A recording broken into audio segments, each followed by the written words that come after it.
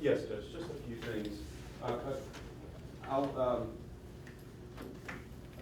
Let me start with just supplementing my reasons for my objections first. The other stuff is really housekeeping. We did some research over the weekend, Judge, as it relates to asking people about consent. We found one case in New Jersey that's unpublished. We provided it to the court with the counsel. The reason, and it deals with the reason why I'm objecting. I know in that case, the reason, the issue is, the prosecutor there brought out the fact that the defendant would not consent. And they said, well, that's consciousness of guilt, or that's evidence of guilt. The same would be true, the analogy would be true if we're asking a witness whether they consented or not, and if they did consent, what the state wants to do is argue that that person had nothing to hide. Neither is relevant. A defendant's refusal to consent, or even a defendant's consent itself, would not come into a case.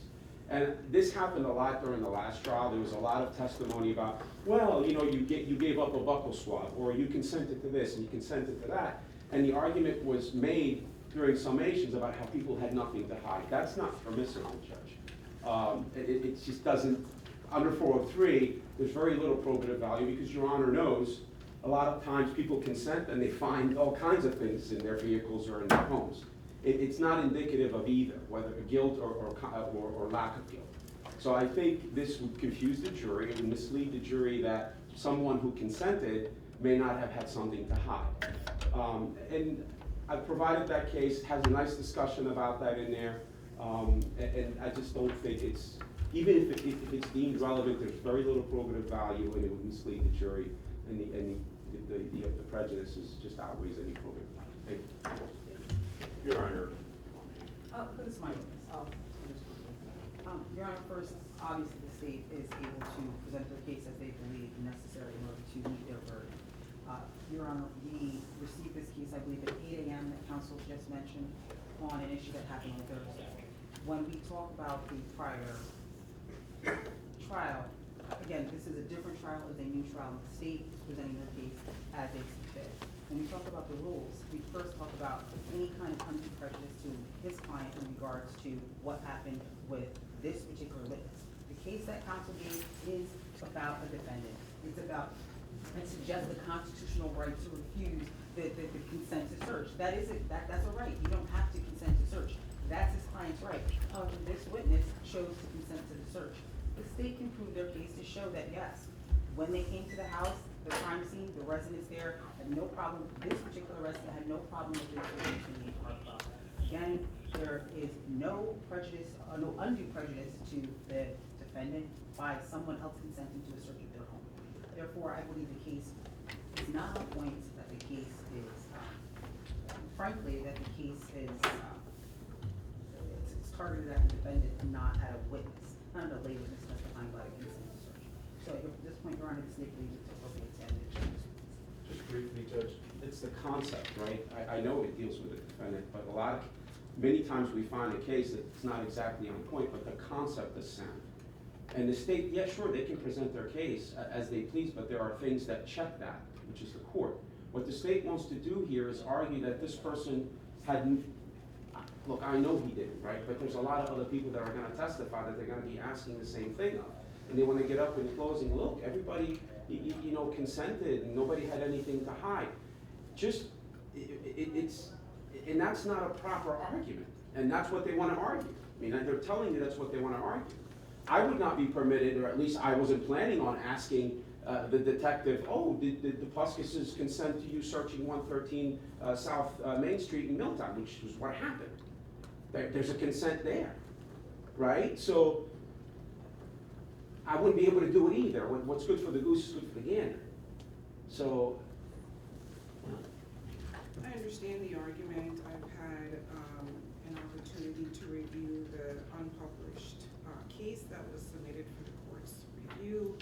I think the circumstances as they are presented by way of this case is very different than what we're talking about here. While we are talking about the concept of whether or not there has been consent, I think what is specifically referenced in the case relates to a defendant's right and the extent to which a jury should be able to make some type type of inference that someone who, more particularly the defendant, who refused consent, the jury could draw some conclusions from impermissible conclusions from the exercise of his constitutional right. So here, as I understand in part the defense's position in this case, is that there are a number of people who could have been the perpetrators of this crime. And so to the extent that many of the questions I would imagine are going to deal with to what extent the police did or did not explore certain people, and even with the people they did explore, to what extent there was cooperation on their part in terms of the police investigation of this matter. So I think it is a question that is, as it relates to this particular witness, one that's appropriately asked. I think certainly to the extent the state wants to make the argument in their closing that speaks to whether or not they did or didn't have anything to hide, I think their counsel is certainly within his rights to say that doesn't mean a thing, because at the end of the day, you may consent, but that doesn't mean that indeed you had nothing to hide. So I don't find it to be so prejudicial such that the jury should not hear whether or not this witness really cooperated with the police in terms of allowing them access to his home, to the extent the argument can be made that he's just as good a target as anybody else. So let's address what you say, counsel, are some housekeeping issues. Yes, Judge, thank you. During the pretrial conference, I did request that we collect the jurors' phones once they're turned off. I know we didn't do it last week. I would request that we do that. And just basically, it shows them that they're here to focus. It's not just necessarily, you're taking their phones. A lot of times when people, with the way we deal with our phones now, we're always antsy and we're always like anxious about, oh, somebody texted us or somebody emailed us. And collecting the phones when they come into the courtroom in a box that sits right there, and then them collecting it when they go out and they're on break, I think is a very minimal intrusion, and it shows them that they're here to focus, not here to think about their phones. Their phones are off, and that's kind of it gives out that message.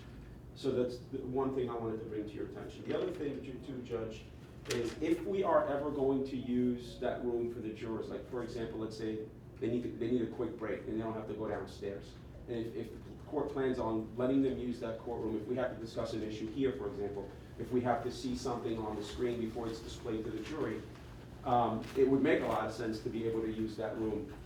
But if we are, I would ask that none of us go in there. And I speak from experience because I was doing a trial in Hudson County once, and there was another trial going on. Jurors were deliberating, and lawyers would use the jury deliberation room to have meetings, to have books in there, and so on and so forth. Jurors went in there, and they were deliberating, and they found a 2C book and other information. So they started looking through the 2C book, and a whole entire homicide trial got mistried because there was stuff left in there that was not for them to see. So if we're gonna use that room for them, I would ask that none of us go in there, none of us put anything in there, and it would be their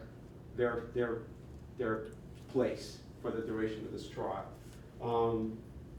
The other thing I wanted to indicate, Judge, is if we can tell them that obviously there's a camera here, but they're not being videoed, so they don't feel uncomfortable in any way, shape, or form, and just assure them of that. And number 4 is, we didn't address this yet, witnesses need to be advised, Judge, that whenever they're testifying, not to say the prior trial, for example. I mean, I spoke to Mr. Shevlin about that last week, and we hadn't advised the 2 witnesses that testified of that. And I think we need to be very cautious about that. So, when we're referring to the prior trial, we refer to it as a prior proceedings, so as not to cause an issue in this case. Those are the things I think. As for the prior trial, I assume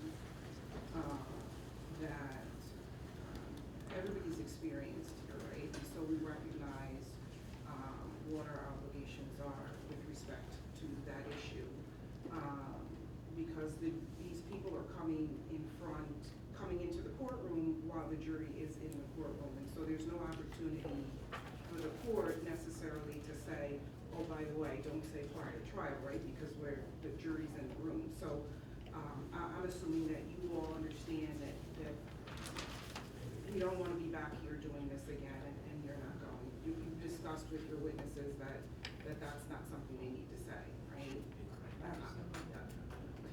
That's basically. I think I want to make, because there are so many witnesses in this case, I want to make it clear as they're testifying each day to each of them, so maybe we can step out now and just inform all of them that they can't say it, because frankly, to be honest, I can't remember who we've said that to and who we haven't. And that's fine, so I just. The only thing that I want to bring up, Judge, is that a microphone there now? They don't amplify it, Brian.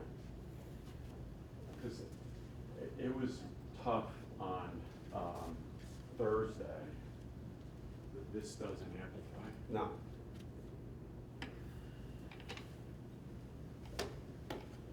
Can we get through the arguments? I do want to get started. So with regard to the next issue is as far as advising the jurors that their cameras are present and they're not being photographed or recorded. I think that, I don't have an issue letting them know that.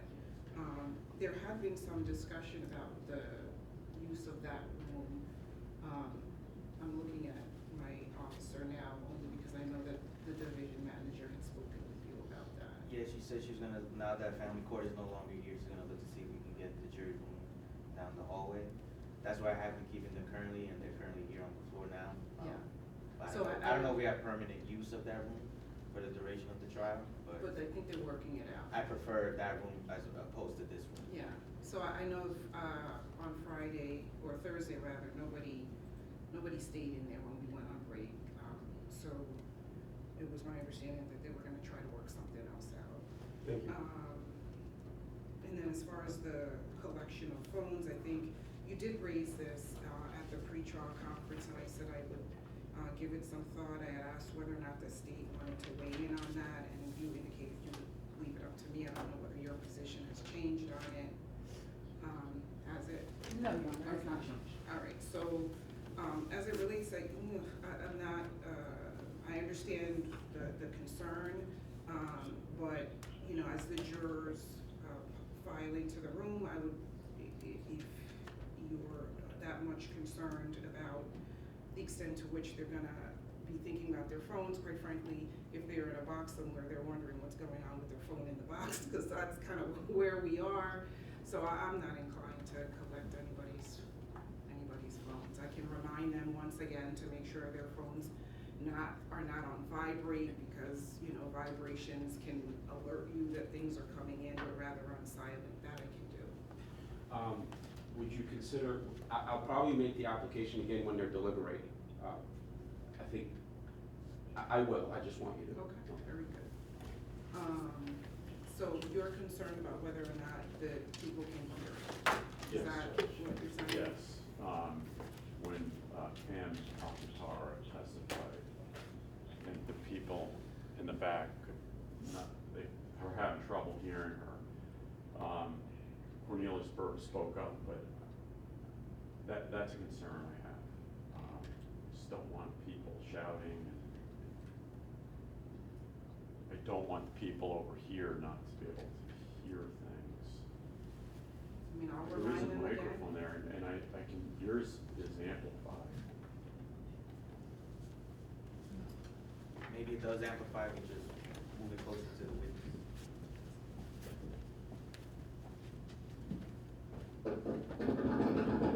That amplifies. Hello, hello, hello. Sounds good to me. Yep.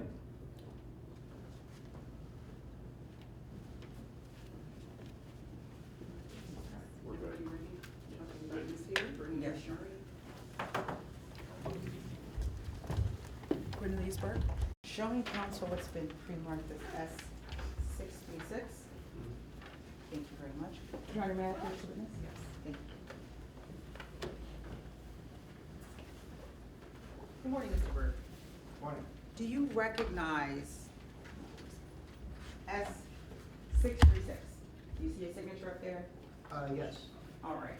And do you see a date up there? Yes. All right. And in regards to 28 Hartwell Street, is that the address that's listed on that consent search? Yes. All right, and you provided that to law enforcement, correct? Yes. All right, thank you very much.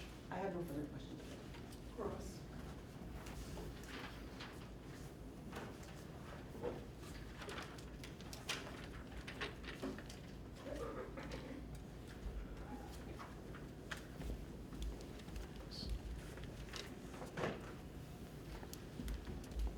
Just will you be seen briefly? That side bar.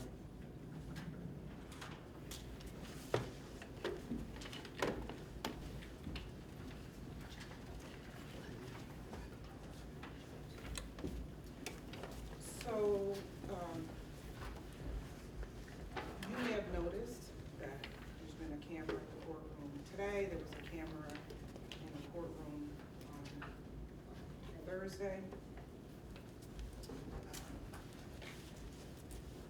the media. They are permitted to be here. They are permitted to have access to these proceedings. That access is not without restrictions, right? They are not permitted to record any of you, all right? So I wanted to make sure you understood that. All right.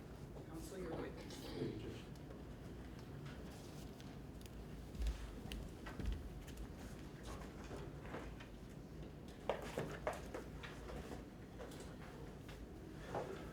Mr. Burke, Good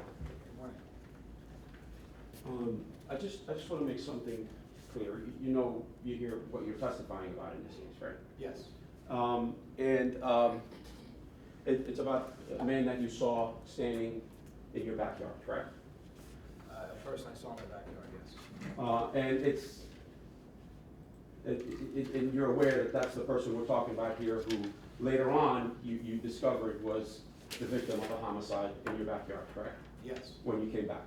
Yes. We're talking about the same person, not some other person, right? Right, yes. Right. They're one and the same. The person you saw and who you later found out was the victim when Yes. you came back home. Yeah, they're one and the same.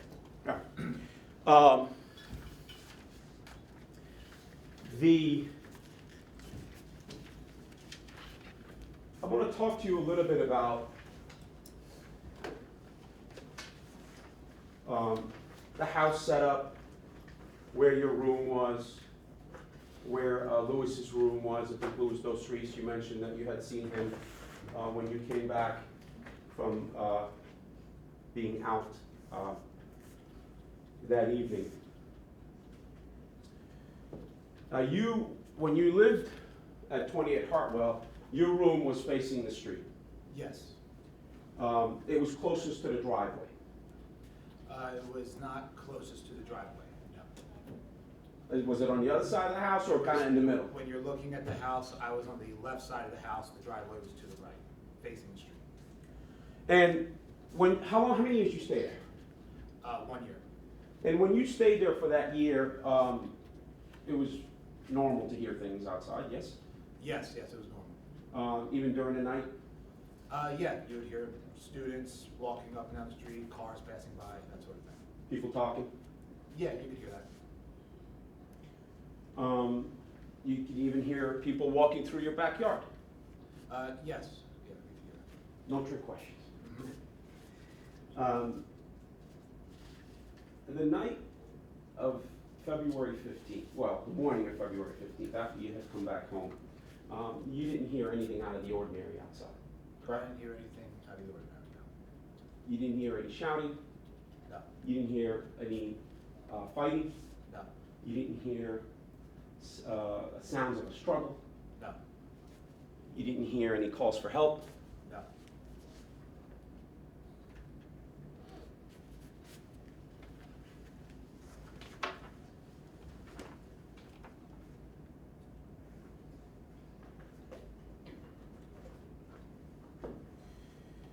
You get home and you meet up with Lewis. Yes, You go to his room. yes, Lewis is playing video games. yes. And you hang out with him a little. A short period. And that's, I think you said you got home a little after 1 o'clock. Yeah, right about 1 o'clock. And then, short period, a few minutes with Lou. Yes, When you leave his room, he's still playing video games. right, yes, You go to bed. yep, You go to bed because you have to get up early, well, relatively early in the morning to go to work. yes.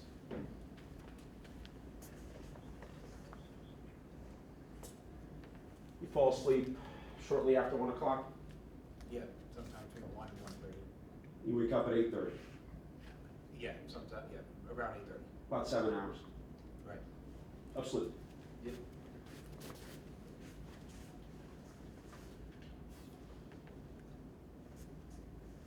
On direct examination, you said that you woke up sometime between 8:30 and 8:45. Yes? Yeah, That's what you said on Thursday. right, yeah, Now, you gave a statement in this case, the day that this incident began on February 15, 2014. On that day, obviously, that day was a lot closer to the incident than we are today. correct, And you spoke to the police, yes, you knew it was a serious matter. yes, When you spoke to the police, you gave them all the information that they asked you about, yes, all the information you had. yes, You spoke the truth, yes, as you are doing here today. yes, But your memory was a lot better then. sure, yes, Human nature, right? right,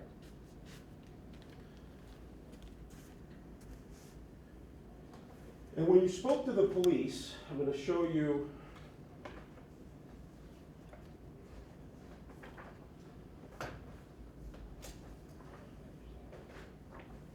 Do you have yours marked? Let me show you the statement that's already marked.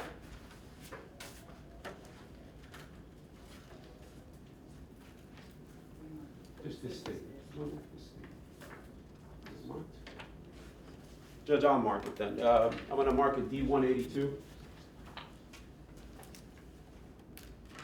moment, there should be a marked copy. D182, it's already marked. We got one. S573. So I'll scratch that D182.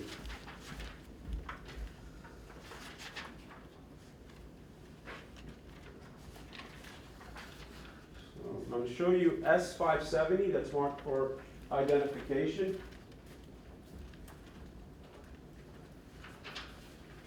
And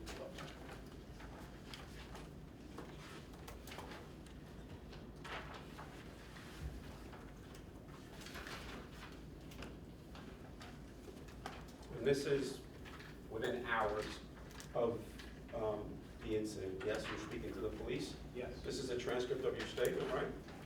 yes, Dated February 16, 2014.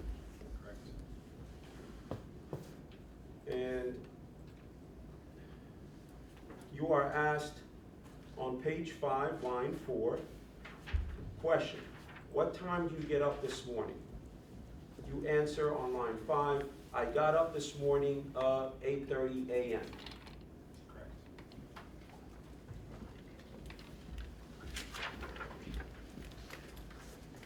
You have one to reference, right? I did, yes. Your work began at 9. right, Not far from where you lived. I think it was on 27 Enterprise. yeah, about 10 or 15 minutes. Where on 27? So that would be, sorry, I can't recall what the cross street is, Route 27. I'm sorry, But it was in New Brunswick. it was in New Brunswick, yes, on the edge. And Hartwell Street is perpendicular to Hamilton, yes? And then Hamilton is parallel to Route 27. Right, It's yes. the next block over. Yep. So you would go down Hartwell, maybe go straight on Plum, No, because Hartwell's a one-way street, so I'd have to. You have to go around. Roundabout way. to Robinson, or Yeah. to Lewis. Right, right, and then you can get over to Hamilton. And then you would shoot down to 27, Right, make a right on 27, right. and then Enterprise is on 27, Going towards North Brunswick. going towards North Brunswick, but still in the city of New Brunswick. Correct. Relatively close. Yes, a couple miles away. sure, yep.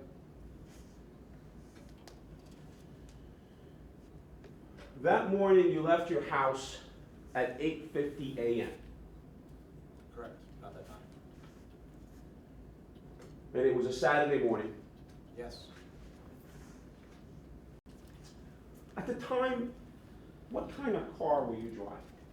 I was driving a Ford, a Mercury Sable, How old? 2004 Mercury Sable, four-door sedan car.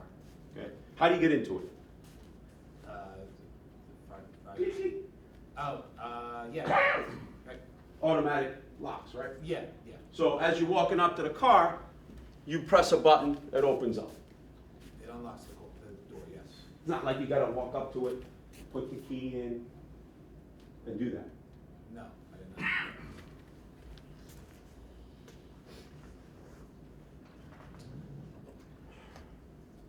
So, all right, we saw a picture of the front of the house, right? On Thursday. Where are the pictures? These are the evidence? So, S101, this is a picture of the front of the house, Yes. okay? There's, that day, you walked out of that door. Yes. You walked down the stairs, Mm-hmm. and then you turned left around the railing, around the stair railing, Yes. and at that point, you begin to face into the backyard. Yes, to get to my car, I would face towards that. And your car is, I don't know, 20 feet into the driveway maybe? Yeah. So you're walking towards your car, Mm-hmm. about 20 feet. Right. And as you're walking towards your car, you're facing the backyard, Yes, I was facing. where you saw the person. Yes. You're walking about 20 feet to get to your car from the time, or from the distance, from the point where you round the rail of the porch landing. Right.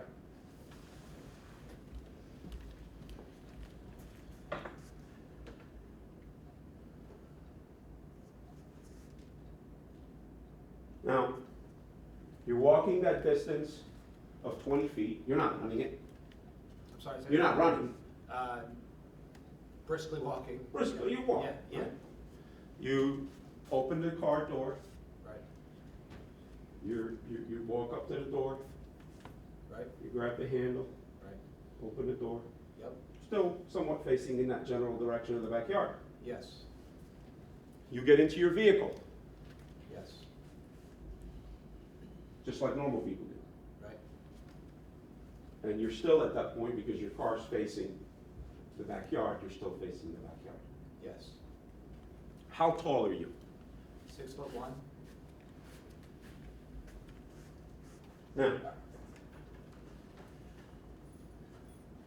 Now, it's been a long time, right? Yep. Since this happened, 10 years. Mm-hmm. Memory's fading. We agree? Yeah. Now, on direct examination, you said that you saw or observed the man standing in the backyard for less than 2 seconds. Correct, yes.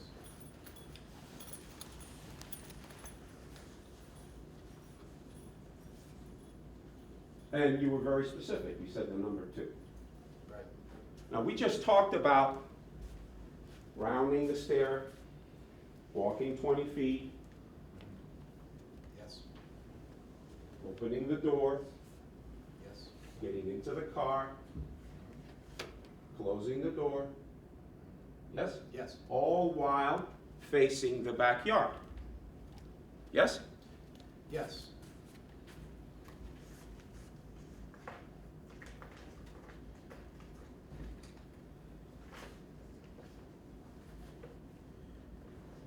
At some point in 2016, which is a lot closer than to the incident than we are here today, you spoke to a detective from the Middlesex County Prosecutor's Office, correct? Yes. It was in preparation for a proceeding, a hearing that was going to take place, right? Right. And you were asked the question, how long did you observe the person? Yes. And you recall what your answer was? I said less than 10 seconds. Less than 10 seconds, right? Right. So that was the answer then, right? Right.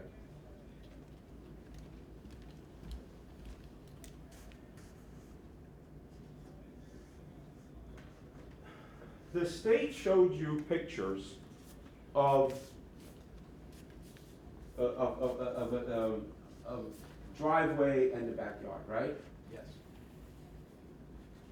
The backyard was not that big as it looks in the pictures, does it? Or is it? It wasn't a very big backyard.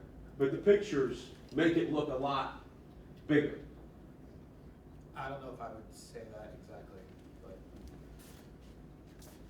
pretty Well. accurate. So you don't agree with that statement? I think the pictures accurately depict what the backyard looks like. Do the pictures make the backyard look bigger? I wouldn't necessarily agree with that, no. So I'm going to show you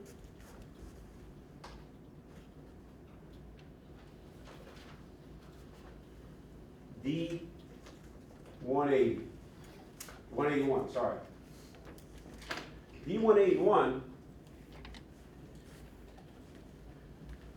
is a transcript, may I approach Judge? Yes, Did you need me to ask every time, or is it okay to? just, Once. Alright. So I'm going to show you D181, right?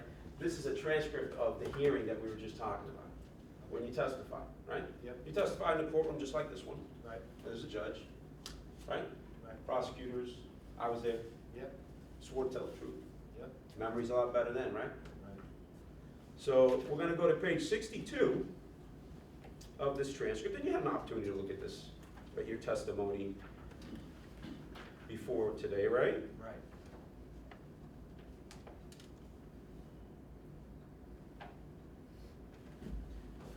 Page 62, line 11.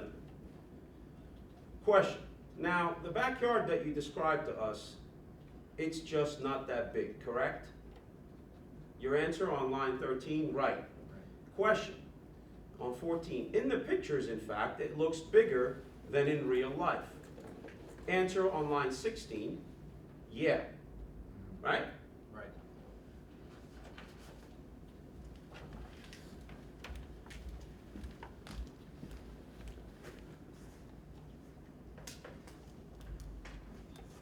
That day, that morning, there was about 2-3 feet of snow Correct. in the backyard, right? Yes.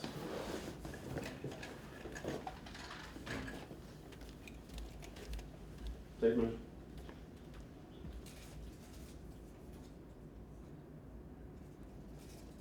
Three feet. Yes. So, about this much snow, where I have the tape measure at 3 feet. Because it had snowed a lot that year, right? Snowed a lot, yes. And 3 feet of snow in New Jersey is significant, correct? Yes.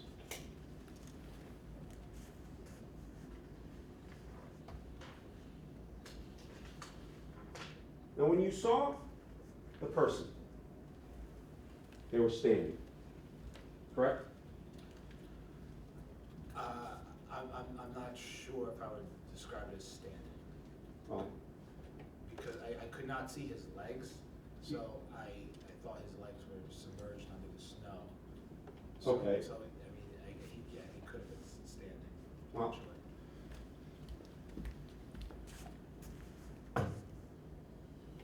So let's look at your statement.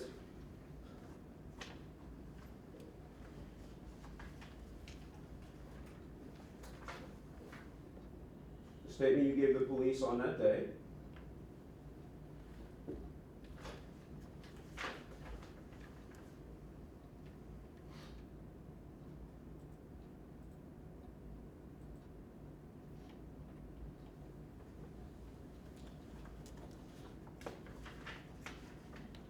This is S570.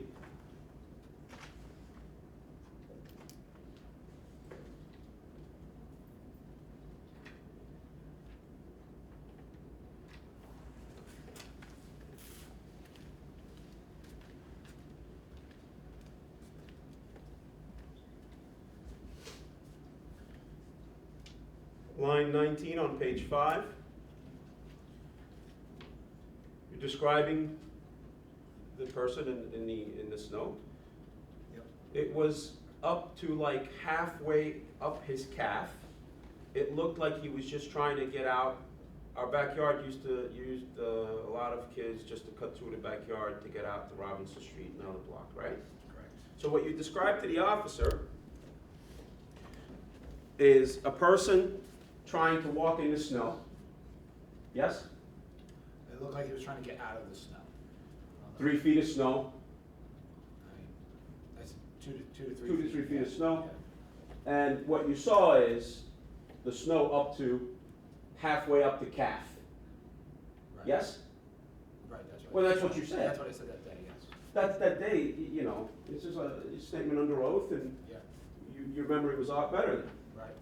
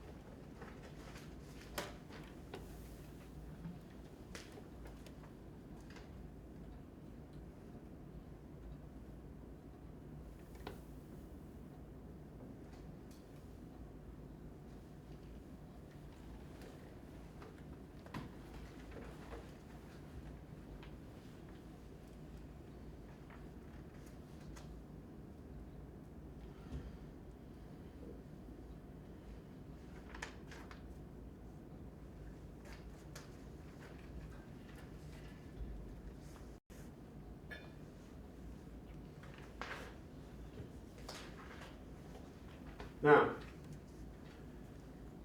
when you saw this person, he was about 25 to 30 feet away from where you were standing. Yeah, approximately. And let's measure that and put. We have scissors on. I do not. Let me check on this head here, hold on. I do not. Maybe Officer Easy has a knife.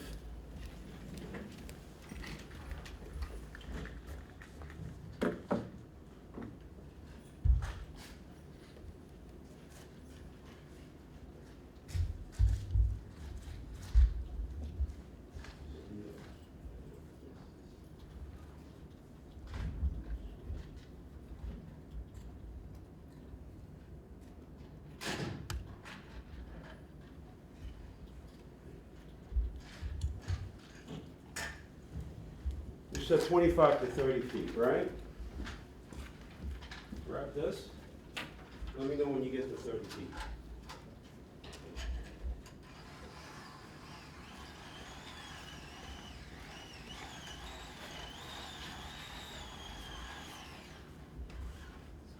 Twenty-six, 29, 30. Wait a second.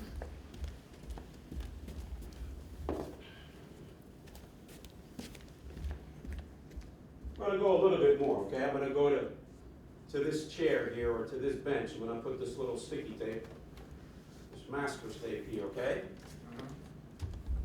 And let's measure that distance to where that is. What do you got there? 34 feet. All right, so 35 feet, okay? So that's the distance from where you are now on the stand to where that blue tape is, where you saw the man attempting to get out of the snow with his snow halfway up his calf, right? Yes? Yes.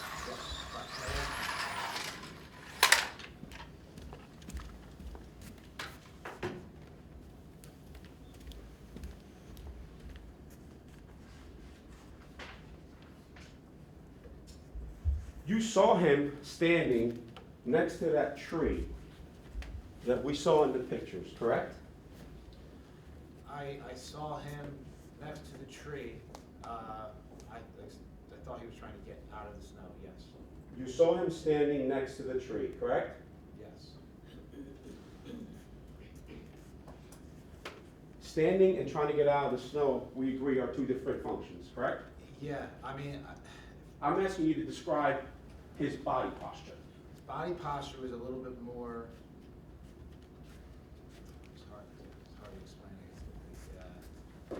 It's like his legs were submerged, and it looked like he was trying to push himself out of the snow. So,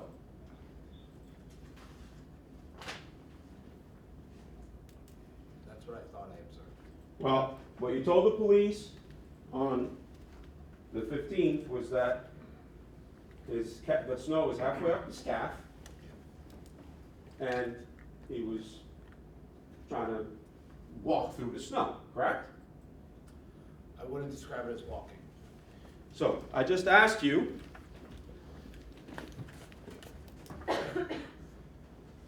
if you saw him standing next to the tree, correct?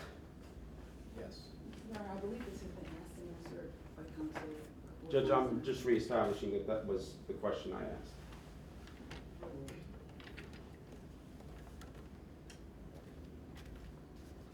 Continue. The hearing. Under oath. On page 67 of 181, you're asked a question on line 20.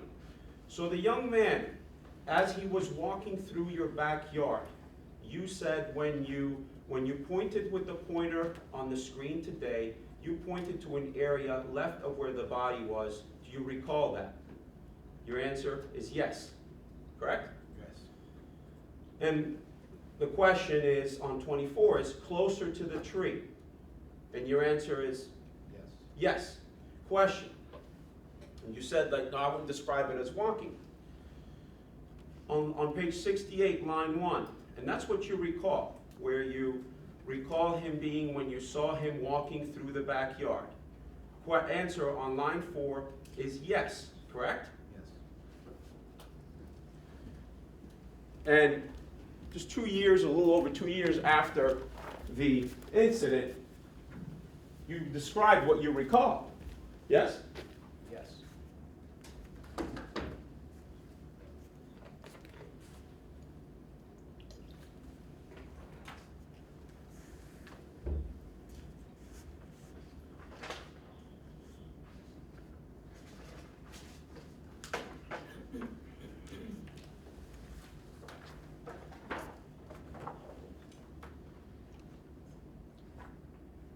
There's a cut through in that backyard, correct? Yes. That cut through people use on a regular basis, Yes. and they cut through to Robinson Street, right? Yes. And they also cut from Robinson Street to Hartwell Street, correct? Yep. Now that tree that we just talked about is right by that cut through, correct? Yes. And that's where you saw, at least according to your testimony back then, the man walking through 2-3 feet of snow, trying to get unstuck from the snow, correct? Right, that was my testimony then, yes. That's where you're describing, by that cut through, Yes, which is right by the tree. correct. Now, the tree is all the way by that fence line, correct? Yep. And we looked at that in the pictures. If we look at S105, actually, let's look at S109, right? So the tree's all the way back by the fence line, correct? Yes. And S109 shows where the body is also, correct? Yes. Not in the same place you saw him, correct? It's approximately the same place. Well, I mean, it's a general area, Yeah. but initially you said he was standing by the tree by the fence line, correct? My perspective when I was standing at my car that morning, I thought he was a little closer to the tree. Yes. And here you see, A little bit more right. right, and that's what you saw actually when you came back to the house, right? Right. This, I mean, S109.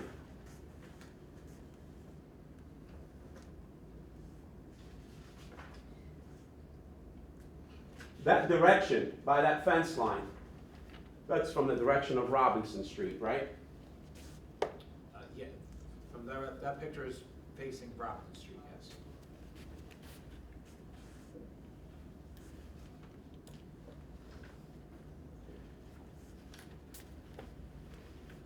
As you were walking to your car and getting into your car, you saw the man's face, yes? For a very brief moment, I observed it, yes. As you were walking to your car and getting into your car, you saw the man's face, yes? Yes.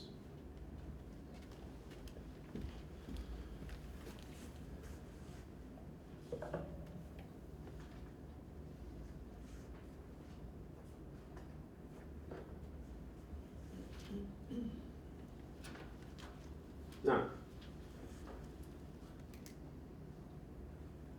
you were trying to get to work, you said, Correct. and you were in a little bit of a rush. Very much so.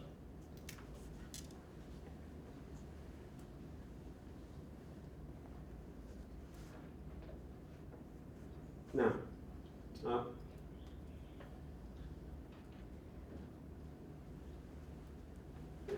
although you were in a rush, and you may have been trying to get out of your driveway as quickly as possible,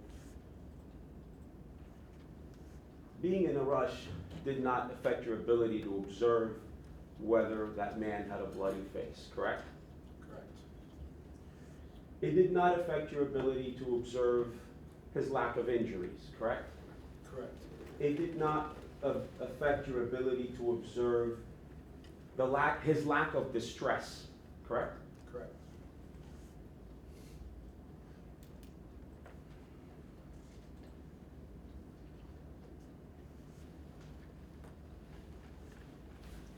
When you saw him in your backyard,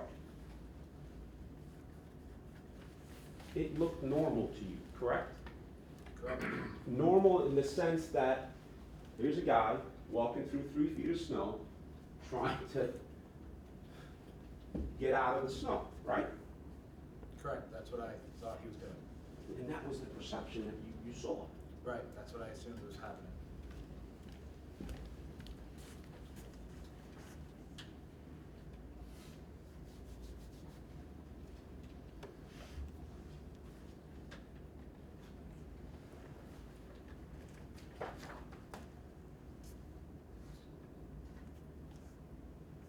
One moment.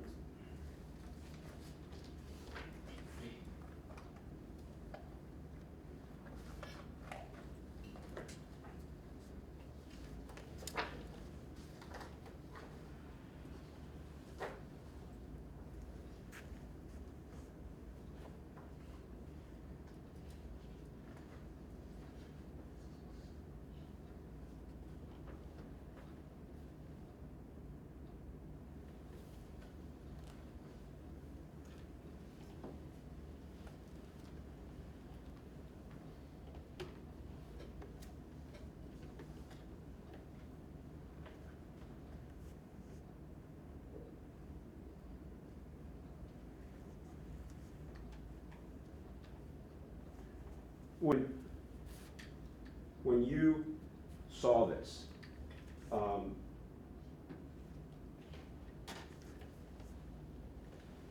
the young man did not wave his arm to you, right? No. He did not yell out for you. No. He did not speak to you whatsoever. No.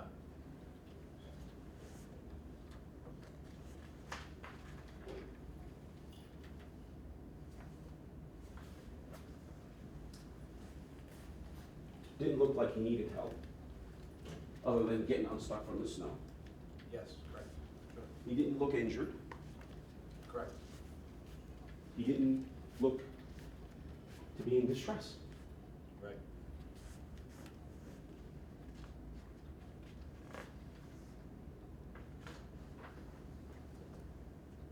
Now, you yourself did not observe any injuries.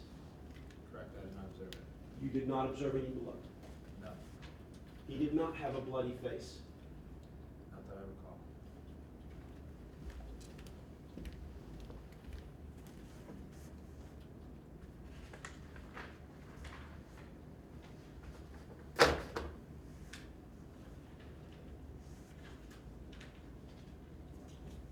Had he exhibited any sign of distress, you would have run to him and aided him.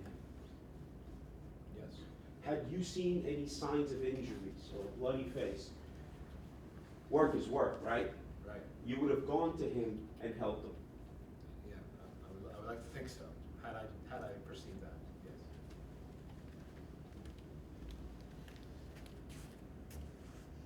Or we can count on our perceptions, that's all we ask for. Right.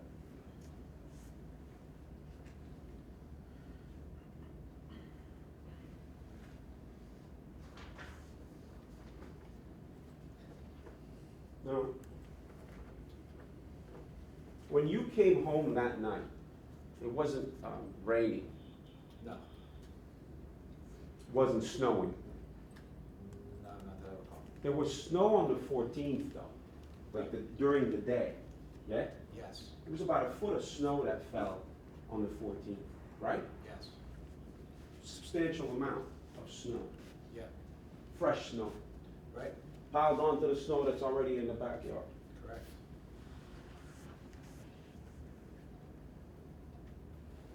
You get up that morning, going to work, you go outside, it's not raining. No, it was not. You don't recall it snowing yet. No,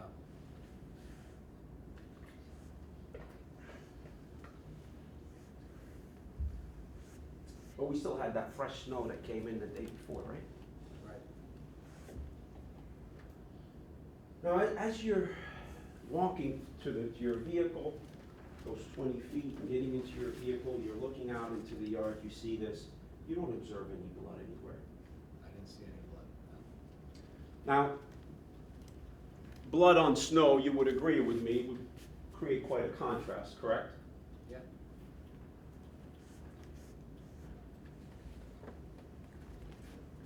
You didn't observe any blood droplets on your windshield, for example? no, You didn't observe any blood droplets on the siding of the house? I did not observe anything like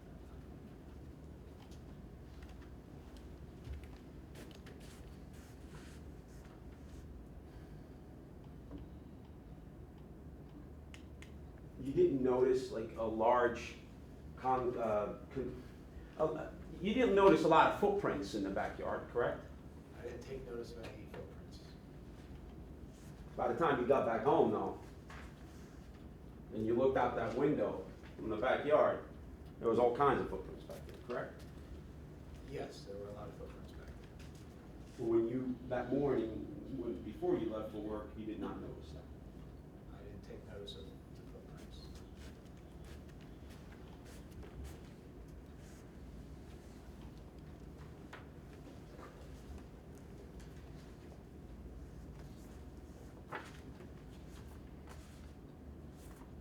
So, showing you S109 again. Right in front of that tree, you see that little black object? Yes, You didn't observe that morning, correct? I don't recall seeing that object. And that's kind of, I don't know, maybe about 10 feet away in front of that tree or something?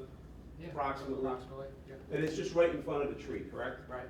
You didn't see that when you were walking, you didn't notice that, you didn't see that when you were walking to the car and got into the car and left? I don't recall seeing that object. Okay. I'm just gonna do this the old-fashioned way. Am I, Mr. Burke, am I pointing to the correct object? Yes, you are. Okay.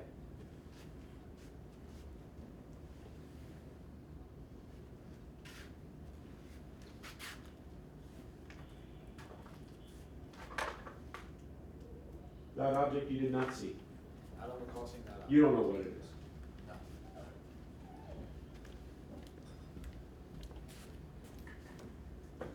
When you come back home, and you're able to look outside, the scene looks different. Yes. You're looking outside. Do you see that object when you come back home? Do you recall? I don't recall. All right. You may have, you just may not have a memory of it. Right.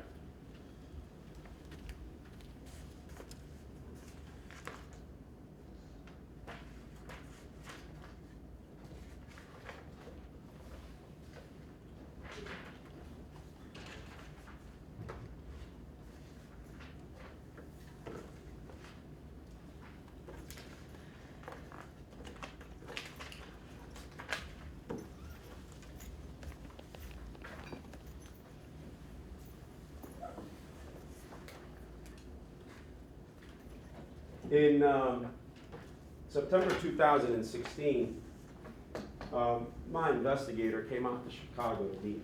Do you remember that? Yes, And he took a statement from you, correct? yes, That statement was recorded. yes, You had an opportunity to look at that statement, yes, and you recall what happened during that interview. yes, And during that interview, he showed you some pictures, correct? correct, Some of the pictures he showed you were the pictures that the state showed you, correct? yes. I want to show you a couple of pictures that the state did not show you on Thursday, okay? Okay, I'm going to show you D17 and D18, right? Take a look at D17 and D18. Let me know, when you look at them, take a look at the back of those. yep. What's on the back? My initials and a date, Your initials and the date. What's the date? September 6th, 2016.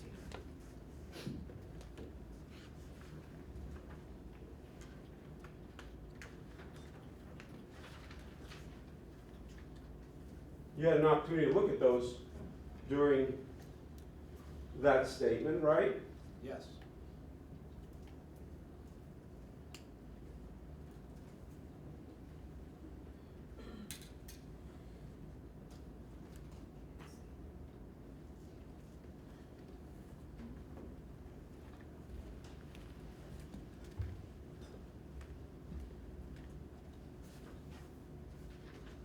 I'm sorry, Your Honor, I don't know what's being displayed on the screen right now. That's my screensaver. Can you, are you able to mute that, just because it's not evidence being shown to the jury? Just my screensaver. Are we putting something up? Yeah. Okay, so let's get to what we're putting up there. I'll unplug it, Judge. It's just my screensaver. It's just a picture. I'd like to move D17 and D18 into evidence. I mean, I didn't object to counsel's penguin picture. Stop it, stop it. D17 and 18 you're moving in? Yes. Any objections? No objection. D17 and 18 in evidence.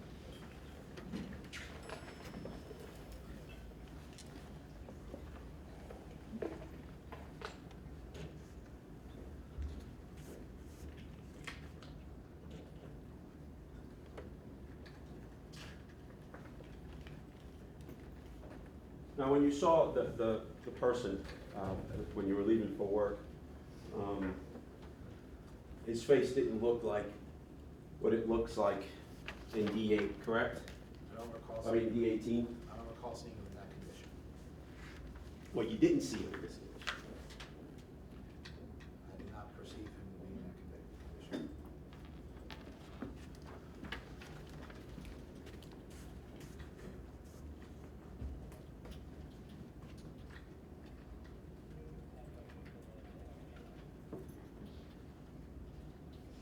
And in D17, same question. I did not perceive him to be in that condition. You didn't see him in this condition. I don't recall seeing that. It's pretty significant. Correct.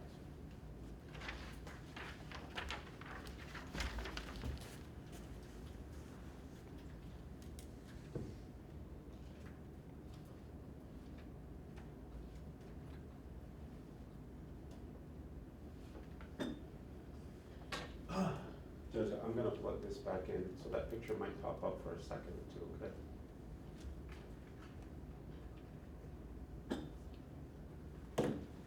You know, let me change it, Judge. I don't want to create an issue here.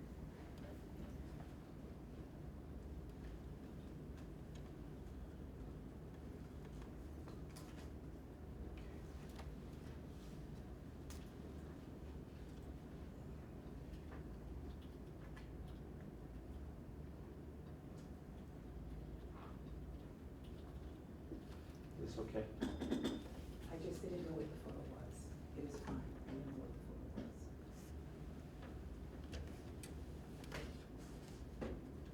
I'm displaying D17, Judge. I don't know why it's not displaying, but.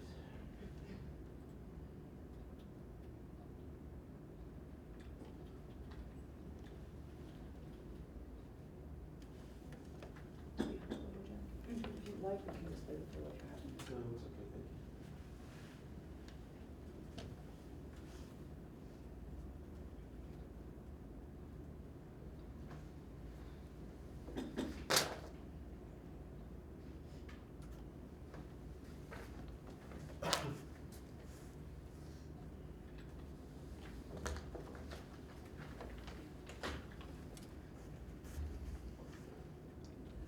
Just do it the old-fashioned way, Judge. No, it's okay, thank you. I'm just gonna have the jury pass it. It's D-17 being published to the jury, if you could just pass it down. This is D-18.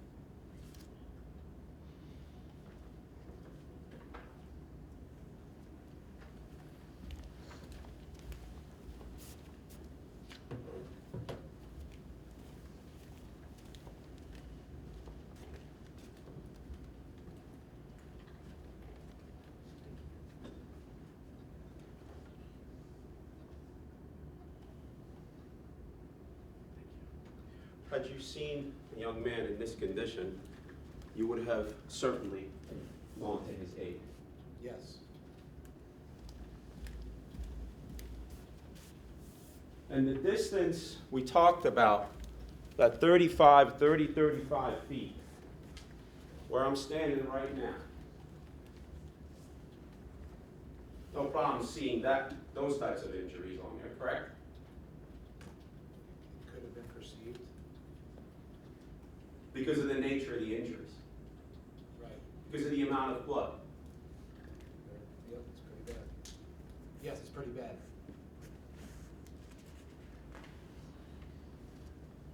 You don't need to be that close to see that, correct? I can show you a transcript No, you don't have to be that close to see that. When you spoke to the police that day, and you told them that you saw the man's face, right? Correct. Now, they never asked you the questions we're asking you here today. They never asked you whether you observed any injuries, correct? Correct, they did not. They did not ask you whether you observed blood. Correct. They did not ask you whether you observed the man to be in distress. Correct. None of those questions that we're examining you about today were asked of you by the police on the day of, correct? Correct.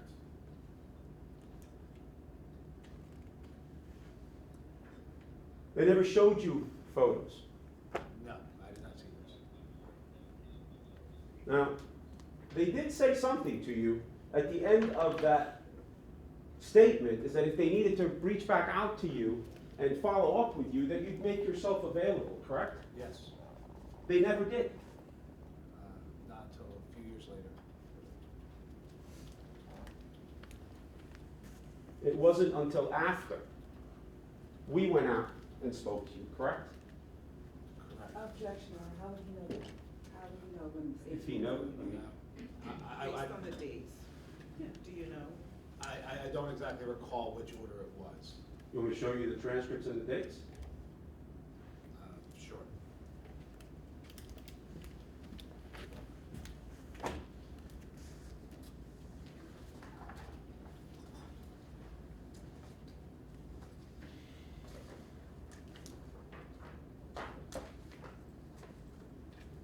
S-570, we already know is on February 15, 2014, right? Right.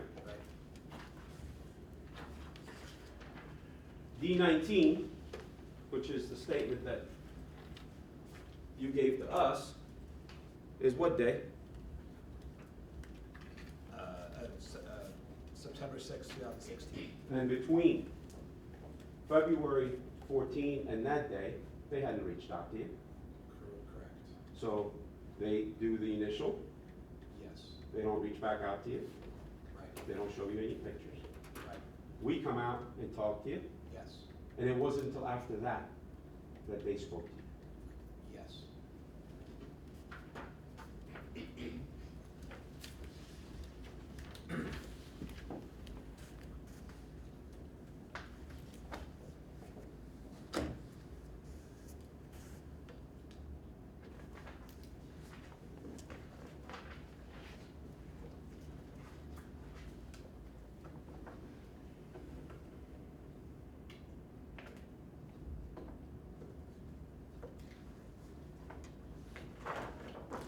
Thank you. Any redirect? Yes, Sharon. Mr. Burke, I'm going to approach with S-570. I don't know if it's still there. Nope. All right. So council asked you to go to page 5 of your statement that you provided on February 15, 2014. And he started to ask about halfway up a calf. However, it appears he started on line 19 on page 5. Was that in the middle of the statement that you had Does provided? Lori be seen? You have an objection? Yes, Judge.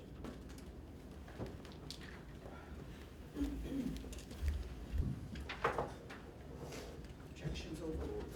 Thank you. Go right ahead. Now, as you just were saying, you started in the middle of that particular statement, but was there a more complete answer that you gave when you were asked to tell the detective about it? Yes. All right, can you provide that complete answer to the jury? Yeah, as when I opened up my car door to get in my car, I was facing the backyard, and I did see a young guy, white guy with black hair, red t-shirt, his foot was stuck in the snow. It was up to like halfway up his calf. It looked like he was trying to get out. Our backyard's used a lot for kids. A lot of kids just cut through the backyard to get to Robinson Street, the other block. All right, and that was your complete explanation of what you perceived at that time? Yes.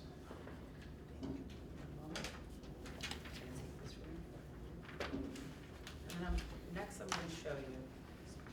next I'm going to show you from the prior proceeding.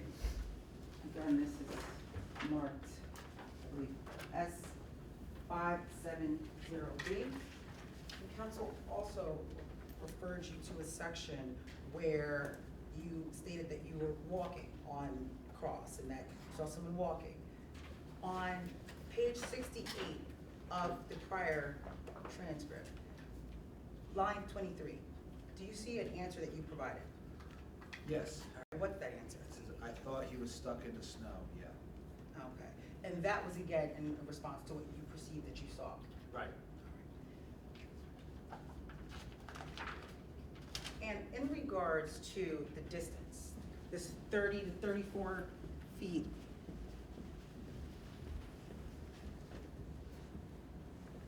was this an approximate at the time that you recall? Yeah, approximately, if not, maybe even further, but approximately, yeah. All right, so when we say even further, it could have been further back here, correct? All right. And Judge, I object, the witness didn't testify to that. he just testified to that. But the objection, to the extent that, rephrase your question, I think it's leading in certain respects. Are you certain that it was 30 to 34 feet that you saw the victim? I would not say I'm 100% certain. And when you saw this individual, did you notice if they were face up or face down or anything specific of that nature? I thought that his, face up, like I said, it looked like he was trying to push himself out of the snow, so potentially almost pushing himself up. And did you see the front of him, or did you see the back? More like a side view. Thank you. I have no further questions. Yes, Judge. Mr. Berg, you're saying he's trying to push himself up. Are you implying that he was using his hands to try to push himself up? That's what I assumed I saw. All right. So we're gonna go to all the statements that you gave one by one. Let's go to S570. It's up Remember, we already talked about when you gave that statement and how you gave it. You told the detectives the truth. Your memory was the freshest. Very serious case, right? Right? Nowhere in there do you say that he was trying to push himself up out of the snow, correct? I think I told them he was trying to get himself out of the snow. You told him he was trying to walk through or unstick from the snow. The snow was halfway up one calf. That's what you said. Right. That's fine. But there's nowhere in there do you say that he was, or what you're saying today, that he was pushing himself out of the snow, right? Correct. Yeah. It's not in there. Right. Let's talk about the statement you gave to us. D19.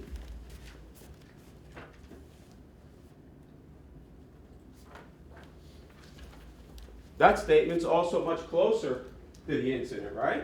Right. That statement was, when did it start and when did it end? Started September 6, 2016 at 11:47. And when did it end? Um, What time?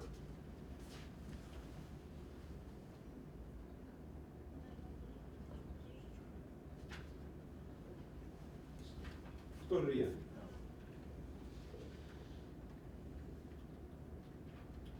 I'm not seeing the time. You remember approximately how long it was?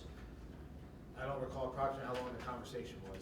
But it's 15 pages of transcript. Right. Questions and answers Right. about the very subject that we're talking about here today, right? Yes. And back then, we asked you a lot of questions about what the man looked like, what you saw, and nowhere in there does it say that the man was attempting to push himself out of the snow, right? Correct. Yeah. Did not say that. You testified in a prior hearing under oath, right? Yes. Questions were put to you by both myself and the prosecutors, right? Yes. And that's D181.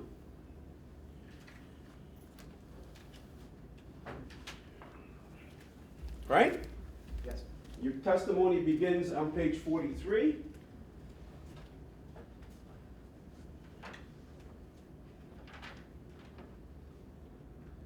Right.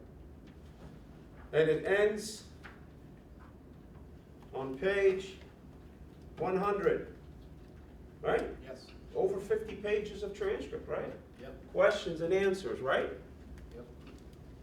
Nowhere in there do you ever say what you said here today, correct? Correct. Before you came here to testify, however, you met with the prosecutor's office, right? Yes. With these prosecutors, correct? Yes. And you met with them in preparation for your testimony, correct? Yes. And when you did so, they told you, they gave you kind of a roadmap of what it is that you were going to be asked, correct? Right. And you discussed with them your expected answers to those questions, correct? Yes.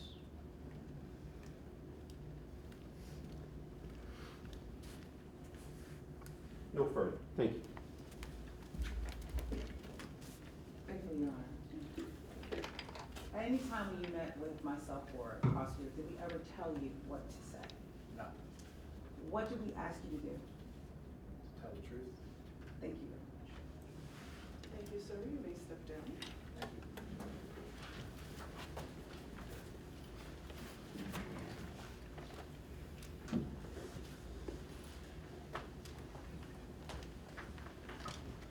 Do you have another witness? Yeah. Statement, station. Yep. Spanish.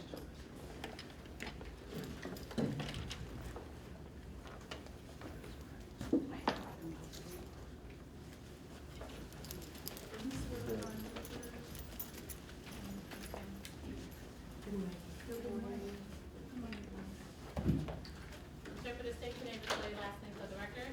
Ingrid Taveras, Taveras, AOC approved Spanish interpreter. Lena Gonzalez, GONZALZ, Spanish approved. AOC approved Spanish. Do you swear or affirm to interpret accurately and impartially, follow all guidelines before interpreting the other binding manual of discharge all of the solemn duties and obligations of an official interpreter? I do. Yes, I do. Thank you.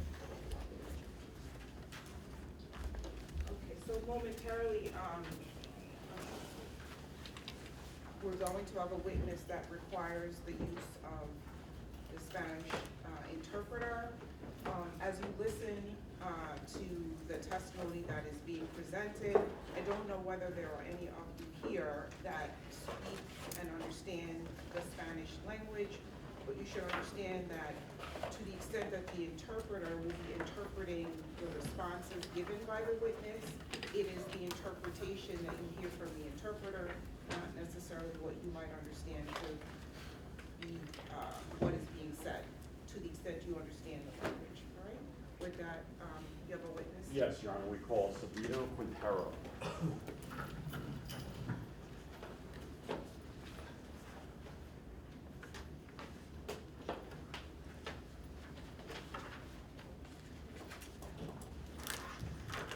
Did you say Sabina? Yes.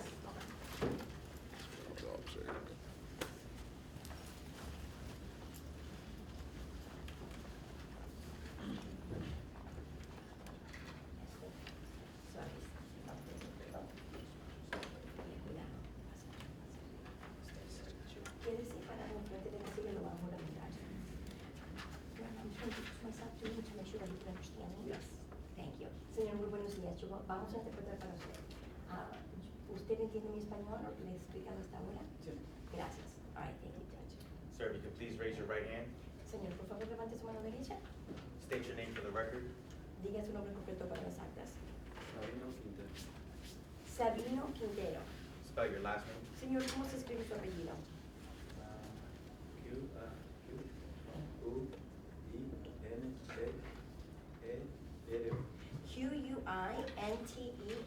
Quintero.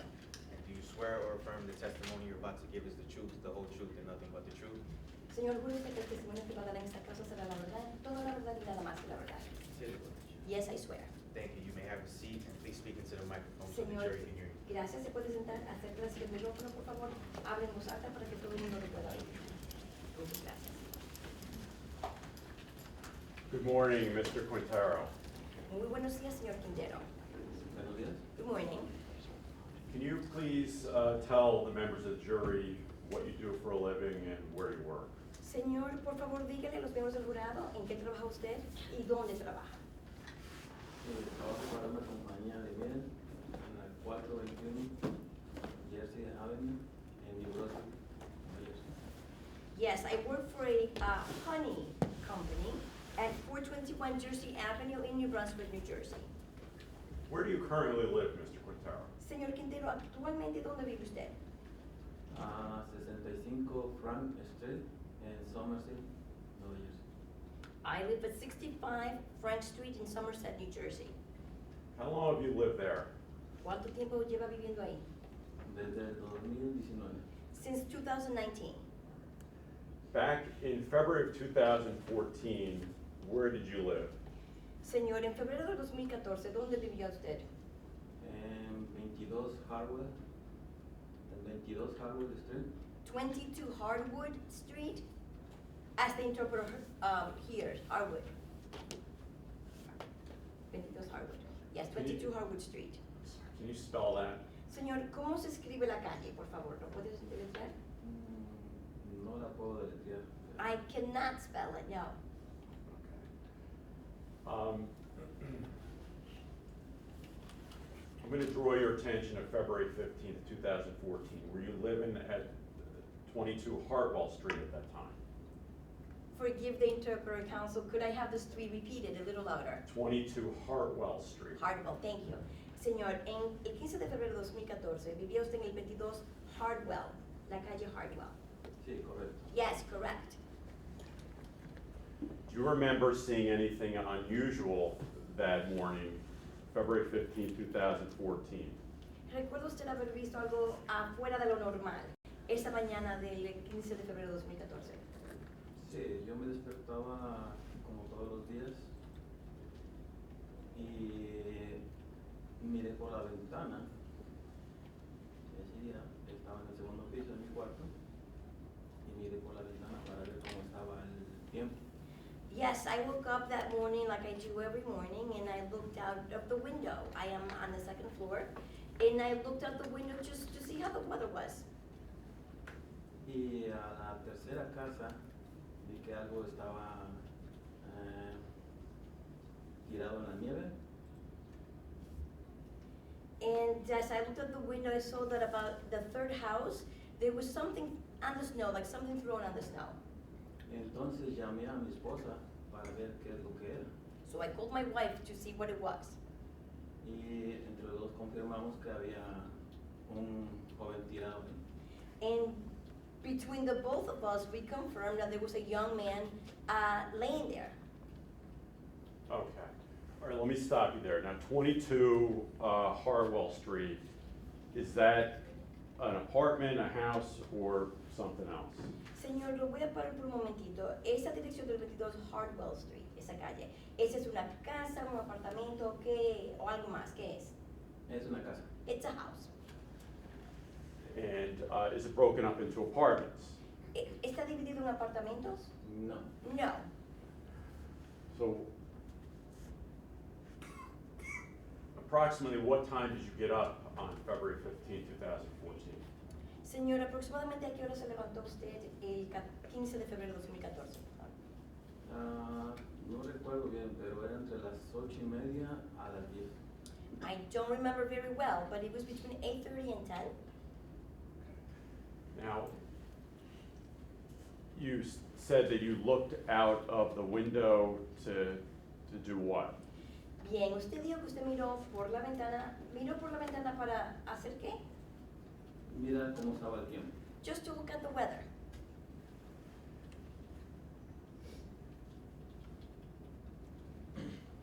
What was on the second floor of that house? Where were you? What kind of room? En ese segundo piso de la casa, ¿qué había ahí? ¿Dónde estaba usted? ¿En qué habitación? Estaba en mi dormitorio. I was in my bedroom. Now, where was your wife at the time? Bien, señor. En ese entonces, ¿dónde estaba su esposa? Estaba en el cuarto de al lado. She was on the room next door. And when you said you looked out at the back window, what did you look upon when you looked out the back window? Was that area like? Señor, cuando usted dice que usted miró por la ventana de atrás, ¿qué había ahí cuando usted miró? ¿Qué estaba por ahí? Bueno, yo miré, había mucha nieve y, como les digo, a la tercera casa, yo vi que algo que se movía ahí, pero no podía distinguir si era una persona o un animal, como sea. Well, there was a lot of snow, and like I said, the third house over, you could tell there was something there. I could not distinguish if it was an animal or a person, but you could see something was there. Why did you call your wife? ¿Por qué llamó usted a su esposa? Para confirmar qué es lo que había ahí. To confirm what was there.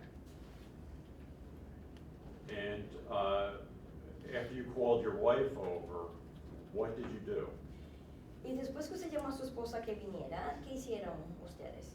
Bueno, ya que ella me confirmó que era una persona, estuvimos de acuerdo que ya teníamos que llamar al 911.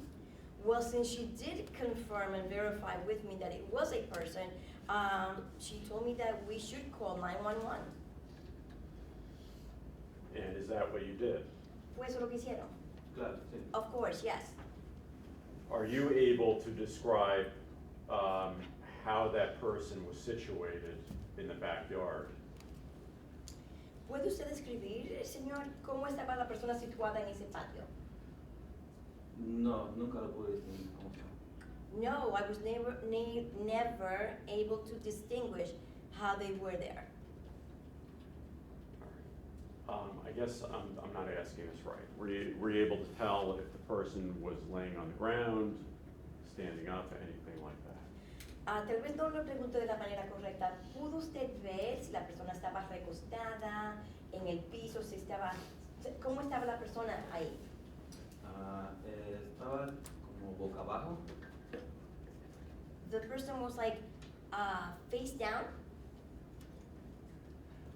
Did you see the person doing anything? ¿Vio usted a la persona hacer algo? Yo logré mirar que movió la cabeza hacia arriba. I was able to see that they moved their head upwards. Did you call 911? Llamó usted el 911. Correcto. Correct. Well, Your Honor, with the court's permission, we'd like to play the 911 call at this point. No objection. It's been marked as 1.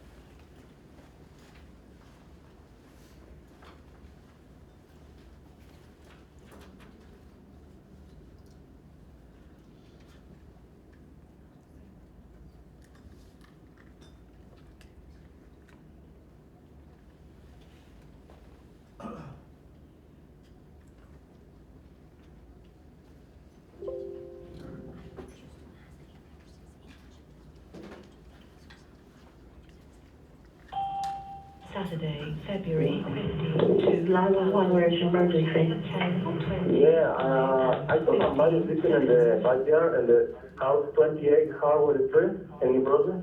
28 Hartwell? Yeah, 28 Harwood. And he's sleeping?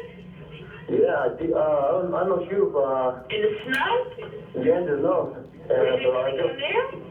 No, nobody. I'm not sure if that's bloody and no. There's blood? Yeah, I think so. You think so, or you see blood? I mean, blood is red, smells white. I feel for. In the backyard? Yeah, the backyard. Is it the police or somebody? Yes, I will send them 28 Hartwell. Yeah, February Hartwell. 2014, Okay. 10. I'll send them over, okay? And Okay. All right, bye-bye.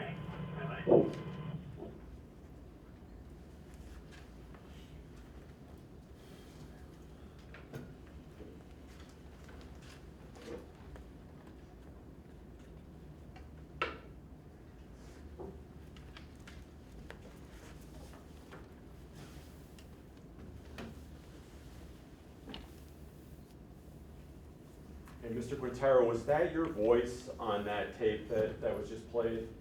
Señor Quintero, ¿fue esa su voz que en esa grabación que acabamos de tocar? Sí, sí es. Yes, yes it is. And was that the call that you placed to 911 in its entirety? Fue esa la llamada que usted le hizo al 911 en su totalidad, completa. Sí, así es. Yes, that is correct. Were there any alterations made to the tape to your knowledge? Que sepa usted, ¿se le ha hecho algún cambio? ¿Ha sido alterado esa grabación de alguna manera? No, parece que no. No, it doesn't seem like it was, no. Okay, Your Honor, just find the statement of S1 into evidence. No objection. Mr. Quintero, on that recording, you indicated that you saw blood. Can you describe that for the jury? En esa grabación, señor Quintero, usted indicó que usted vio sangre. ¿Puede usted describírselo al jurado? Sí, a mí me pareció ver como sangre alrededor o, como dije al principio, tal vez era pintura o sangre, no estaba seguro. Yes, it seemed to me that there was blood around. I wasn't sure if it was blood or paint. After you called 911, did the police show up on Hartwell Street? Después que usted llamó al 911, la policía se presentó en Hartwell, en la calle Hartwell. Sí, llegó una policía. Yes, police arrived. And at any time, did you show the police officers where you saw the person on the ground? ¿En algún momento le mostró usted a la policía dónde usted vio a la persona que estaba en el suelo? Sí, Yes. And when you, how many police officers arrived? ¿Cuántos oficiales de la policía llegaron? solo una. Just one. And where did you meet that police officer when that person arrived? Cuando ese oficial, esa policía se presentó, ¿dónde se reunió usted o se encontró usted con esa persona? Afuera en la calle. Out on the street. At any point, did you go into the backyard where that person was on the ground? ¿En algún momento entró usted al patio donde esa persona estaba tirada en el suelo? No, solamente cuando llegó la policía, yo le indiqué hasta dónde estaba, pero ella no me dejó llegar solamente al parqueo. No, just when the police officer arrived, I showed her where the person was in the area, but she did not let me go past the parking. Past the driveway or where the cars were? ¿Usted dice la marquesina donde estaban los autos? Sí, La mar- solamente estaban los autos. Right, just where the cars were. At any point in time, from the time that you looked out of your window to the time that the police arrived, did you see anyone else near that person that was on the ground? En algún momento, desde el punto en el cual usted vio por la ventana y llegó la policía a la escena, ¿vio usted a alguien más ahí por el área, en el área? No. No. That's all the questions I have. Thank you. Cross.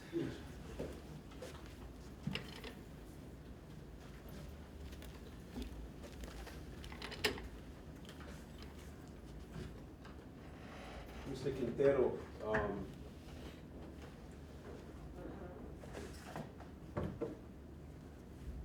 you told the 911 operator that you saw blood, yeah? Señor Quintero, usted le dijo al operador del 911 que usted había visto sangre, ¿sí? Sí, le dije, pero que no estaba seguro. Yes, I did say, but that I was not sure. We're not sure because you are 3 houses away. No estaba seguro porque usted estaba a 3 casas de distancia. Correcto. Correct. You're not sure because you're not a chemist. You didn't test it to see if it's blood.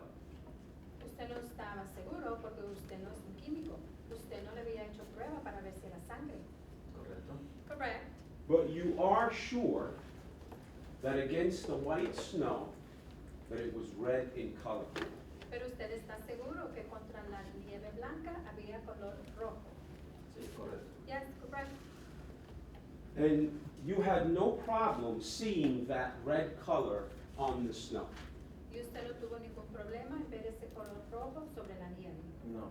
No, It's very apparent. es muy aparente. Sí. Yes, it is. You saw that from 3 houses away. Usted lo vio a una distancia de 3 casas. Sí. Yes. So 22 Hartwell to 28 Hartwell. Entonces del 22 Hartwell al 28 de la Hartwell. We have 24 Hartwell, ¿Está el 24 de la Hartwell? Correcto. Correct. 26 Hartwell, El 26 de la Hartwell? Correcto. Correct. and then 28. Y luego el 28. Correct. So in between the two in between your house and the backyard of 28 Hartwell, there's 2 full houses. Entonces entre su casa y el patio trasero del 28 de la Hartwell hay 3 casas. Sí, así es. That's right. And because of the contrast of the red color on the snow, you had no problem seeing that. Y debido al contraste de lo rojo sobre la nieve blanca, usted no tuvo ningún problema en verlo. No. That and the combination of who you later determined to be a human being laying in the snow trying to get up made you call 911. Eso con la combinación que lo hizo determinar a usted que era una persona que estaba tirada sobre la nieve es lo que le hizo marcar el 911. Así es. That's right. After you spoke to your wife, you realized somebody is injured. Después de hablar con su esposa, usted se dio cuenta que alguien estaba lesionado. Sí, así es. Yes, that's right. And you immediately called 911. Y de inmediato marcó el 911. Correcto. Correct. Now, you saw that from 3 houses away. Yes? Ahora, usted vio eso a una distancia de 3 casas. ¿Sí? Sí. Yes, that's right. It didn't take long to confirm that there was a problem, that we needed to call 911, correct? No se tomó mucho tiempo para confirmar que había un problema, que necesitábamos marcar el 911, ¿correcto? Correcto. Correct. It was almost immediate. Let me repeat the question. It was almost immediate. Fue casi inmediato. Sí, así es. Yes, that's right. Because you can't miss that, right? Porque no se le podía escapar, ¿cierto? Claro. Of course. All right.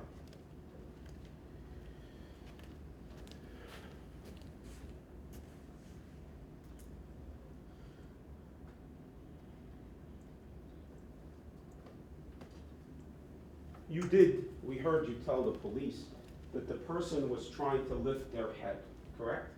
Nosotros escuchamos que usted le dijo que a la policía que la persona intentaba levantar su cabeza, ¿correcto? Correcto. Correct. So at the time you called the police, you still saw with your own eyes signs of life, correct? Entonces, en el momento que usted llamó a la policía, usted vio con sus propios ojos señales de vida, ¿correcto? Sí, así es. Yes, that's right.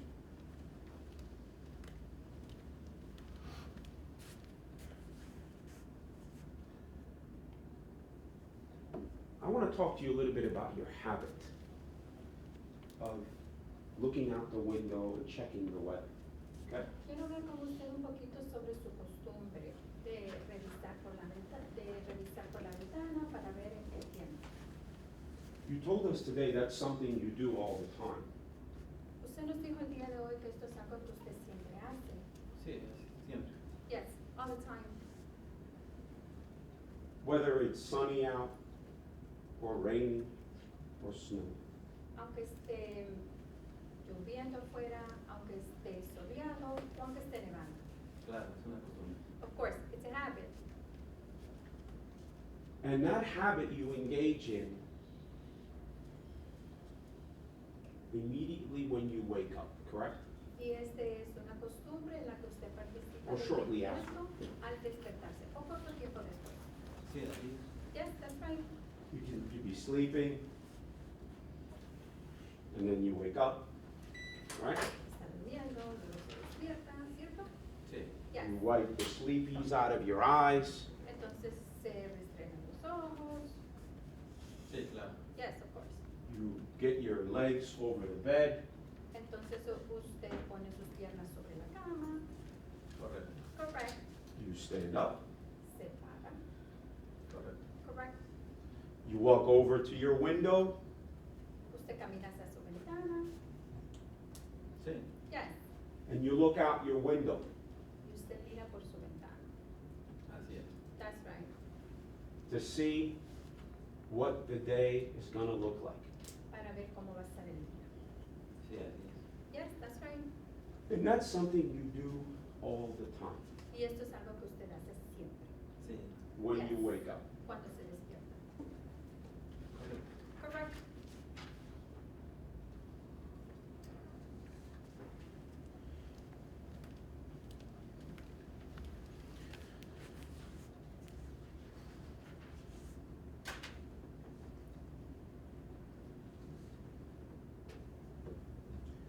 It didn't have to be just the 22 Hartwell. You still do that to this day.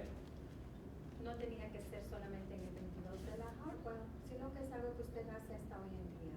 Sí, así es. Yes, that's right. Something you still do today. Es algo que usted hace hasta el día de hoy. Correcto. Correct. You said, well, you still do, right? Usted dijo, bueno, aún lo hace, ¿cierto? From back in the day, Desde aquel entonces, still work at the honey factory, is it? aún trabaja en la, es una fábrica de miel. Sí, hago un trabajo ahí. Yes, I still work there. Still the same place from 10 years ago? Aún en el mismo lugar de hace 10 años. Sí. Yes. And what time does work begin? ¿Y a qué horas Typical. comienza su trabajo? Por regularmente. Bueno, antes era a las 5, ahora cambiaron a las 6. Well, it used to be 5, now it's switched to 6. So, 5 in the morning. 5 de la mañana. Sí, claro. Yes, of course. So, the habit that you engage in, that you told us about, you know, that you would do every day, Entonces la costumbre de la que usted nos contó, que usted hacía a diario, that you used to do back then, que usted hacía en aquel entonces, you would do when you wake up, usted hacía cuando se despierta, pretty much the first thing, básicamente lo primero del día. Sí. Yes, Sí. yes, that's right. and whether you were going to work or staying home, O sea que iba a trabajar o que se iba a quedar en su casa, you engaged in that same habit. usted participaba en la misma costumbre. Sí, así es. Días de descansos, días laborales. Yes, that's right. Days off, working days. And because you had to get up early, how many days a week did you work? Y debido a que tenía que levantarse temprano, ¿cuántos días en la semana usted trabajaba? 5 días. 5 days. And because you had to wake up so early, back then, in 2014, you have to be there at 5 a.m., right? Y debido a que usted se tenía que levantar tan temprano, en aquel entonces tenía que llegar a las 5 de la mañana, ¿cierto? Sí, así es. Yes, that's right. You had to go to sleep a little earlier in the night. Se tiene que acostar un poquito más temprano en la noche. Sí, como a las 8. Yes, about 8. And that's a habit too. Y también eso es una costumbre. Bueno, no prácticamente una costumbre, pero sí es siempre temprano. Well, basically not a habit, but it is always early. You always go to bed earlier rather than later, correct? Siempre se acuesta más temprano que más tarde, ¿correcto? Correcto. Correct. Even on the days that you didn't have to work. Hasta los días que no tenía que trabajar. Sí, así es. Yes, that's right. Your body is used to going to bed early Su cuerpo está acostumbrado a acostarse temprano. Sí, así es. Yes, that's right. and waking up early. Y levantarse temprano. Correcto. Correct. You still do that to this day. Usted lo hace hasta hoy en día. Hasta hoy en día. To this day, still do it. You did it back then. Y lo hacía en aquel entonces. Sí, desde mucho más antes.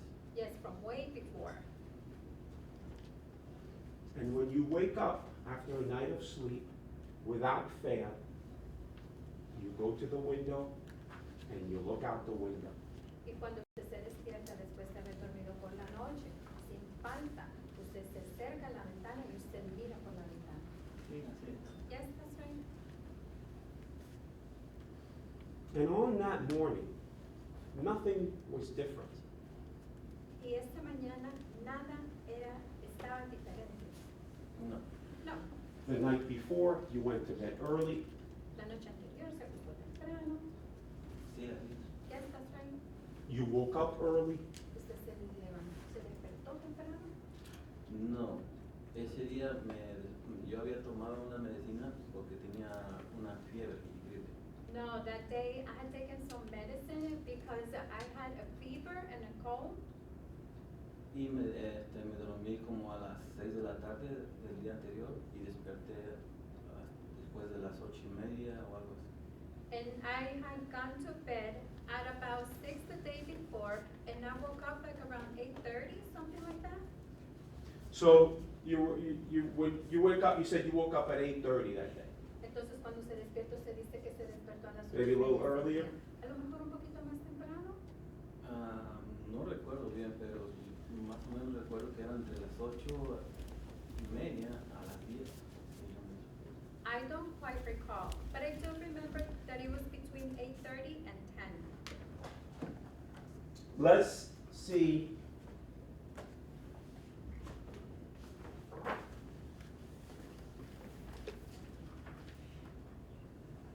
If we can refresh your recollection as to what time you woke up. Vamos a ver si le podemos refrescar su memoria en cuanto a la hora que se despertó.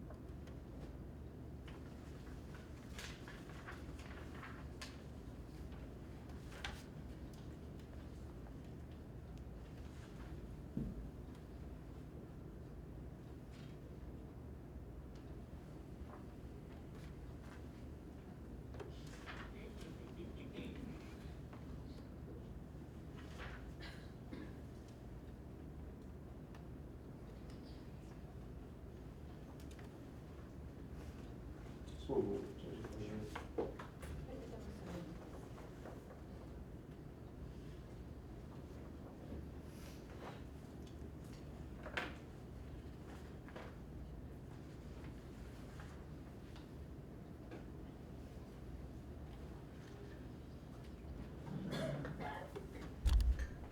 I see a juror's hand going up, so now might be a good time to take a short recess.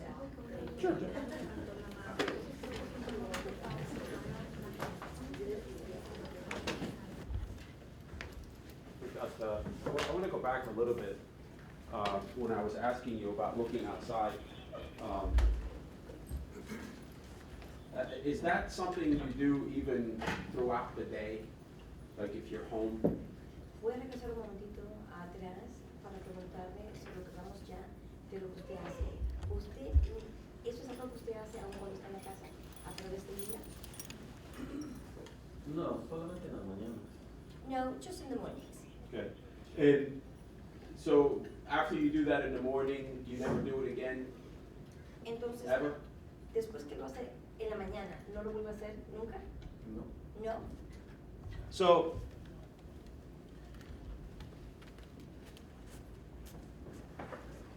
how many hours can you, if you remember, how many hours did you sleep that night? You said you went to bed at 6:30, and you don't remember exactly what time you woke up. Do you remember approximately how many hours you slept? ¿Sabe usted cuántas horas? Bueno, si es que recuerda, usted había dicho que usted se acostó a las 6:30 de la tarde. ¿Recuerda usted a qué hora se les despertó? ¿Cuántas horas durmió más o menos, si recuerda? No recuerdo cuántas horas. No, I do not remember how many hours. Let's try this way. You said you took something because you had a fever. Vamos a tratar de esta manera. Usted dice que tomó algo porque tenía una fiebre. Sí, así es. Yes, Do you that is remember what you correct. took? ¿Sabe lo que recuerda lo que tomó? Un Teraflu. Theraflu? Was it a pill or was it a liquid? ¿En píldora o en líquido? No, es un té. A tea. Okay. How many did you have? ¿Cuántos se tomó usted? Uno. One. And then you went to bed at 6:30. Y se acostó a las 6:30. Sí, así es. Yes, that is correct. Had you had Teraflu like that before? ¿Había usted tomado el Theraflu ese anteriormente? Claro. Yes, of course. Were you in the same condition that you were that night, maybe when you had it before? ¿Se sentía usted en la misma condición que de esa noche cuando lo había tomado anteriormente? Sí, sí. Yes, yes. From those times that you've had Theraflu, and you were in approximately the same condition. Can you approximate how many hours you would sleep after taking Terraflu? Desde la vez que tomó anteriormente y la vez esta, la misma tomó ahora, ¿pudiera usted dar más o menos una idea de cuántas horas usted duerme cuando se toma este té? Un momentito. It's your objection. He's already testified as to how long he slept that night. No, Where are we going with this? I think. Because I'm trying to understand the time he woke up. And I'm Okay, trying so to. let's talk about this day rather than in what was happening in the past. Very good. Do you remember what time you woke up that morning? ¿Recuerda usted a qué hora se despertó usted esa mañana? No. No.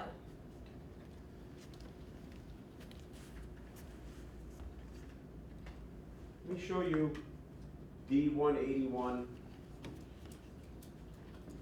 Le voy a mostrar, eso es el marcador de see if that refreshes your recollection, okay? A ver si le ayuda a recordar, ¿está bien?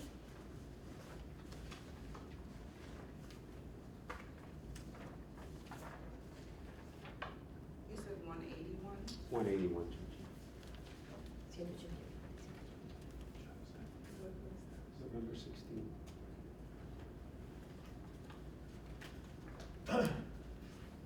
So we're gonna go to page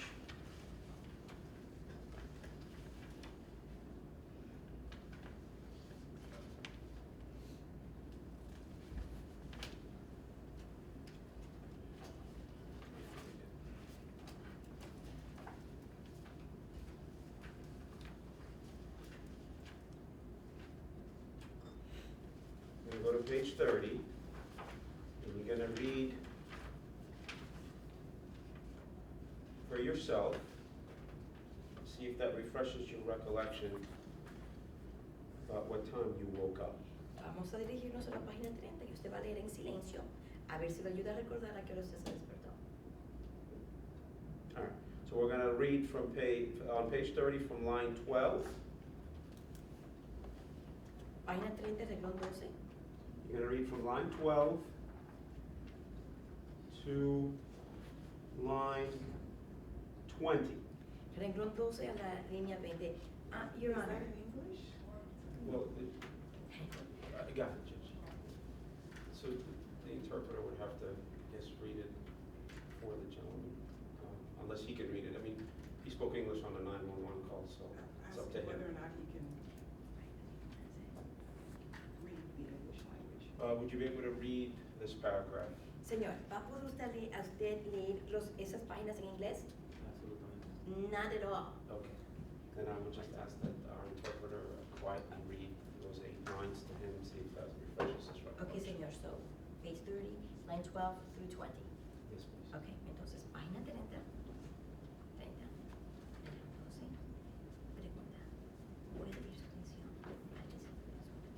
¿Recuerda usted haber visto algo raro esa noche, particularmente en la respuesta? Sí, no. Ya que te tengo soñar por la mañana, ver cómo se clima. Me parece que alguien durmió.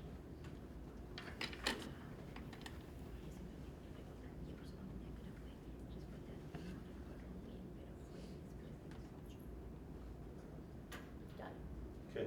Now, what you're talking about here, you asked a question about when you saw this, right?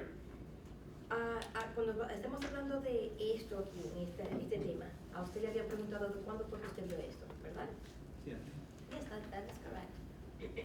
From reading that question and answer, does it refresh your recollection if you were to think back about what time you woke up? Después de haber leído esto, ¿le ayuda esto a recordar, después de haber leído, cómo a qué hora usted se despertó? Pues yo creo como 8:10, 8:30. Well, I think it was 8:10, 8:30. That's when you would have woken up. Ahí fue cuando se despertó. Sí, claro. Yes, yes, of course.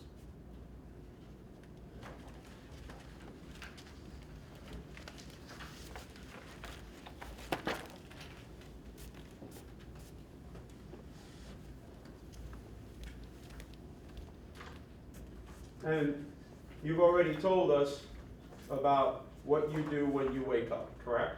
Y ya usted nos ha dicho de lo que usted hace una vez que se despierta, ¿verdad? Así es. That is About right, your yes. habit. About your habit. Sobre el hábito de todas las mañanas, el hábito. Sí. Yes, that's right. All right. Now I want to talk to you a little bit about your interaction with the police officer that showed up on scene. Ahora quiero hablar con usted un poco sobre el contacto que usted tuvo, interacción con el oficial que se presentó a la escena. Okay. Okay. From the time you called 911 till the time the police arrived, how quick? Desde el momento en que llamó el 911 hasta el momento que llegó la policía, ¿cuán rápido? Pues yo creo que fueron como entre 5 y 10 minutos, ¿sabes?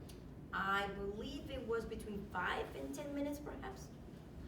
And you were outside to meet the police officer. Y usted estaba fuera para encontrar para esperar a la policía. Sí, así es. Yes, that is right.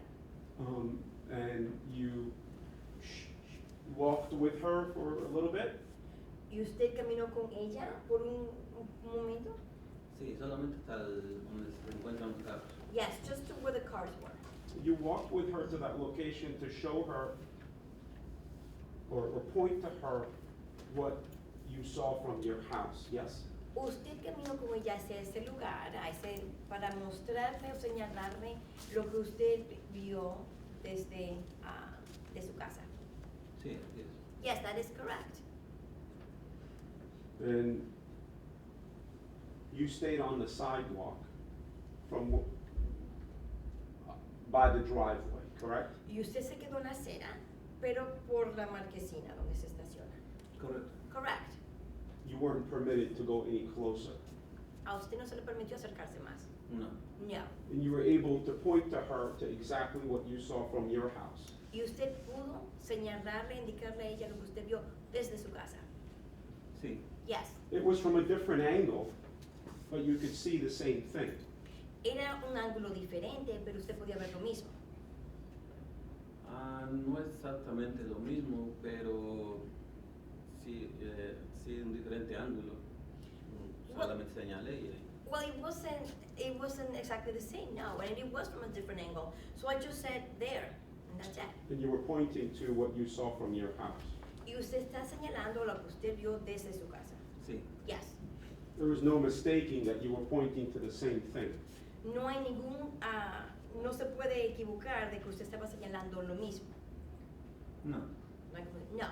You could see the red on the snow. Se podía ver lo rojo en la nieve. Sí. Yes.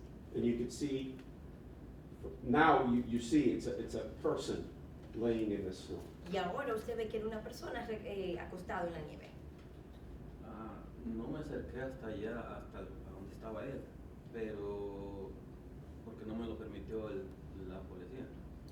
Pero a lo lejos aún se podía ver a alguien ahí. Well, I didn't go there because the police did not allow me to go there, but even from a distance you can see what was there. Thank you, sir. Gracias. Anything further from this one? What are the distance between the houses on Hartwell, between yours house at 22, the next house, I think you said 24, 26, and 28? What's the approximate distance between the houses? ¿Cuál es la distancia aproximadamente entre las casas? Usted dice que la suya era el 22 Hartwell y usted dijo que era el 24 o 26. ¿Cuál sería la distancia aproximadamente entre las casas en esa área? Lo de, no sabría decir, pero son 3 patios traseros. Well, I couldn't tell you, but there's 3 backyards. Okay, all right.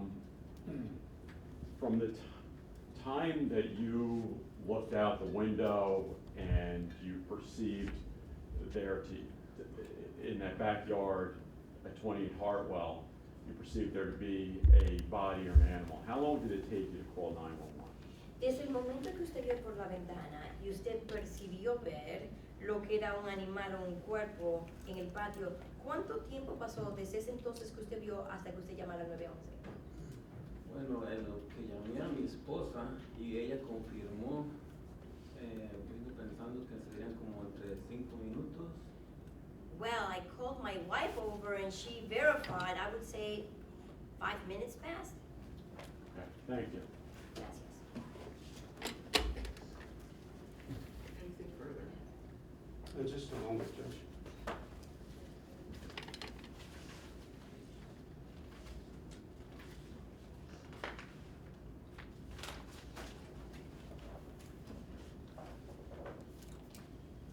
Mr. Quintero, it was shorter than 5 minutes, correct?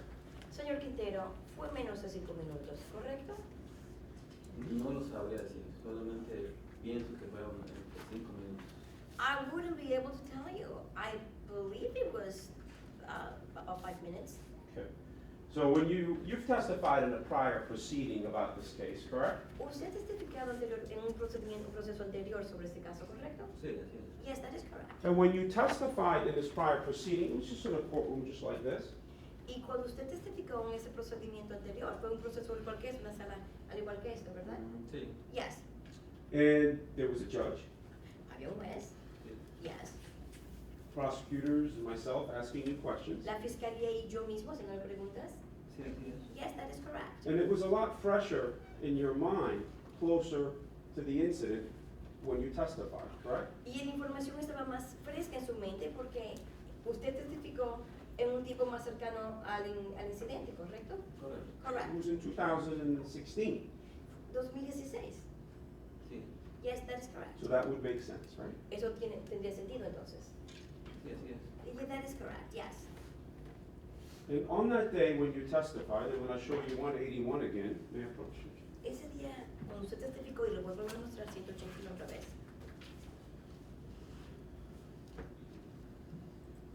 You were asked on page 40, line 11, a usted le preguntaron en la página 40, renglón 11. so the entire interaction between the first time you saw the person and you calling the police was within a couple of minutes. Entonces, todo el movimiento, todo lo que ocurrió desde la primera vez que usted vio esto afuera y el llamar a la policía fueron un par de minutos. Your answer on line 14, it was about 2 minutes. Su respuesta en el renglón 14 fue como 2 minutos. And the question on 15, about 2 minutes. La pregunta en el renglón 15, como 2 minutos. Your answer on 16, yes, 2 minutes, more or less. Su respuesta en el renglón 16, sí, 2 minutos más o menos. Correcto. Correct. Shorter than 5 minutes because it was urgent that you call the police, correct? Entonces fue menos tiempo que los 5 minutos porque era urgente que usted llamara a la policía, ¿correcto? Correcto. Correct. And you did call the police immediately. Y usted sí llamó a la policía inmediatamente. Sí, correcto. Yes, correct. Thank you. Gracias. Thank you, sir. You may step down. Cuidado, señor. Puede bajar.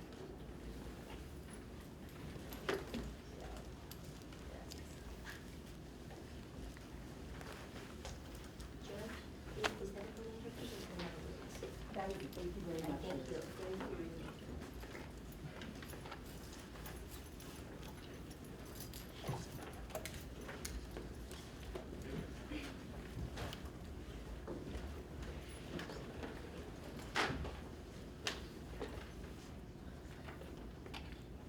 Call your next witness.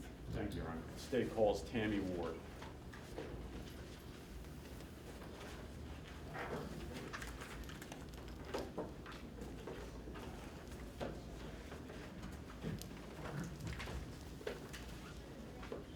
You can follow me.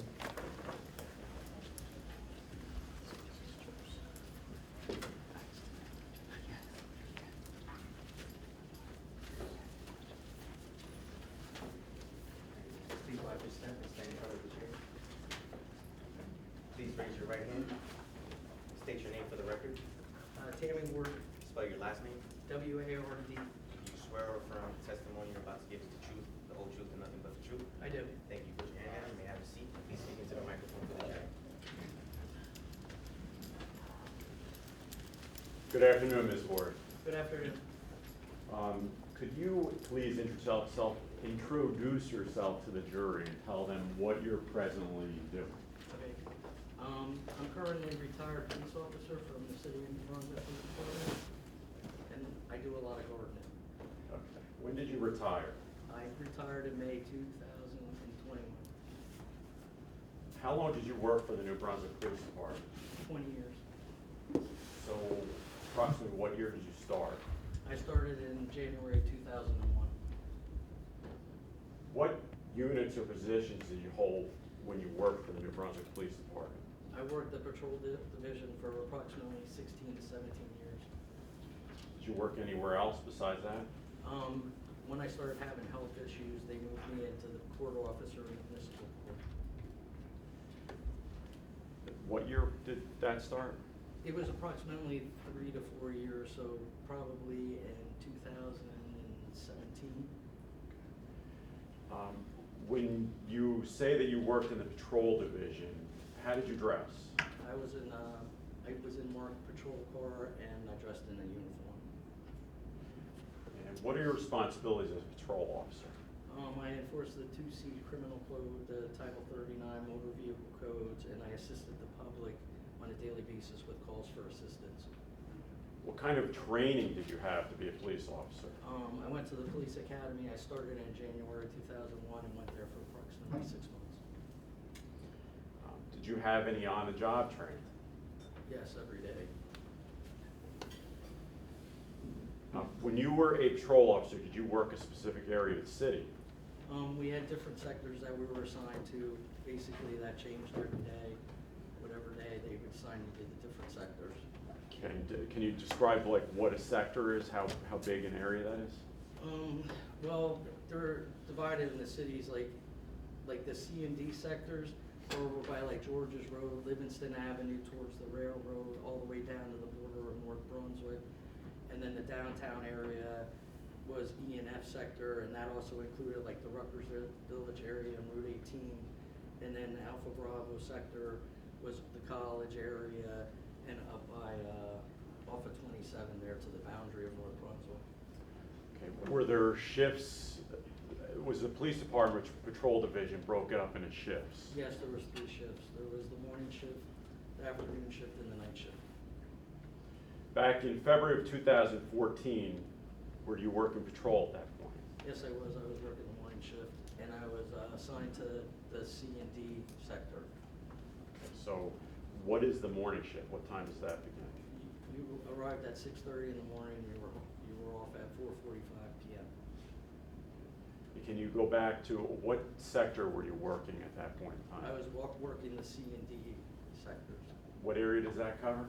It's over by George's Road, the college area over there, and then it's also down Livingston Avenue to, I believe, New Brunswick Middle School. I believe it's 9th Street or 10th Street that it ends, and then to the railroad tracks, that area, and then George's Road goes to Sedan Street. Sedan started the next sector. Now, I'm going to bring your attention to February 15, 2014. Were you working that day?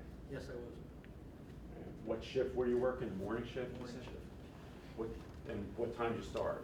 6:30 in the morning. Did you receive a call that morning to respond to 28 Hartwell? Yes, I did. Was that in the sector that you were assigned? No, the call was in Alpha Bravo sector, or B sector, sorry. Where were you when that call came in? I was in the area of Sanford and Troop Avenue, What time did that call come in? 10:26 a.m.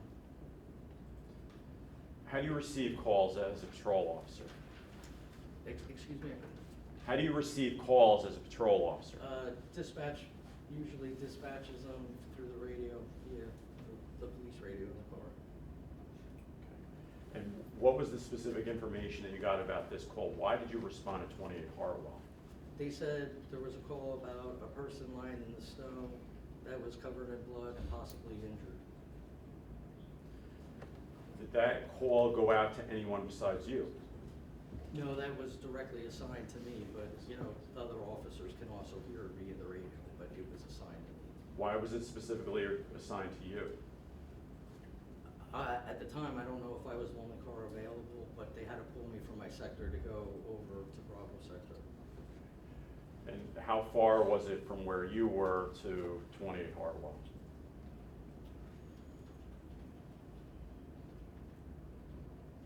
Maybe about 3 miles, 4 miles. I'm not sure the exact distance. When you got that call, what did you do? I immediately, due to the circumstances, I immediately told dispatch to inform EMS and have them arrive to the call, also be dispatched to the call. What were the weather conditions on February 15, 2014? There was a lot of snow on the ground and it was very snowy, and due to that, that's why it took me longer to get to the call. Oh, and I also activated my lights and sirens when I received the call. So were the roads clear? No, there was snow on the roads and it was very icy. Do you remember what the temperature was approximately? I would probably say in like the high 20s maybe, or low 30s.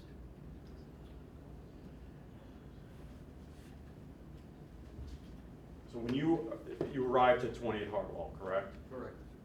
Can you describe that area for us? Yes, it's a one-way street, single street, where cars can park on both sides, and it's off of Hamilton. Were there any? Then you make a right, it's one-way street. Okay. Were there any other police cars there when you arrived? No, I was the only one. Was there an ambulance on scene yet at that point? No, not at that point. When you arrived on scene, can you tell us what happened? I was met by Mr. Savino Quintero, who was the caller that observed the male in the backyard. And he approached my vehicle and he pointed out to where the body was in the backyard, or where the man was in the backyard. Okay, so where did you park when you got on Hartwell? I parked about approximately 10 to 15 feet before the house. And when you arrived and got out of your car, where was Mr. Quintero? He was basically at the patrol car. He was approaching me from the left-hand side, and they approached me and went to the patrol vehicle and informed me what he saw. And how did you know that he was the person that had made the call? He identified himself as the person that made the call. And did you have Mr. Quintero show you where the person was? Yes, we walked toward the driveway, and I had him wait at the end of the driveway, and he pointed to the area where William McCall was. Okay. And this is at the end of the driveway? Yeah, at the end of the driveway, by the sidewalk. I kept him back there. Okay, why'd you do that? Well, one, I wasn't sure what I was gonna find there, and I also didn't want to disturb the crime scene if there was one. What could you see at that point as he was pointing to that specific area? You could basically make out like an outline of a person lying in the snow, but I didn't really observe much until I got to like the end of the driveway. All right. And when you got to the end of the driveway, what did you see? I observed William McCall lying on his left side in the snow, covered in blood, and then there was another area approximately 5 to 7 feet away from the body where it was compressed and crumpled down, and there was a jacket and it was all bloody there. And there was another article of clothing also there. Okay. And when you say McCaw, you mean William McCaw? Yes, later identified as William McCall. Now, can you describe the items that you saw? Where were they in relation to Mr. McCaw? The jacket and the other article of clothing was in a crumpled circle, and then there was like maybe about 2-3 footsteps, and then William McCall's body there. So it was approximately like 5 to 7 feet away from where the circle of compressed snow, bloody snow was. And when you say you saw blood, where was that in relation to where Mr. McCaw was? Mr. McCall was covered in blood, and there was blood on the snow near him, and then there was also blood in the crumpled, compressed snow circle. Where to were the you? left Okay. of his body, sorry. No, that's okay. Keep going. Go ahead. Yeah, that's where the articles of clothing were, and then he was to the right of that, about 5 to 7 feet to the right. Where specifically were you when you first saw the blood? I was coming into the backyard down the driveway, and towards the end of the driveway was when I could see all the blood on him and also at the snow. When you arrive at a scene like that, what is your first responsibility to someone in lying on the ground? To provide any kind of medical treatment. That's why I directly went and I checked for a pulse on his wrist and on his neck. Well, let's take a step back. Let's break this down a little bit. So, as you see him lying in the backyard, did you approach him? Yes, I did. How did you approach him? I actually approached him from the right because the scene was so disturbing and I knew it might be a homicide. Well, it definitely was an assault. So I made sure I approached from the right and went over to him to check for any vital signs. Okay. How was his body situated as you approached him? How was it positioned? He was laying on his left side and he was in a prone position, almost kind of like with his knees up, almost like a fetal position, but not as close to that. What was he wearing at that point? He had on a red shirt and blue jeans.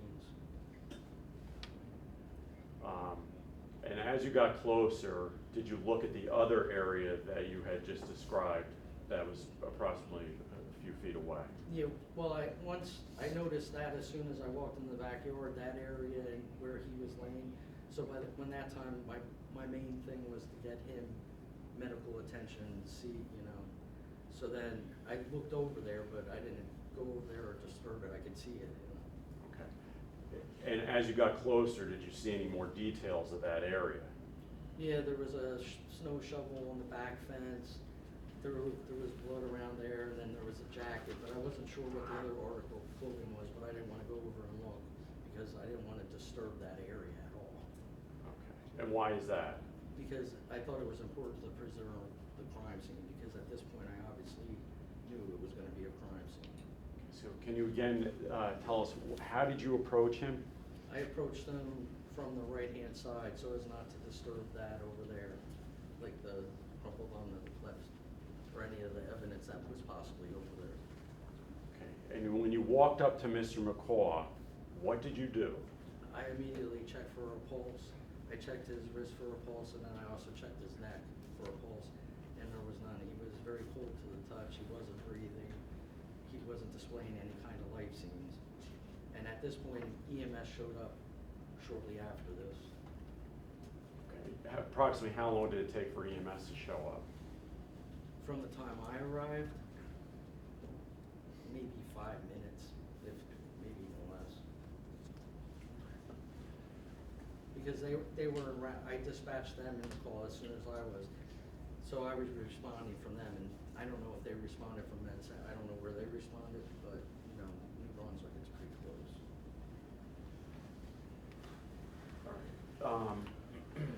Now, when EMS arrives, well, actually, let me take a step back. Before EMS arrived, did you notice anything else in the area where Mr. McCaw was? Were there any footprints, anything of that nature? There were 2 footprints leading from, well, approximately 2 or 3 footprints leading from where the compressed snow was and the blood and the jacket.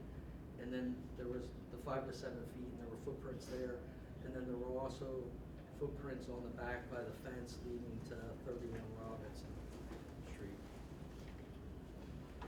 And can you tell us where Robinson Street is in comparison to where you were at 28 Hartwell? It's directly the street behind. There was the backyard of 28 Hartwell, and then there was another smaller backyard, and then that was 31 Robinson. So the distance is less than a block, you know. It's just a street over. All right. Now, you said you checked for a pulse, is that correct? That's correct. What did you find? There was no pulse. He had no pulse in his neck, no pulse in his wrist. He wasn't breathing, and he was very cold. Now, you said EMS arrived shortly thereafter? Yeah, yes, that's correct. Did you issue any instructions to EMS when they arrived on scene? Yes, as soon as they arrived on scene, I told them that, you know, there was no vital signs and he was unresponsive. They grabbed the electrocardiogram to check for vital signs right away. When we went to the backyard, I made sure that EMS kept to the right side of the body so not to disturb the scene and the area to the left of William McCall. How many EMS workers showed up? There were 4. All right, and did they come in one ambulance, 2, or more? I don't remember, because usually for calls like this, they dispatch 2 are actually paramedics and 2 are actually EMS workers. And usually they arrive in separate ambulances, but I don't recall that.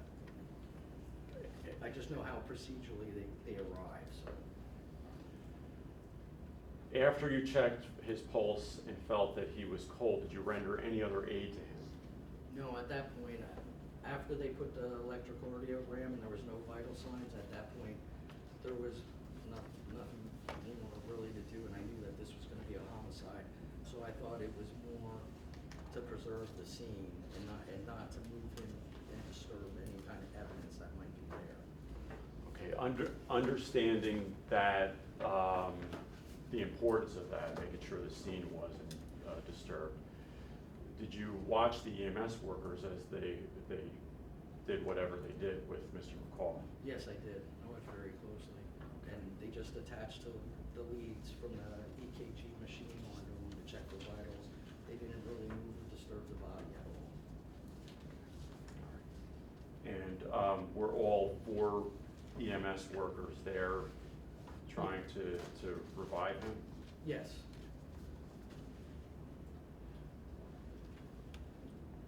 And did they ever go to the left side of Mr. McCall at all? So they basically went to the same exact side where you were, is that correct? There may have been one on the left side of me, but nowhere near that. Like he was maybe in the front by where William McCall's legs were, but that's as far as they went.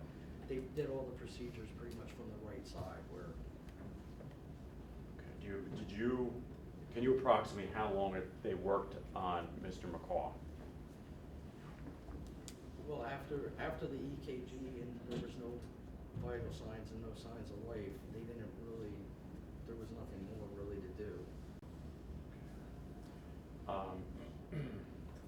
While the EMTs were working on Mr. McCall, did you notice anybody nearby at that point? There were the neighbors from either side of Hartwell started coming out into the backyards to see what was going on. And did you instruct the EMTs to do anything in response to that? Yes, for the privacy matters, I instructed one of the EMT, I believe it's Debbie Bradley, Bradley. She went and got a clean white sheet from the ambulance, and we covered the body so that, you know, for privacy concerns, because people were starting to come out.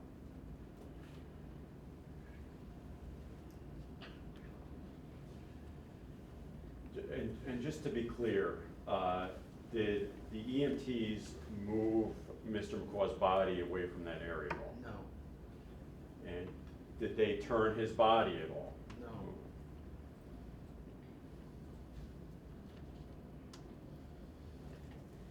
Did there come a point in time when anyone else was called to the scene? As soon as I knew that I had a homicide on, that it was a case, I immediately notified my supervisor, Lieutenant Chris Carroll at the time, and he responded to the scene within minutes. What happened when he got there?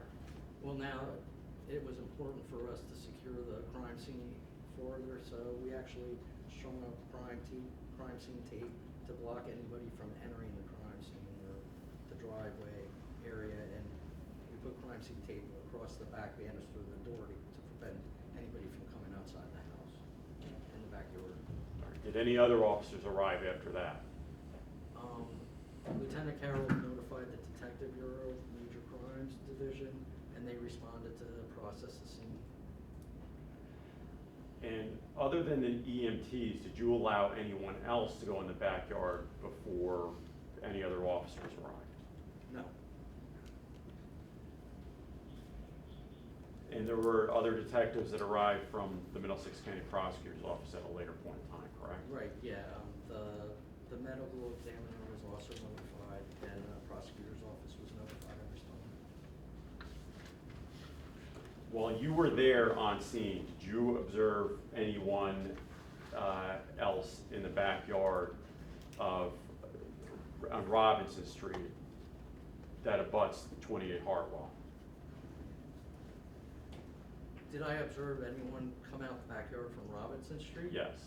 No, they were mainly from the either side of Hartwell Street.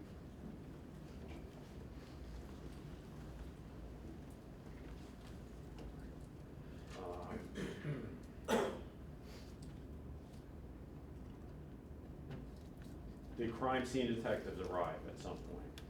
Yeah, that's correct. And after they arrived, what did you do? I basically turned the scene over to the detectives because now they need to process it, take photographs and everything. At one point, I did assist because it did start to snow lately. So I went with one of the detectives to go and get a tent to try to preserve the scene from the snow and everything. And came back. Where did you get the tent from? It was actually at police headquarters. I guess they had it in the detective bureau. Okay. And you went back and helped retrieve that? Yeah, I went back to help him get that while the other detective stayed on scene. I believe it was Detective Fred DeLong. Okay. Did you construct the tent, or did you give it to somebody else to do? No, they put up the tent. I didn't help with the car. Okay. What did you do after that? After I turned the scene over to them, I actually went and blocked I blocked Hartwell Street at Hamilton Street to prevent traffic from coming down. How long did you stay there and do that? Till the end of my shift, approximately 4:30, 4:45. And did you do anything else out there that day? No. All right.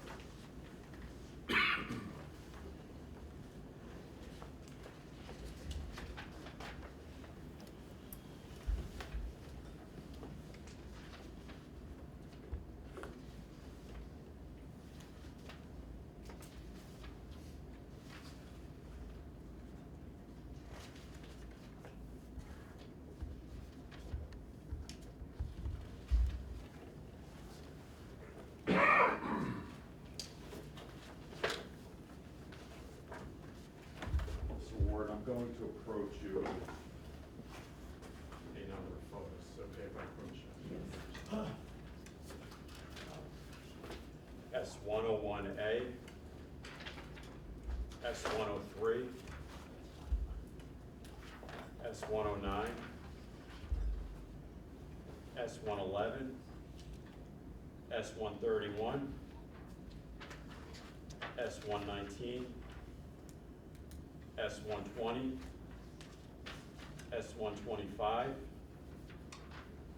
S132, S133A, and S137A. Do you recognize those? Yes, I do. Can you tell us what they are? They are the photographs of the scene. Should I go one by one? That's 28, that's the house at 28 Hartwell, where I was dispatched to, and that's the driveway next to it. Okay, and are these photographs of the scene as well as 28 Hartwell, the driveway and the backyard area? Yes, they are. And this is the area that you responded on February 15, 2014? Yes. And these photos fairly and accurately depict the scene as you observed it on that date? Yes. Your Honor, at this time, the state moves in S 101, 103, 109.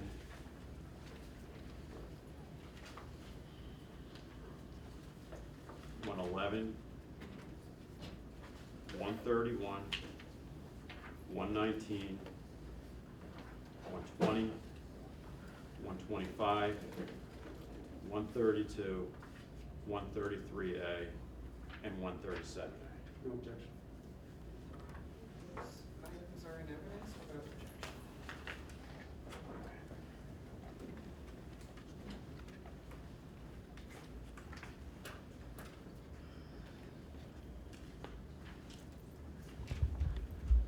Can you see that from your perspective where you are? Yeah. Oh, Yes, I can. Ms. Morelli just told me that you have, is it on the screen here? No, there's nothing. Maybe it's not on. See, I think it's on. I don't like to touch anything. I electronic don't because blame they you. can go I on. know something's making this.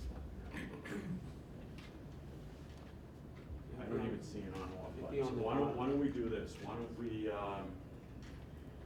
Judge, is it okay if I have her step around and stand here so that she can point stuff out on the Sure. screen? I want to make sure everybody can see that, so.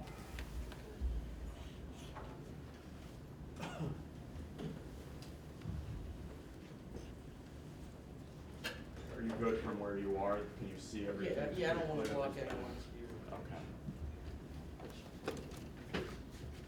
But- Is that the one we're looking at?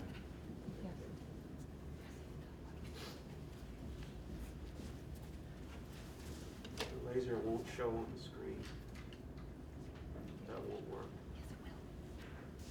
You have to hit the top button. There you go. There you go. Oh, okay. All right. All right, so we're looking at S101. Can you tell the jury what that is? This is what it looked like when I arrived on scene. That's 28 Hartwell, that's the driveway. This is the crime scene tape that we put across the driveway so that nobody could know that area. Okay, I think you're gonna have to speak up because Okay. I think some of the jurors in the back probably can't hear Oh, you. because, okay. Okay, so can you say that again? So this is the residence, 28 Hartwell, where I was dispatched to. This is the driveway that's next to it. Back in the backyard is where William McCall was found. This is the crime scene tape that me and Lieutenant Carroll put up to prevent anyone from going in back there. Okay. Can you tell us approximately where you were when Mr. Quintero met you? It was approximately in front of the house, right by my car here. He approached me right around this area. All right, let's go to the next photo. This is S103. Tell us what we're looking at here. This is the driveway leading back to the backyard of 28 Hartwell. Okay, and this is a closer up version of what was in S101A, correct? Correct. All right, let's go to the next one. Tell us what we're looking at here. This is actually 109 for the This record. is the backyard of 28 Hartwell. This was the I think you have to hit the top one, there you go. This was the trampled down scene where the snow was trampled down, and that was where the jacket was.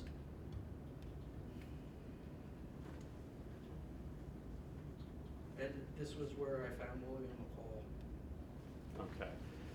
Now, where you just indicated you found William McCaw, that's him covered with the sheet, correct? Correct. Is that the sheet that you had the EMT cover him with? Yes. Now, the cars that you saw in the previous pictures, and there's one in S109, were Right. they in the same positions as when you arrived? Yes. None of the vehicles were moved. Okay. Let's go to 111. So now we're looking at S111. Tell us what we're looking at there.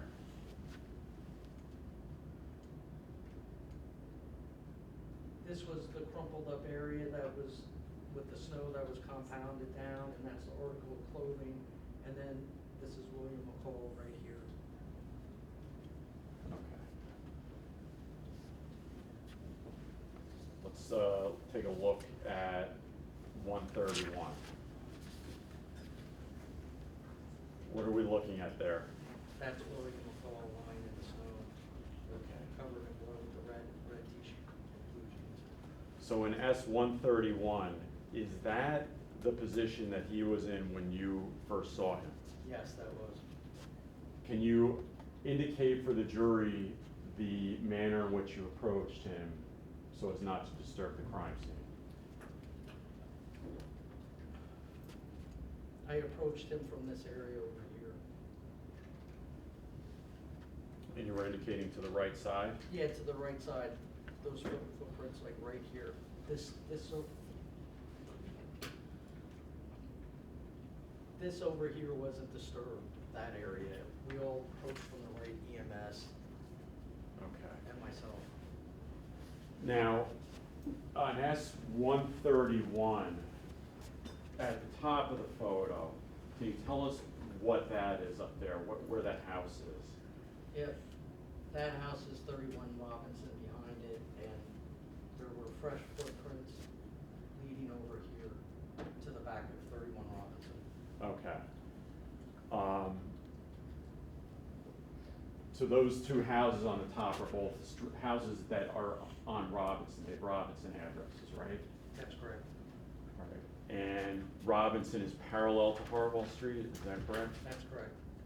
It's one street over. As you can see, on the other side of the house, on the other side of the houses, Robinson Street's right there. So that's pretty much the distance. And the fence that's depicted on the top of that photo, is that in the same condition as when you saw it? Yes. Let's go to the next one, S119. Can you tell us what that is? Yeah, that's William McCall. And He's covered in blood. And that was actually the lead from the EKG machine on his arm. can you point that out for us?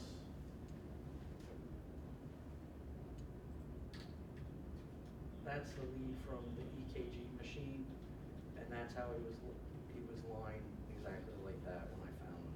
Okay. So that picture there, S119, does that in any way depict the footprints that were going back towards Robinson Street that you mentioned?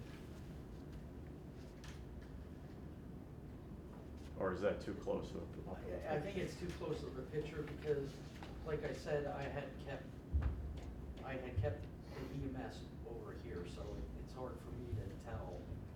Do you know what I mean? Like, this is the area that we worked on.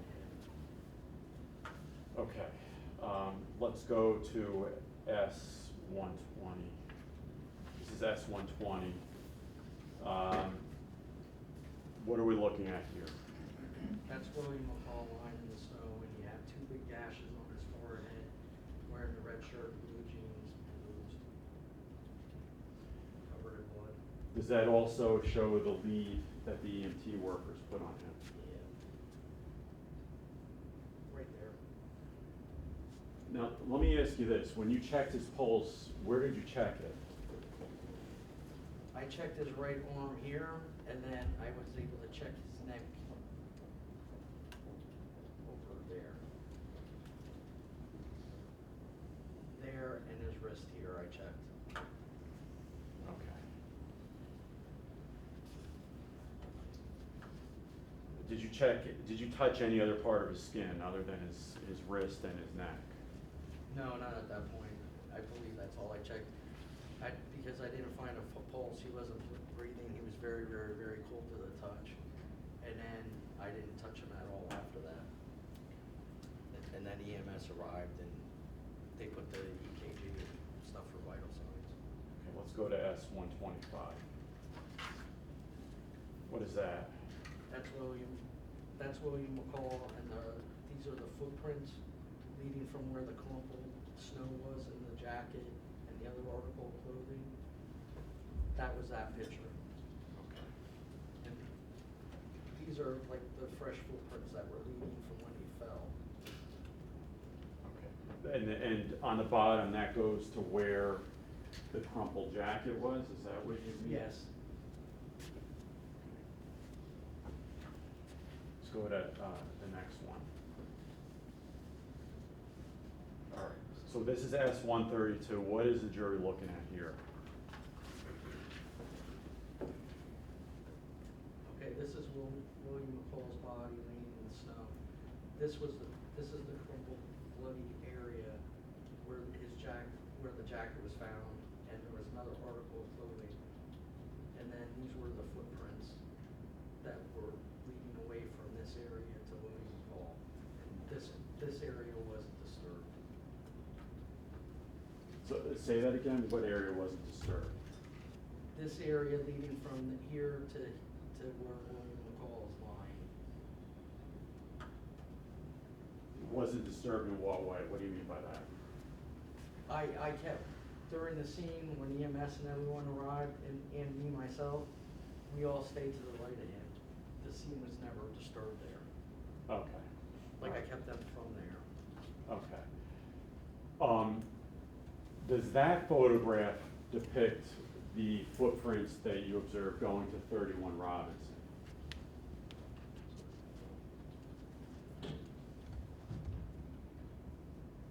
It was back over in this area. And you're indicating to the top corner of the picture? Yeah, that's correct. It's right over here.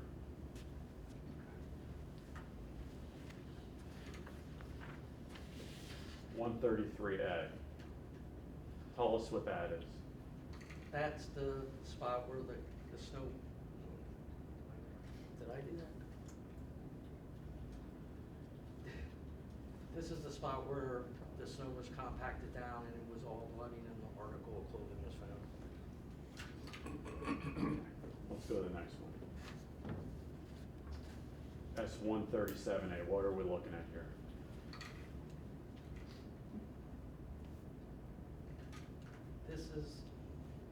This is William McCall's body, and then these were the footprints leading to 31 Robinson. Okay. Next. That's it. Okay. Or you can have a seat.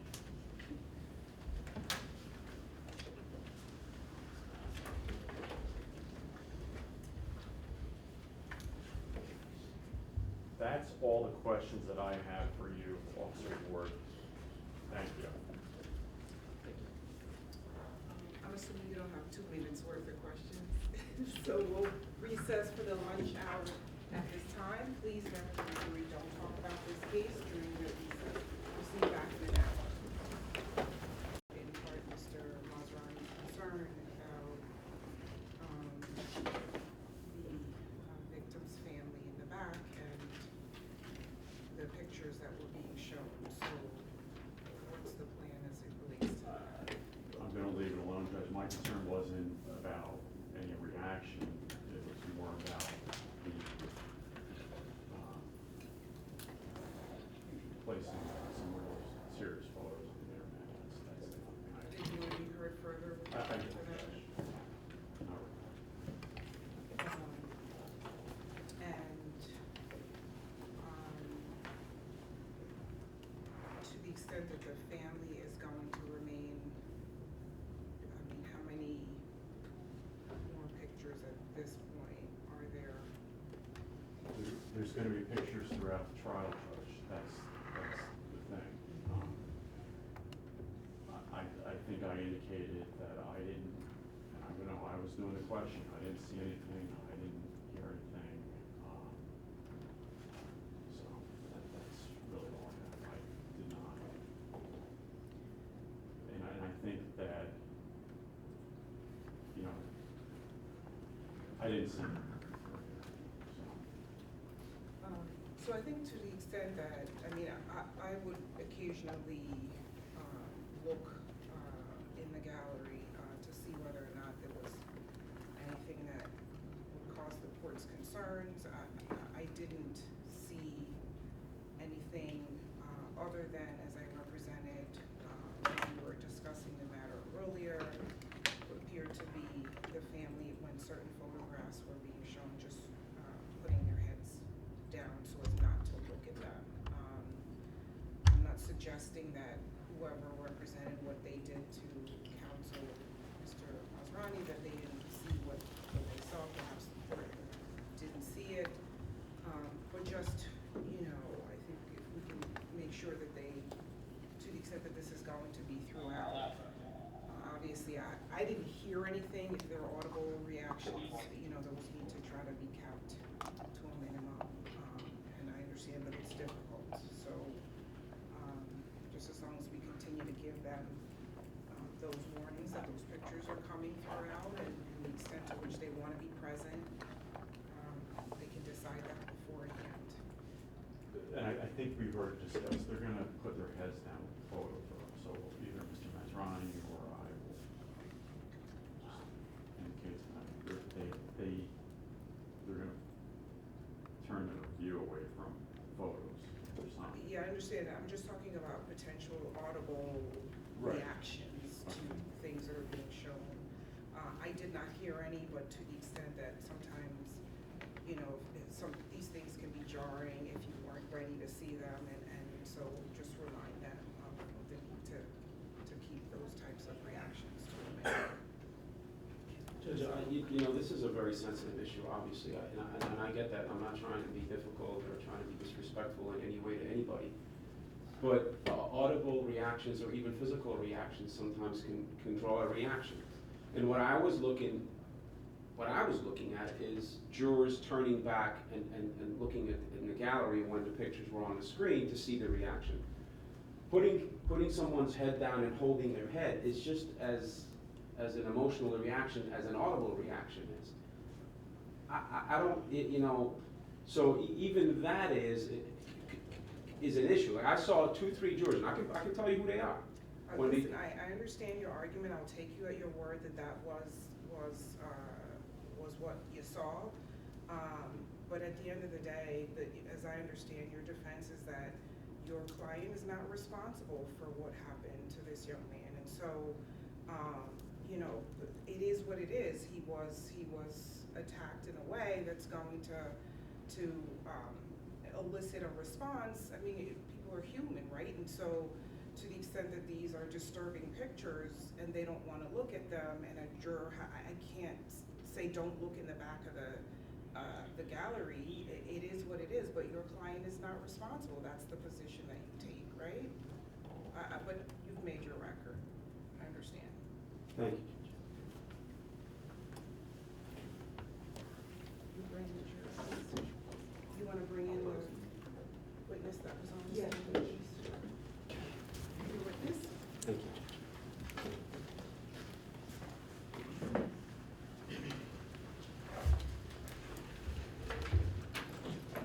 Officer Ward, the 911 call came in at 10:28 a.m., correct? I believe it was 10:26. Would that be noted in the CAD report? Yes, it would. One moment. The CAD report is a computer-aided dispatch report, right? Yes, that's correct. And when a CAD report, a CAD report's automatically generated when I guess a call for service comes in. That's correct. I'm going to show you D182.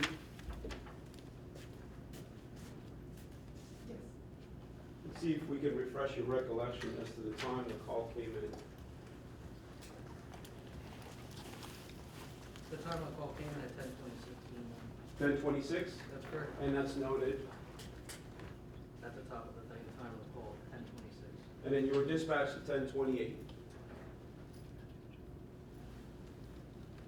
I arrived at 10:38, so I was dispatched at 10:26, and I arrived at 10:38. So 12 minutes later, you arrived. Yeah. Okay.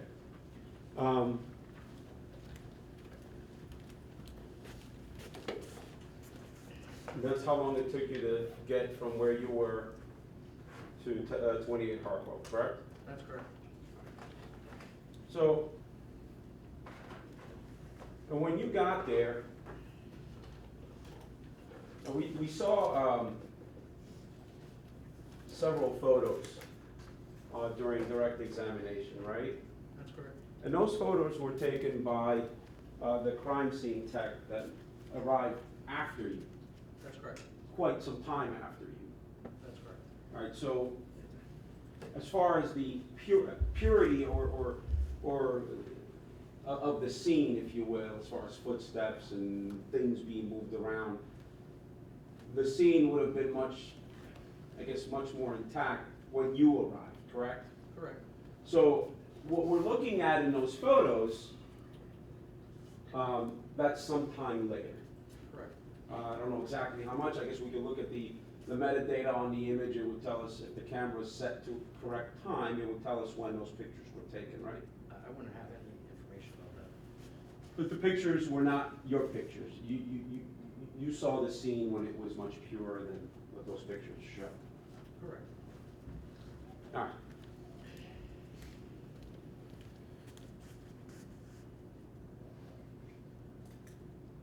How long did you stay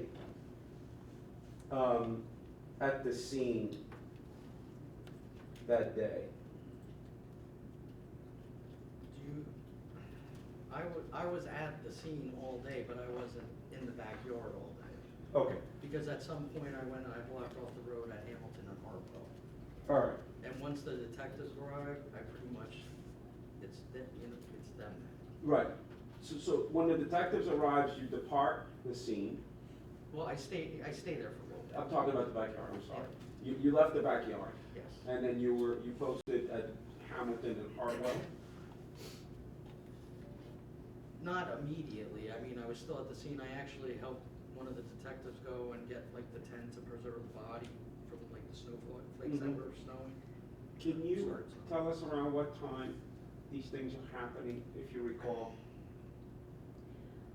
I would have to know the time when the detectives arrived, and I don't recall that. Okay. Let's say, do you But remember? that- You would be able to find that in the in the entry, because they always say when they arrive on scene. You mean the? Not my reports, that would be in theirs. You're talking about the crime scene log? Yeah, usually when they arrive on scene, they'll tell dispatch, but I wouldn't have that information. Understood. And I can't recall how long it took, because they had to be called in and respond, so. And another document we could find that, it would be a crime scene log, right? Coming in and out of the scene, times are noted. Yes, Names of people would be noted in there as well. right, That would tell us exactly who came in and who left. exactly. Usually when a crime scene log is done, usually somebody's posted somewhere Right, that would write people in. correct. I did And- that until the detectives took the scene. They would have the information about like the medical examiner that responded and the people from the prosecutor's office. I'm not suggesting you have it, I'm just Yeah, trying to oh, okay. explain what the Yeah. crime scene log It's would be. documented, everyone that was on scene, And somewhere. so the documentation would be, for a crime scene log, for example, somebody would be posted there, right? Right, They would take in a name and a time somebody's coming into the scene, right. and then when they leave the scene, they would note the time. That's what we're supposed to do, right? I didn't do that. I'm not saying you did. I'm talking about if there was somebody posted and taking, and writing people in and writing them out. Yes, we were trained to do that. I'm not putting that responsibility on you. I'm not saying that, I'm just asking Yeah. about the document. Yeah, I mean, it's documented who enters the scene and who exits the scene and who was there. Were you there, if you recall, when the crime scene technician showed up? Were you? Yes, I was. Do you know who it was? Yes, it was Sergeant Mark Pappas from the Detective Bureau, Detective Raymond Quick, and it was also Detective Fred DeWall. Fred DeLong, he's part of crime scene. Yeah, he does usually like the pictures and photos and. And what about crime scene from the prosecutor's office? Were you there when they showed up? I was there when they were showed up, but I didn't speak to them at all. How By that lo- time, I was already down because they brought The van? yeah, the big mobile. Okay. So I had to block the street off. So when when prosecutor's crime scene showed up, you were already down at the one end of the street? Yes, because I had to block it off because I was blocking the street. Okay. When they arrived. At any point, did you go back, before you left for the day, to the scene, not inside the backyard, but did you come back closer to 28 Hartwell, say goodbye to people, do No, anything like that? not once I was blocking off the road. I was down at the beginning of the road. I didn't go back down there. No point did you ever, before you left for your shift, go back and check in that you're leaving? No, because if I can't recall if I was relieved or not, or if they finished before, but I believe I was still at the street, and then they would say, okay, come to headquarters, and then they would relieve me with another vehicle. Okay. So there was no reason for me to, I'm not gonna leave my vehicle there and walk down. Very well.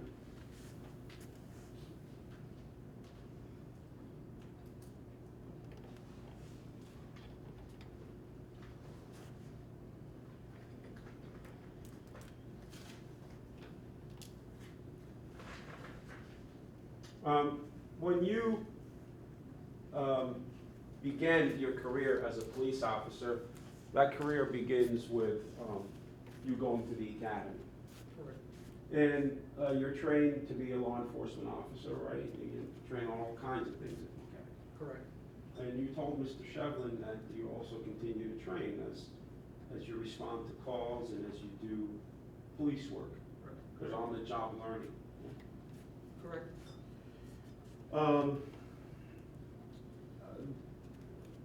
Your training begins, obviously, you're at the academy, and when you're trained at the academy, you're trained how to observe, for example, correct? Correct. And how to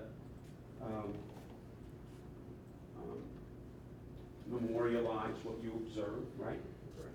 And that memorialization is important, just as important as observing is, correct? Yes.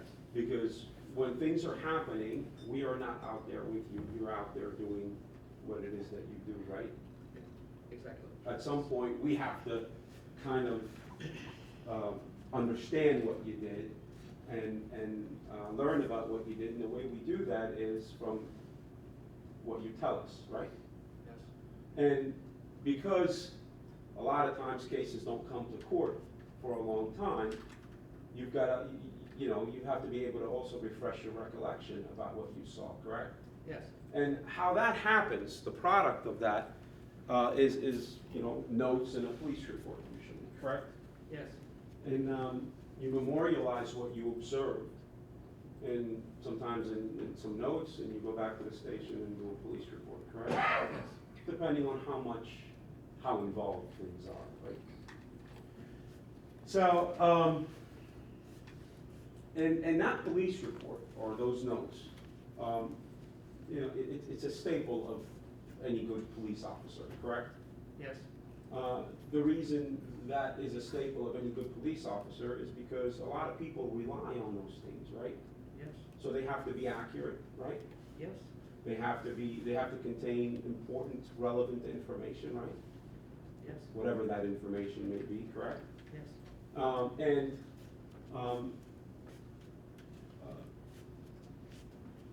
They ultimately end up in our hands, so we can look at them and do what we need to do, right? Yes. And a lot of times when you testify, sometimes you need to refer to those products in order to refresh your recollection, correct? Correct? Before testifying here today, you were able to review your police report because you prepared a police report, right? Correct? And that police report contained all the important information that is relevant to this case from your perspective. Yes. Obviously, it doesn't have every little thing. We're talking about Officer Tammy Ward, right? It Yes. contained, Go ahead. it contained all the important information as it relates to you, what you saw. Yes. Yes. What you did, Yes. what somebody may have told you. Correct? I'm just giving some examples, just so the jury understands. And then when you're doing that, when you're observing those things, somebody's saying something or you seeing something, you're very carefully noting those things down so you're accurate when it comes to the final product, correct? Yes. And you did that in this case. I did it to the best of my ability, yes. We're just talking about Officer Tammy Ward. Officer Tammy Ward, yes. That's all we're talking about. Okay, I did. Forget about everybody else, just you. I did. All right. So, and given your experience level at the time, you're a veteran police officer, right? Yes, You had responded to many, many calls for service. yes. This isn't the first homicide you had responded to. No, it wasn't. Many homicides, Yeah, many robbery scenes. Many- enough. The point being, you got a lot of on-the-job training, correct? Yes, I did. You know exactly how to secure a scene when you respond to a scene. Yes, You know exactly what you have to do, tell people what to do, so on and so forth, correct? correct. And you did that to the T in this case. Yes, sir. I did. I know you did. So, you respond to the scene, all your training kicks in, you do everything you're supposed to do by the book, correct? Correct? You secure the scene, right? Yes, You don't let Sabino Quintero come into the scene, there's a reason for that, yes, because we don't want to contaminate the scene. exactly. When you approached the body, you told us how you skirted to the outside, to be outside of the scene, as best as you can. Correct. You're not gonna tightrope walk the fence, but you were all the way to the Well, right. I needed to, provide medical attention to William Hall. And you did that with the utmost care, Yes, so as not to disturb the scene, correct? correct.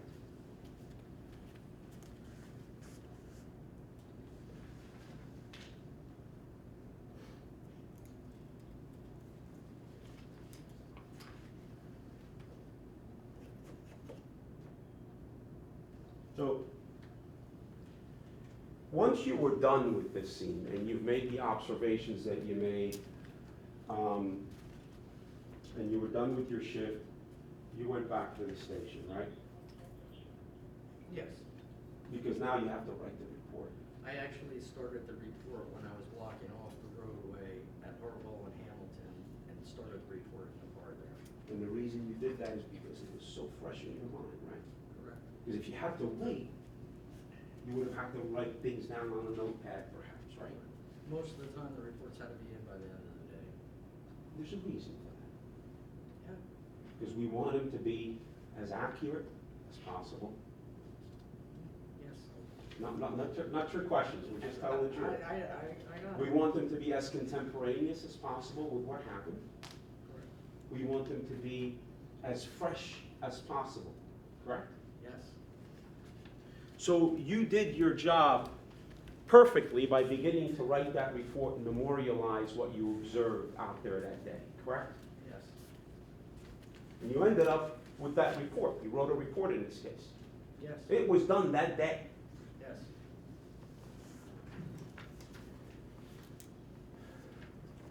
The reason we have for writing reports contemporaneously is so you don't forget important information, correct? Correct. There's a lot going on sometimes when things are happening, right? More than you could imagine. So we have to keep track of that, right? Yes. Because if we don't keep track of it, it may be lost forever, right? Yes. Because once it leaves your memory or the person who's writing the report's memory, it could potentially be gone or it could be remembered incorrectly, correct? Yes. And then it would not be preserved correctly if the memory of it is degraded in your mind, correct? Yes.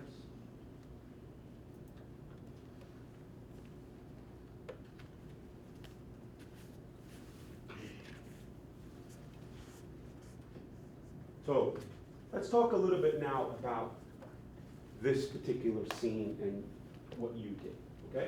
Okay. So you arrive there, and you are alone at this point. Yeah, I was riding single at the time. You see the gentleman, Mr. Quintero, you tell him, you stay here on the sidewalk, I'm gonna go see what you're pointing to. And you do that. Yes. And you already told us, you go, you skirt the right of the yard so as not to disturb what you see, right? Correct. EMS is not there yet. Not at this point, no. As you go into the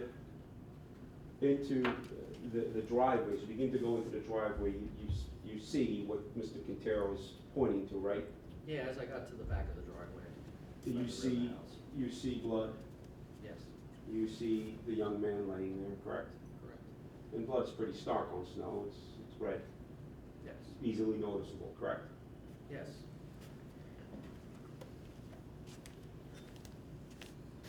Now, you saw the blood as you were in the driveway, correct? You were able to notice discoloration in the snow. Yes, You didn't have to get to the backyard to know that it was discoloration there, correct? no. You saw it right away because it's so stark, correct? Well, it also dissipates in the snow, so it lightens up a little bit. So it was darker, and then it lightened up as the day went. Okay. But when you saw it, as you walk When I into, saw it, it was very noticeable. as you walk into the driveway from the side, correct?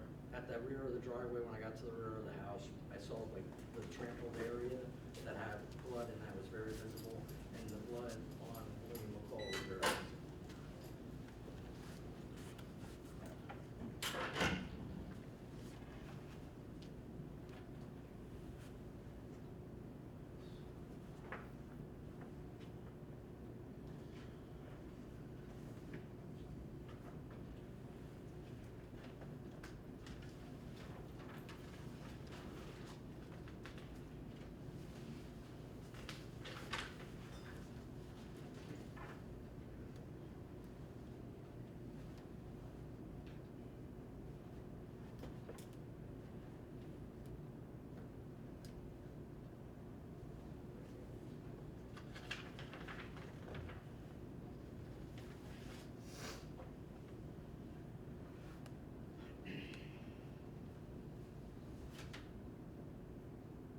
All right.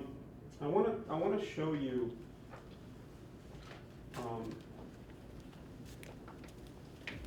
181 here, E181, which is a transcript of a prior proceeding that you testified in, okay? I wanna see if that refreshes your recollection as to when you first saw the blood, okay? And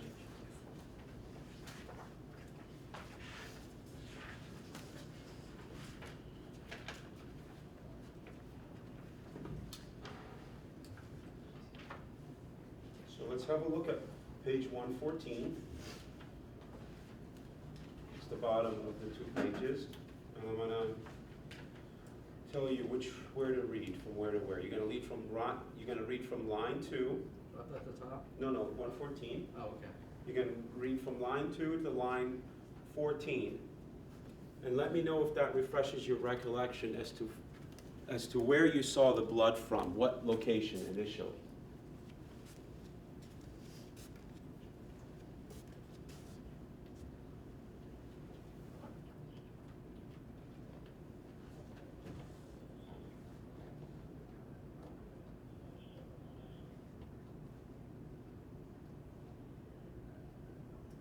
I immediately noticed the blood when I was walking. It said, did you notice that? When did you first notice the blood? As you were walking, immediately as I entered the backyard.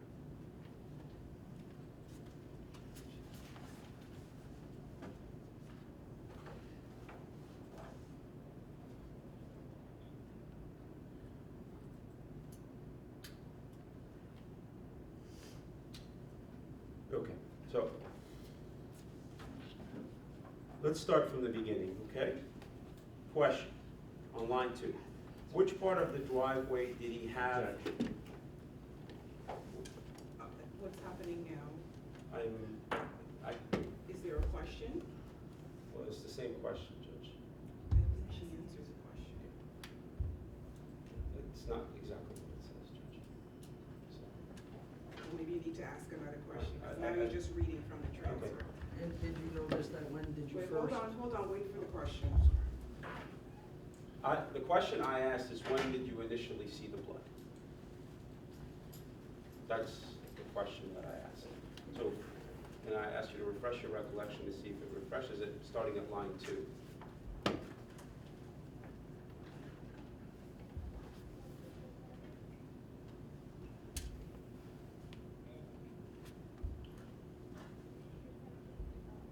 When I was at the rear of the driveway and he pointed out to where the person was, I saw a person wearing a red shirt and blue jeans laying in the snow. And there was visibly blood on top of the snow in the area that left, and you could also see the blood on the body. Okay.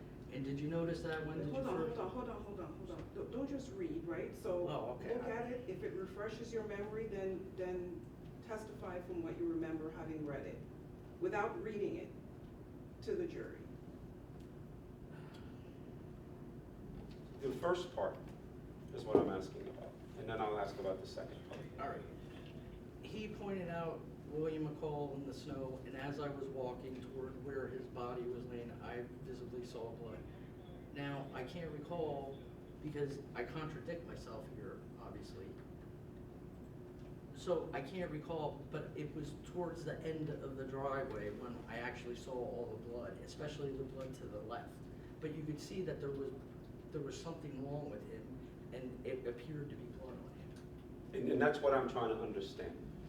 Initially, you saw that from when Mr. Quintero was pointing to the backyard, according to what you said, from the top of the driveway. As I started walking back, like about halfway, I could see, because he started pointing to, and I was I was walking fast. I couldn't really speak to Mr. Quintero for a long time because he needed medical attention possibly. So I was walking back, and you could see the blood, but as I got closer to the rear, you really saw the blood. No argument. Okay. I'm not. I know, I'm just trying to, I see. I'm just trying to understand Right. what happened, and so the jury can understand what happened. Yeah. So you're at the top of the driveway with Mr. Quintero, Right. by the sidewalk. Yeah, and I started walking back while he was. Let me just finish my question. Okay. You're at the top of the driveway with Mr. Quintero, Correct. right? At the sidewalk, yes? Correct. He points to the back, Correct. and you're asked there what you see, right? When he's pointing to the back from the sidewalk. Correct. And you told us what you saw, right? Correct. And may I read it now, Judge, so it's read? Well, do you remember what you said? I remember what I said after seeing this, but I remember I didn't see all the blood until I got back to the backyard. But when he informed me, he said, there's somebody lying back there, and he saw the blood, and I don't know if when I referred to it, it was what I can't recall the exact point where I saw all the blood. That's her It was about That's her half. Okay, stop talking. That's her answer. I'm not suggesting you saw all the blood at that point. I'm suggesting that was the first time when the location when you first saw it, where you were standing with him. You may have seen some, not the extent. Correct. That's what I'm trying to, Okay. that's what I'm just trying to, it's different locations, right, in the driveway where you see more as you approach, correct? Yeah, I mean, the driveway isn't that very long, so, feet-wise, I can't say, okay, I saw it exactly at this point. Okay. So let me start again. You get to the top of the driveway. Objection. I'm just trying. You get to the top of the driveway, you're standing with Mr. Quintero. Correct. Mr. Quintero points to the back and says, whatever he said. You look. Right. You begin to walk, but you look. Right. and immediately you see what he's saying. Yes, I see William McCall laying in the snow, and it looked what appeared to be blood. But as I got closer, it became more vibrant, and then that's when I saw it to the left. Very good. And that's what I'm trying to understand, which is what is said here, correct? Correct. But I wasn't trying to. I'm fine.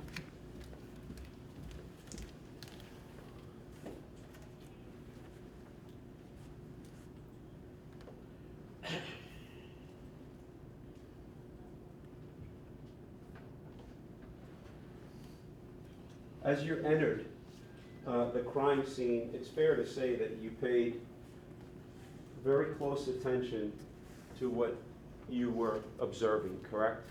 Correct.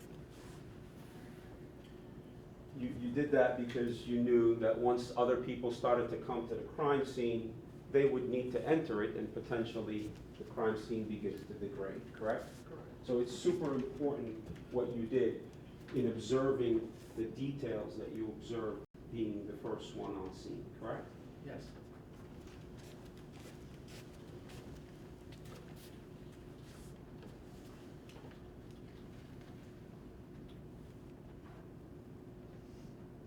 You made mental notes and then ultimately written notes as to the important things that you saw, correct?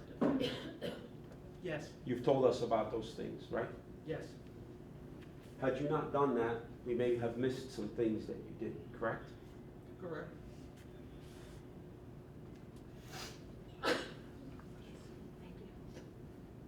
So before you enter the driveway, you begin to look to see if there's anything out of the ordinary, correct? I look for any blatant evidence or any blatant possibilities that were possibly in the driveway, but at that point when I first arrived, my main focus was providing medical attention to William McCall. And as you entered, you didn't see anything that was blatant or out of the ordinary, correct? Well, I saw the trampled, where the jacket was laying and where the blood stains were and the trampled snow there, and then I saw the footprints leading from that spot to where William McCall was laid. I saw all those, but I didn't I went to give him medical attention. That's the first focus.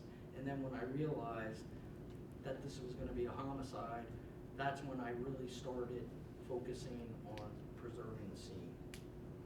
So in the driveway, you don't see anything that No. jotted your skilled mind that this is something that's connected to the homicide or connected to the assault, correct? No. You didn't see any blood trails leading to and from the body in the driveway, correct? No. You didn't see any blood drops anywhere? No, there was no. We'll talk about the driveway now. Yeah, I didn't see any blood. in You the didn't see any blood droplets on the windshields in those vehicles that we saw in the pictures? No. No, nothing, blood droplets on the siding, correct? No. Now, we saw the pictures before lunch. That backyard's pretty small in real life, correct? Correct. The pictures make it look a little longer and bigger, right? Correct. And that's a camera thing, that's not naked eye, correct? Yes. I mean, when you were there, you saw how small the place was. Yeah, well, I think that the pictures depicted it pretty, you could see where the fence line and everything was, so.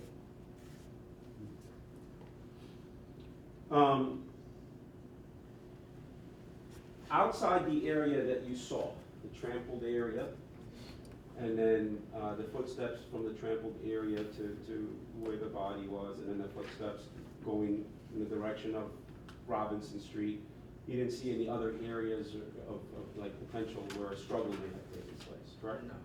So, fair to say that a struggle would have taken place in that trampled area that you saw, correct?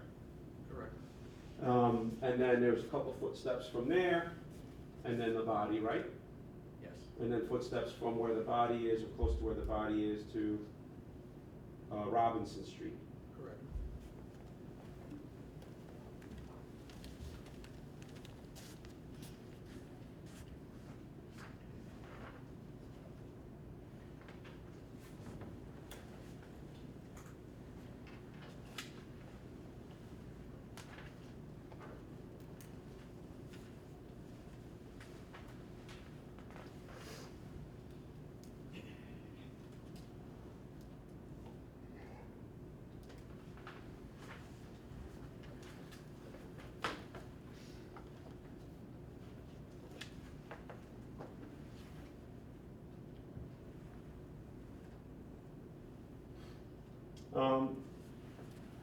The day the 14th, the day before, you recall about 10 to 12 inches of snow falling? I know it snowed, I wasn't sure of the total snow because I was probably sleeping while it was snowing. But there was fresh snow from the Yeah, day before. I believe that it snowed like a couple times, but I'm really not positive on the weather report.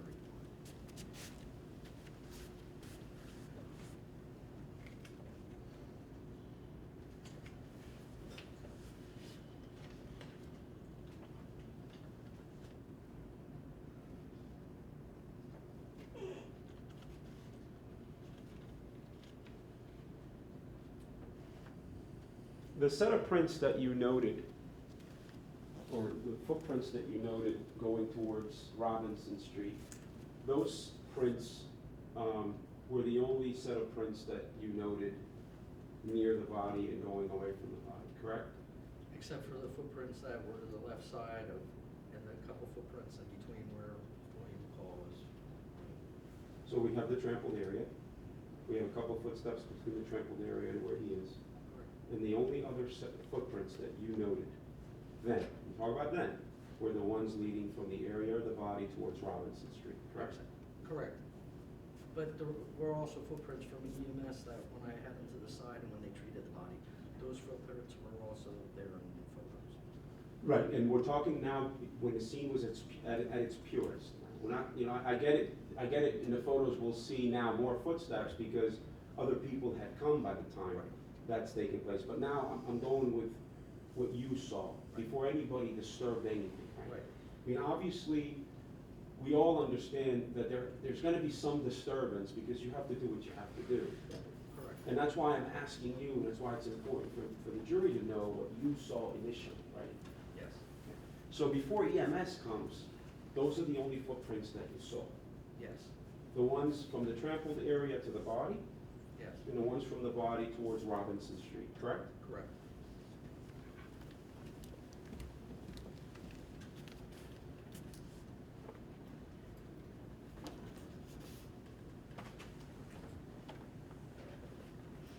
You did not see any footprints from Hartwell Street in to where the body or the trampled area was, correct?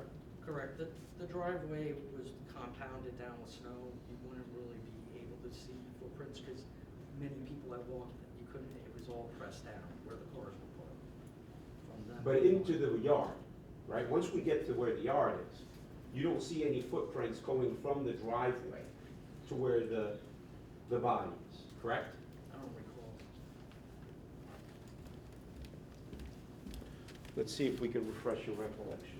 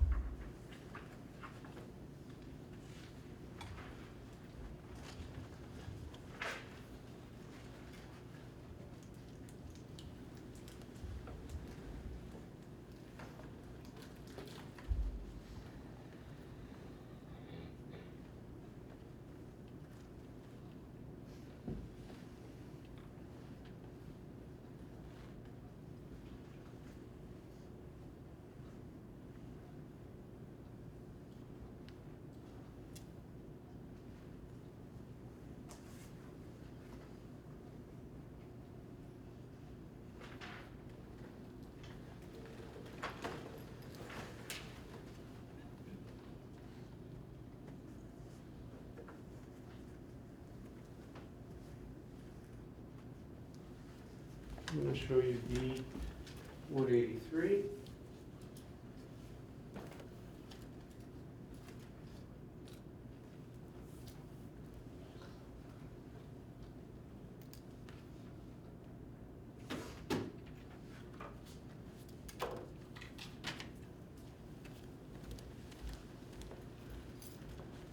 Let's open it up to page 31.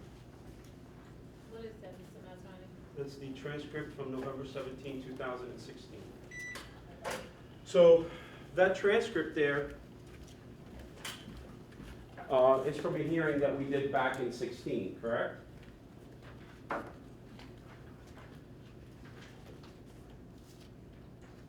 Yes, Sworn testimony under oath, correct? yes. Back then, obviously, your memory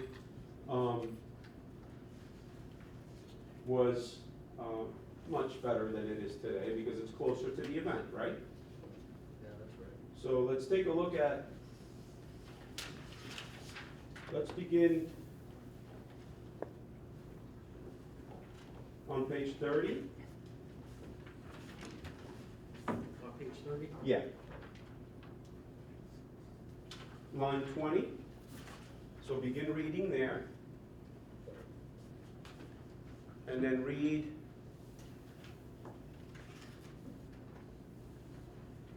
to page 31, line 11. Let's see if that refreshes your recollection as to the footprints.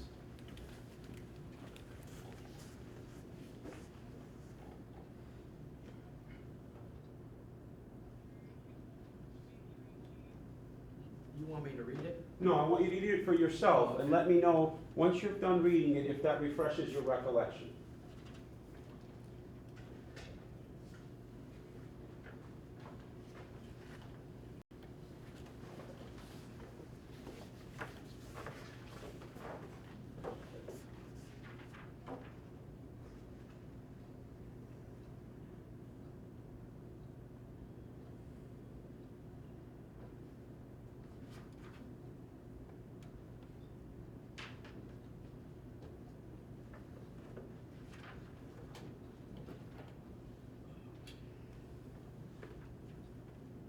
No, I didn't know. Well, the first, does it refresh your recollection? Yes. All right. So, did you note any fresh footprints when the backyard begins to where the body is from the Hartwell Street side? No. Okay. Now, the next question is, did you note any fresh footprints from where the body is exiting towards Hartwell Street? No. So the only fresh footprints that you noted were going towards Robinson Street, correct? Yes. And the footprints that were between where the trampled area was, where the snow was all compressed down, where you wouldn't have really seen footprints there because it was trampled so down. Right. Right. But that's in the backyard. That was on the left. It was the same as walking up to it and toward where the backyard begins. My questions were related to somebody, footprints coming in and out of Hartwell. That's what I was asking you about. You didn't see any fresh footprints that would indicate someone came in and out of Hartwell, correct? No. I'm correct? Yeah, you're correct. All right.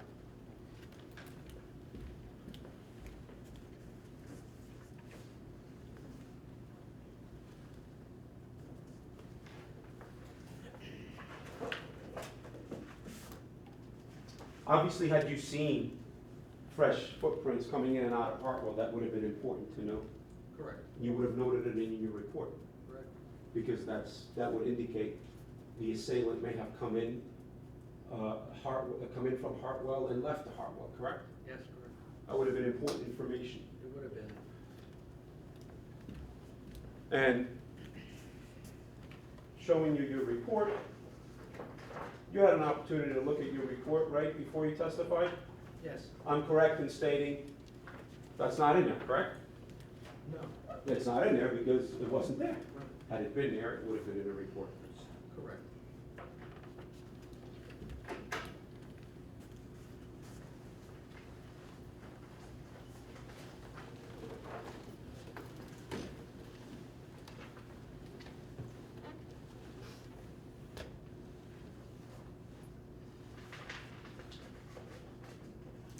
I want to show you a picture here. It's D46.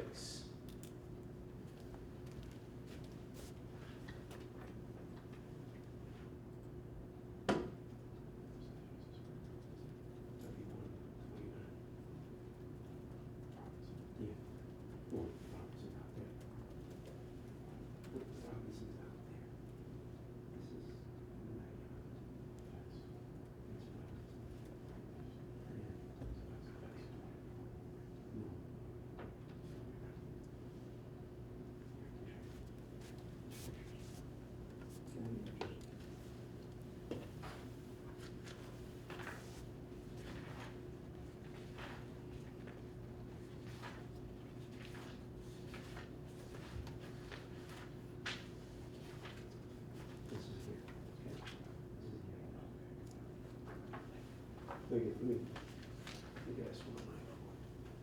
I'm going to show you first S109, that's in evidence, okay? Okay. Take a look at S109.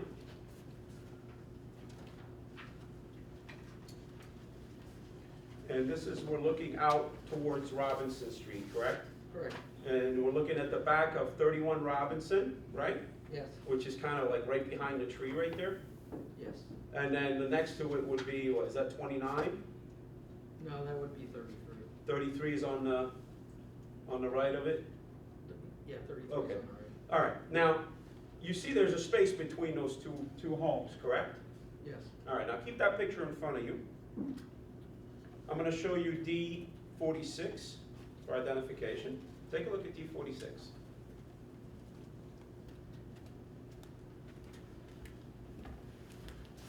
That's a close-up of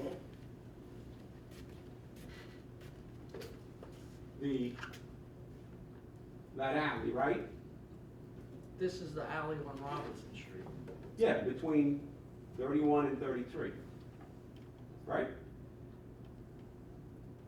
Never went over to I Robinson. didn't see, But I mean, there's no more, how would I know if that's? well, I'm asking you if you did. When you were standing there by the fence, did you look in that direction? I looked across towards Robinson Street, but I never went over to Robinson Street. I'm not saying you did. Did you look in that direction, in between the two houses? No.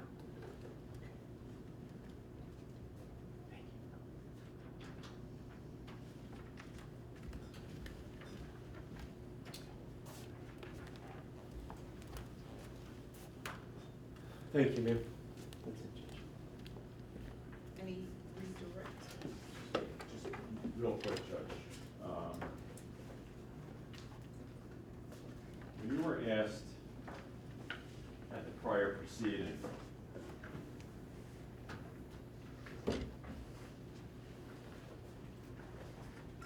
whether you noted any fresh footprints from Harwell Street into the backyard of 28 Harwell, how did you respond? I noted the footprints that were leading to 31 Robinson and the footprints that were between the body. What page? Page 30, line 22. What was that marked? Mine, I was referring to. That's 508.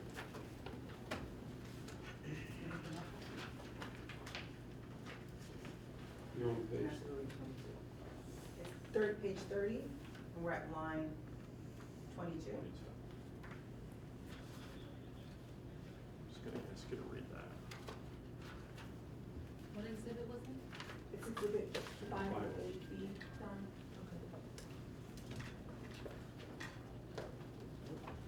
What do you want me to refer to? We're gonna look at 30 line, page 30, line 22. line 20.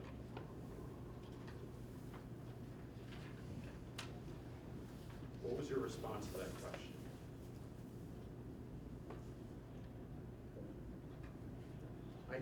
I didn't notice any fresh footprints because the snow was so trampled in the backyard. And it was shoveled. And what did you note about the, thank you, that's all I have. Mr. Clement?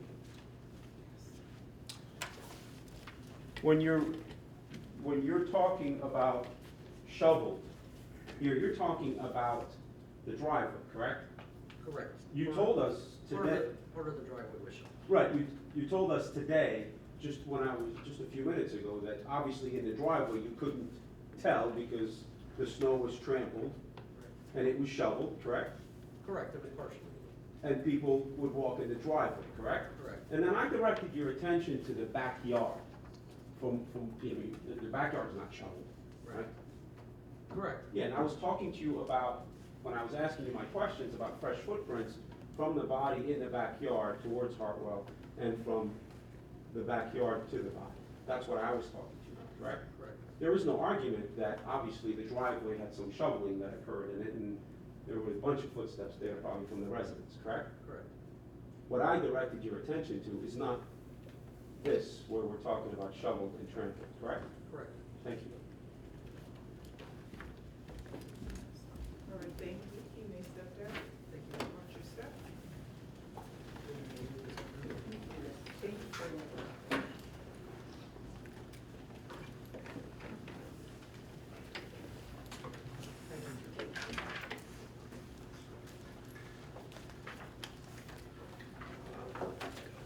So call your next witness. Your Honor, the state calls Phyllis Young.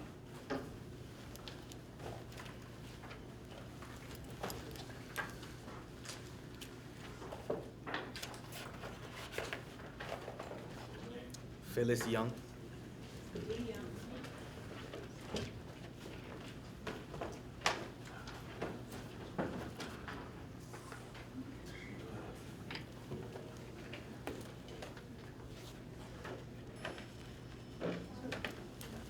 You can follow me, man.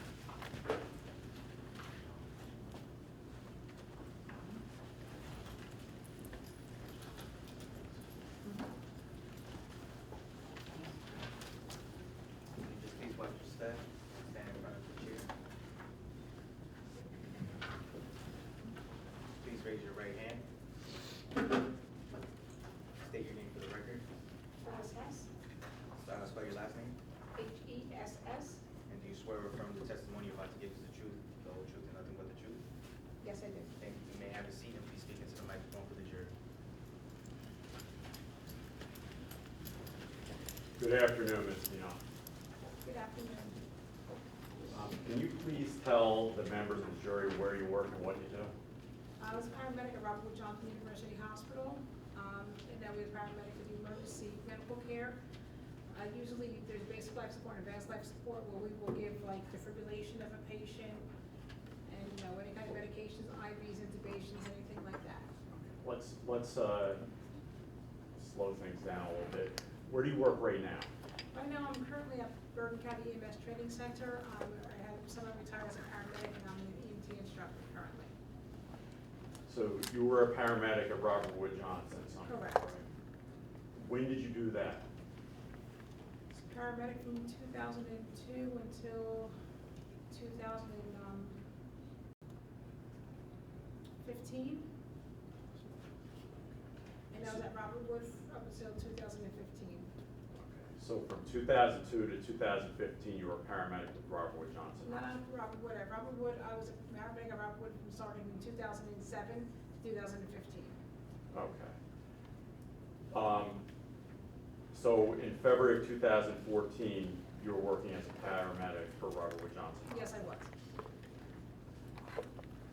What were your responsibilities as a paramedic? Responsibilities as a paramedic is, if BLS had noticed that somebody was having difficulty breathing, cardiac arrest, we would intubate patients to maintain their airway, give them medications, defibrillate patients, IVs, different kind of medications that, as a paramedic, we do more invasive treatments for people. So Otherwise, we get them to the hospital. to get them to the hospital? Correct. So when you would go out and try and help a patient, what kind of a vehicle did you go? It depends on which station we're at. I was at currently, if you were in Med Rescue 1, you were basically in an ambulance type vehicle. It also would do the critical care transport, which would provide one paramedic and one nurse. We basically do interfacility transfers and do some, backup 911 if the system was busy. But in the other units, we were actually in an SUV. Okay. So, what's an ALS unit?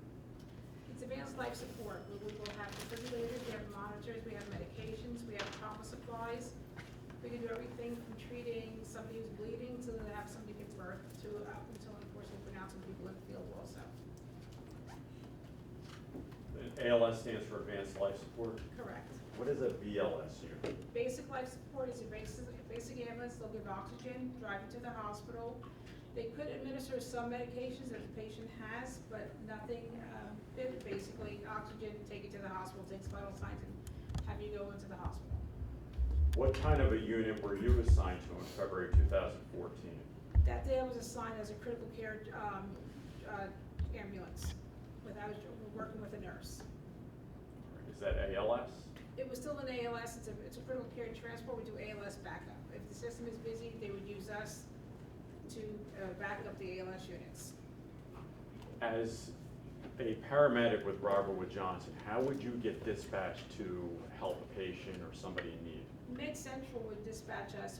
They would dispatch our unit number, and we, answer on the radio, received, and we get in our ambulance or truck, and we would go to the particular address. Would a critical care unit go to or respond to a scene with a BLS unit or something like that? Yes, we will. Yes. Why is that? We can determine if they do need, either basic life care or do they need to have advanced life support patient. Usually it's a dual dispatch system. If somebody there's certain criteria. If somebody has difficulty breathing, they'll dispatch both ALS and BLS.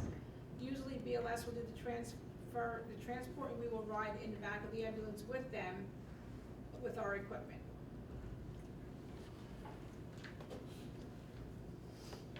What kind of training do you have to be a paramedic?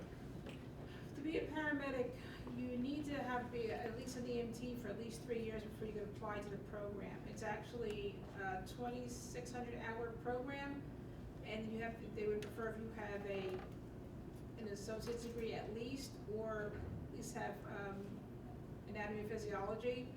In these 2,600 hours we have what's called didactic and clinical time, where the didactic is the lectures, and the clinical time is you go into the facilities, whether you're going to go into the emergency room, the NICU, labor and delivery, ride the ambulance. We will shadow them for so many kind of hours so that we could hone our skills and be prepared for anything we will see in the field. Is there any extra training that you need to be an ALS, assigned to an ALS unit? You have to be a paramedic. You also need advanced cardiac life support or ACLS. And you also need PALS, which is Pediatric Advanced Life Support, and CPR certified to also ride as a paramedic on an ambulance. And did you receive that training? Yes, I did. On February 15th of 2014, I'm going to draw your attention to that day. Yes. What unit were you assigned to? I was assigned to the critical care unit. And were you working on that day? Yes, I was. Who was your partner that day? Deborah Bradley, or Deb Bradley. She's an RN. Do you recall responding to 28 Hartwell Street in New Brunswick on that day? Yes, I do. And you were with a critical care unit, but did a BLS unit also respond? Yes, they did. Who was assigned to the BLS unit that responded? Brian Sudo and Rachel Cornacchio, her last name was. Do you recall approximately what time you were sent out to 28 Hartwell Street? 10:30 a.m.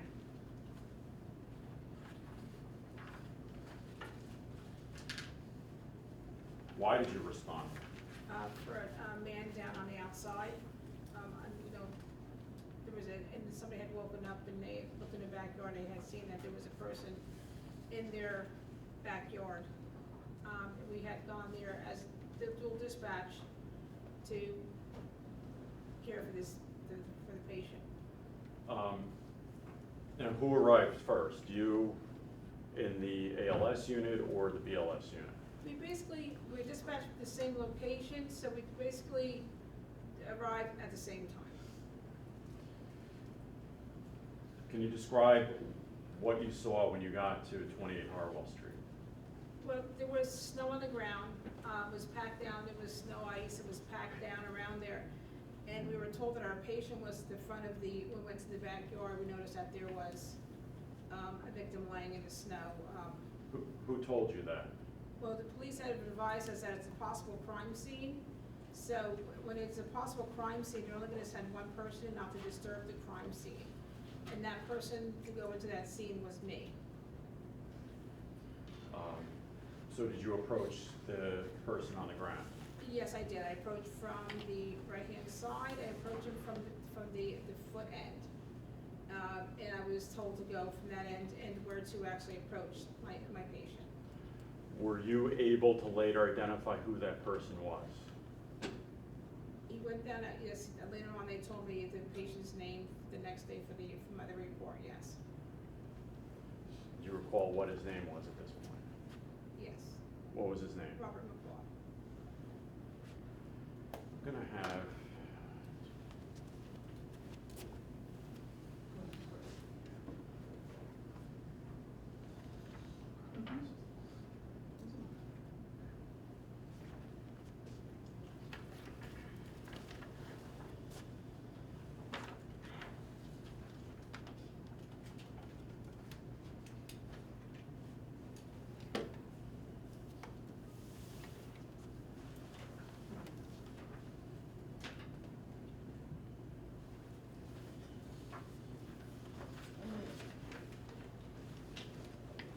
Your Honor, may I approach?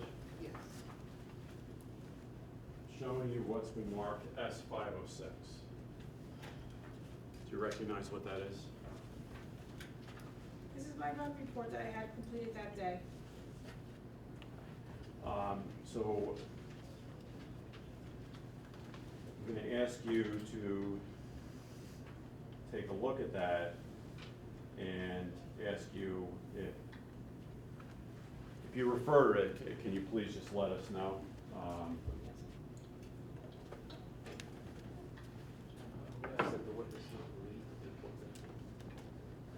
sorry. Is there a question? I'm getting there. Does that, looking at that report, was the patient's name William McCaw on that report? It's actually, it was actually an unknown name at the time. It was an unknown. Okay.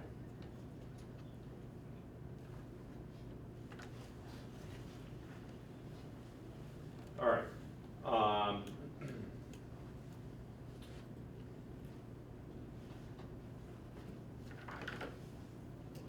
So you indicated that you approached the patient on the ground, right? Correct. And what did you do when you approached him? When I approached him, I had to check to see if a pulse was present. And then I had to put what's called, I had to do an EKG with our Life Pack 12 at the time to see if there was any electrical activity with the patient, if there's any heartbeat to be, or pulse to be present. So where did you check his pulse? Carotid artery. In the Which neck. is where? In the neck. Okay. What did you notice when you went to check his pulse? That there was, he had no pulse was present.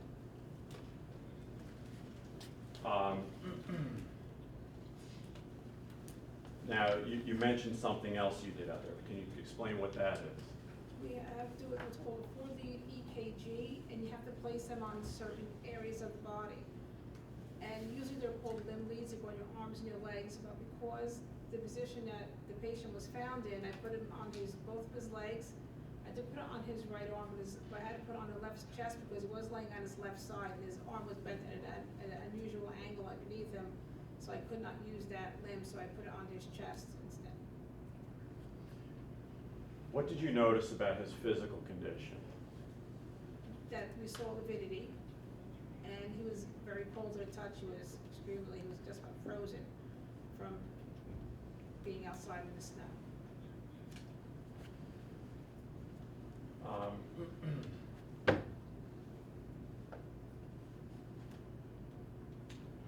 Can you tell us what lividity is? Lividity is when your blood is circulating through your body, it keeps everybody nice and, you're going around so everybody is basically pink and warm. But what happens when blood stops circulating, gravity will pull the blood down. You can actually see what's called a line of demarcation along the whole half of the body, where you can see the blood is pulled down with gravity down to the lower half of the body, and the upper half of the body was pale in color due to having no blood circulating. All right. And you said that he was cold to the touch. Where was he cold to the touch? His whole body. He was laying on his left-hand side, and when I went to go assess his carotid artery, I noticed he was very cold to the touch. And when I applied the EKG leads to him, I also noticed that he was very cold to the touch.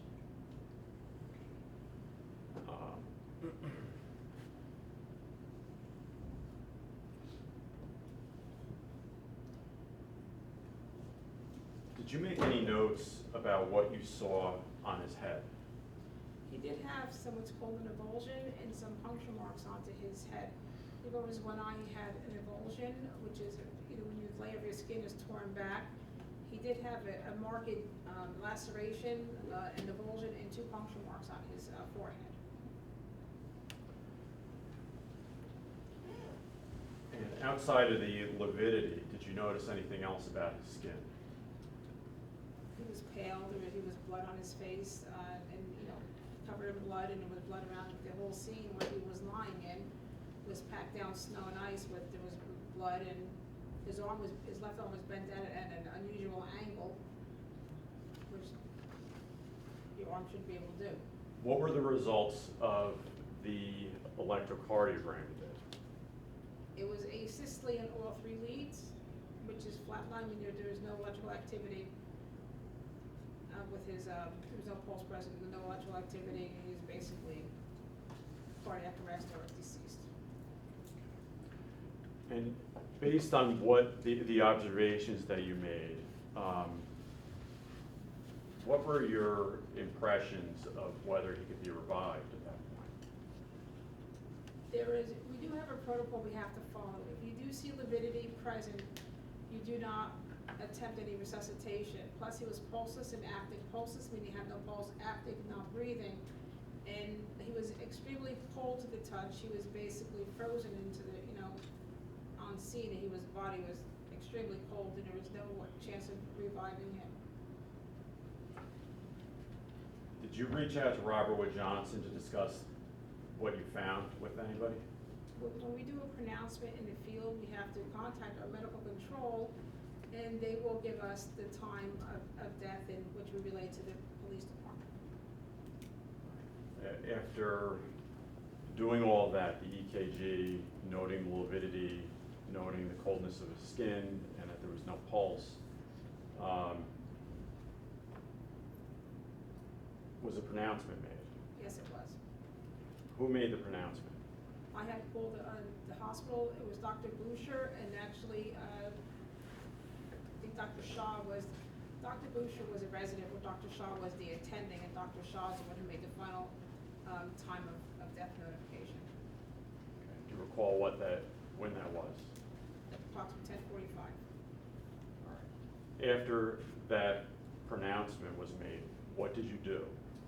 Relayed the doctor's names to the police department, and I had asked if I could please cover the victim for privacy, and because there were children in the house also, it would give, not to scare the children, and also to shield him from the public. And you did that? Yes, I did. I asked the police officer if I could do that, he said I may.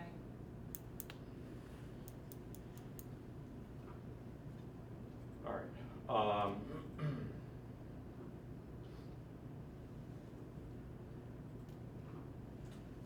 I am going to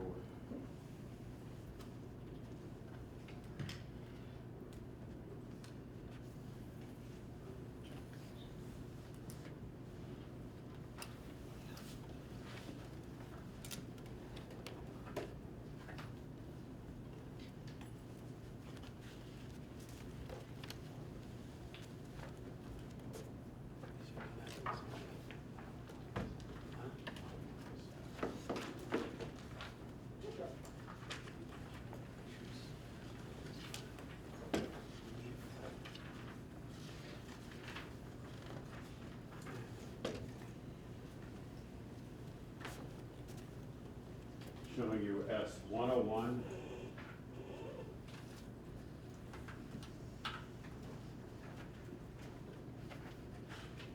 That's the house we just Well, mentioned. just take a look at these. 101, 105, 120, 121, 130A, and 132. Can you just go through those? You said 132? Yes.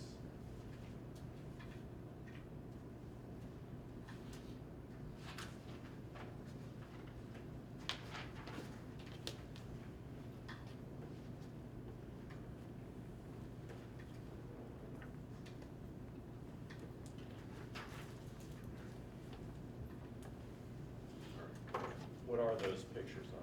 Picture of the scene that we were dispatched to, the residents were dispatched to.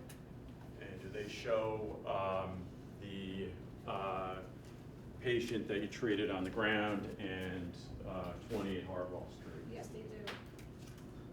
And do they also show the area where that you approached the body and the leads? Yes, yes, that shows where I approached from and also lead that I had placed on the patient at the time. Your Honor, at this time, I think 101 is already had it, so we're moving 105,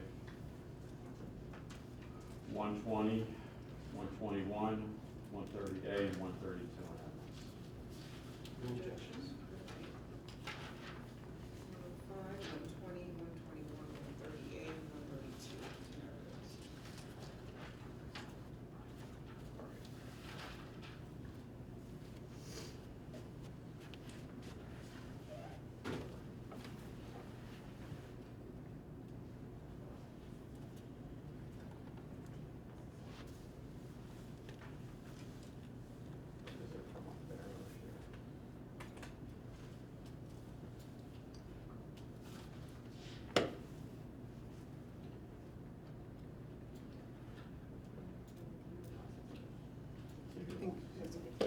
Some blood?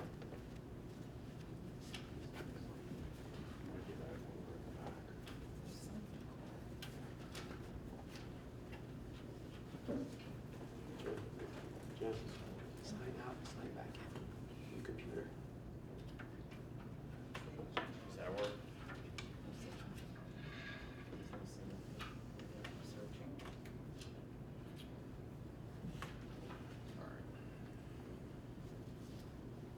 It's coming.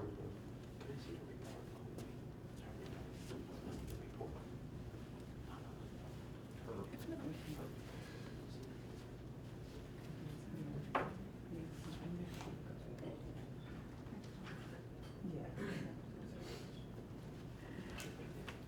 Your Honor, I don't know if you want to maybe take a break for a moment while we work out this maybe info. Sure. Technical difficulty. 15, please don't talk about the case during the recess. We'll be back in 15.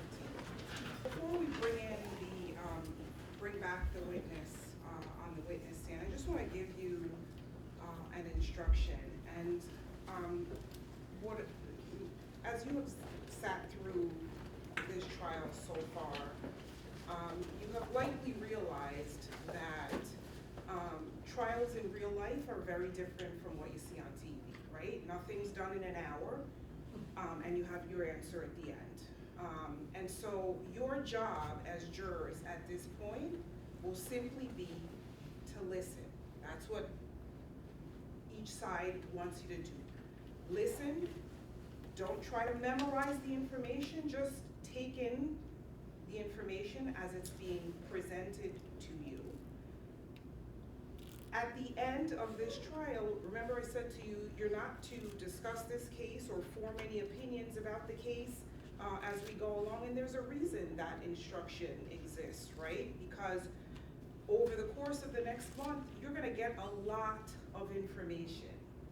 And so what you do or how you evaluate the evidence that you receive will be the subject of the instructions that I give you at the end. So just sit, listen, take it in, and in the end, the court will have, following the closing arguments of the attorneys, specific instructions on what you're to do with certain evidence that you heard. All right, so with that, we can just What's the name? Phyllis DeYoung. Ms. DeYoung, just very quickly, do you have your report up there with you? Yes, still? I do. And if you need to refresh your recollection with respect to anything, just please let us all know. Yes. I just kind of want to go through the times that you got there and all that real quick again. What time did you get the call to go out to 28 Hartwell? 10:28, and we were marked en route at 10:30. And what time did you arrive at 28? 10:37 a.m. Did you know at what time you got to the patient? 10:38.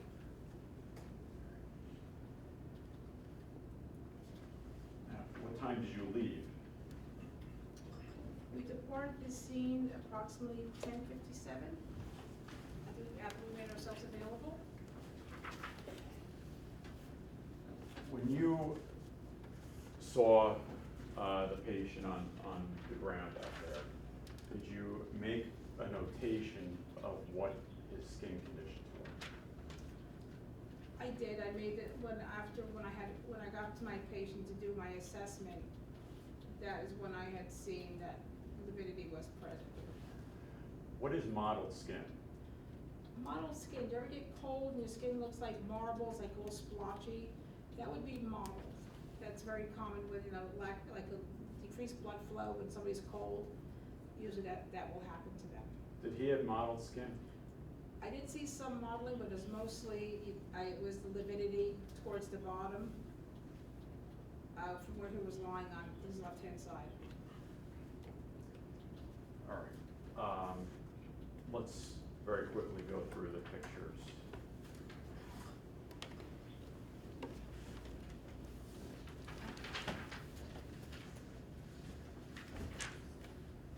All right. I'm going to ask you to look up at the screen that's right next to you. Can you see that from where you are? Yes, I can. Tell us what that is. That's the- S101? That is the house that we were dispatched to by Med Central on that day. Showing you S105. What is that? That is the scene that we were dispatched to for our patient. And where was the patient? Can you see on that? He's more in front of the cars over there, the RAV4. He was lying there towards the back of the yard. Can you see him in that picture, S105? I had him covered by a sheet. He sort of blends in with the snow a little bit. Showing you S120. That is my patient. And what is that item on his arm? That's my electrode. It's like they're going your limb. That's the electrode I had placed through my EKG on my patient.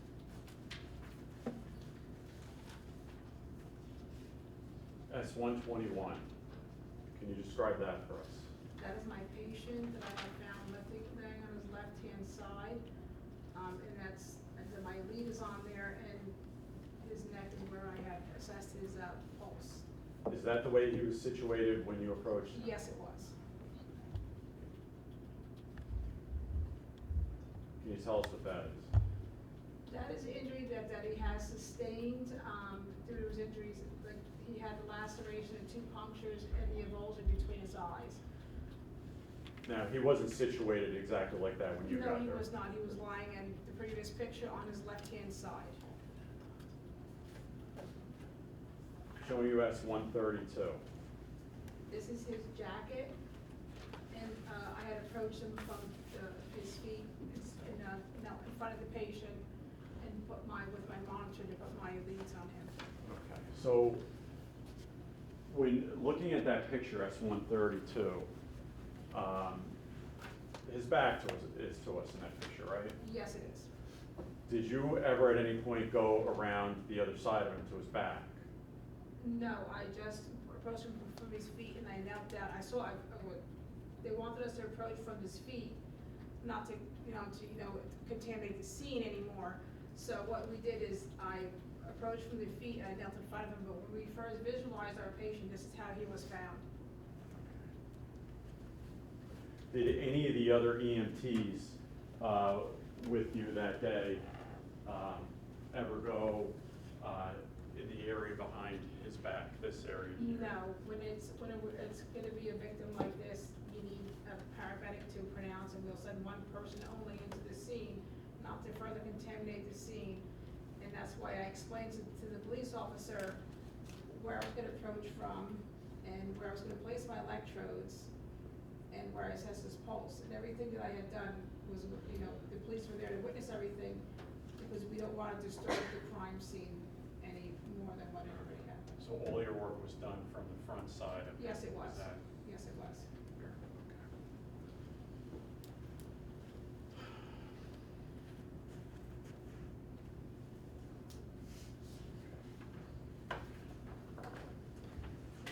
That's all the questions I have. Thank you. Yes, please.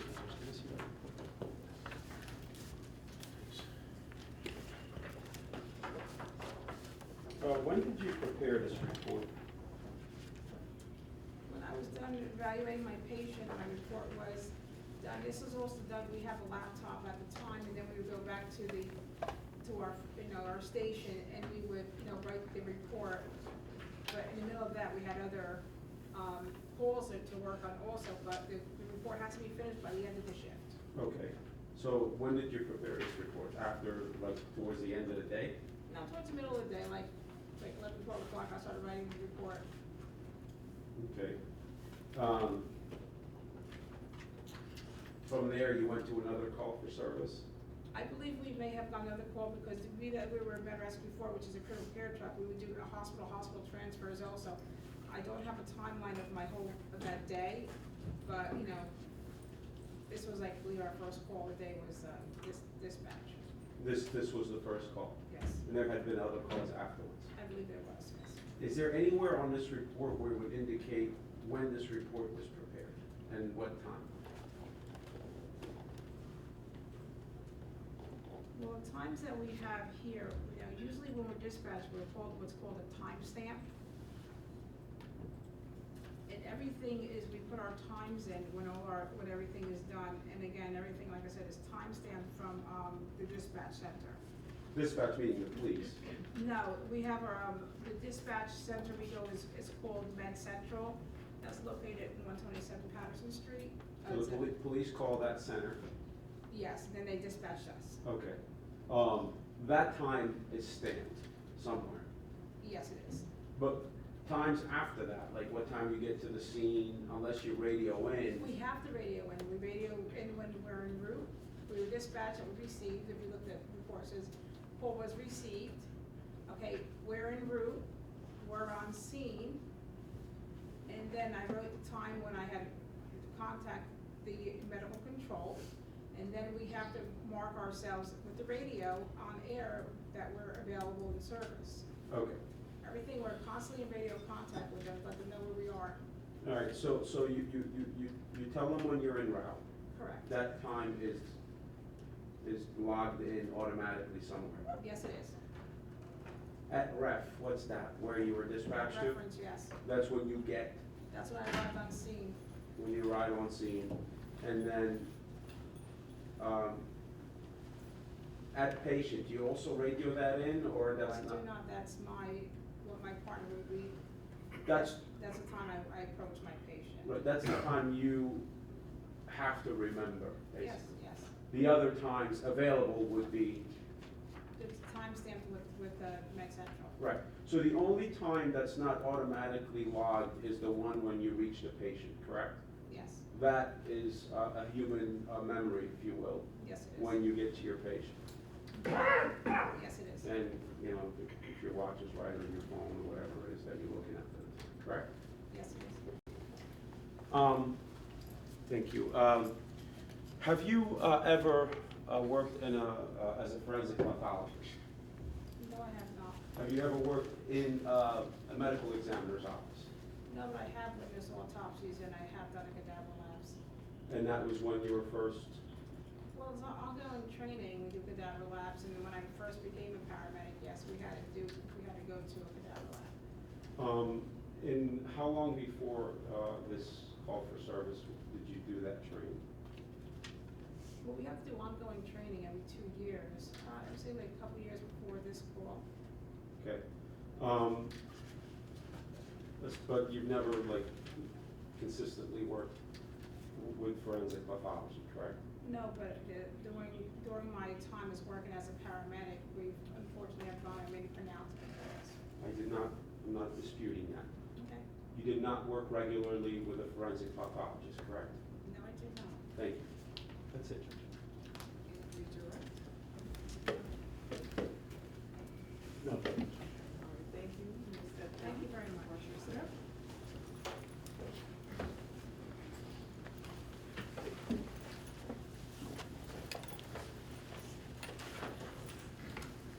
You have another witness? Yes, Your Honor. Okay. The state calls Antonio Bushel. Antonio Bushel.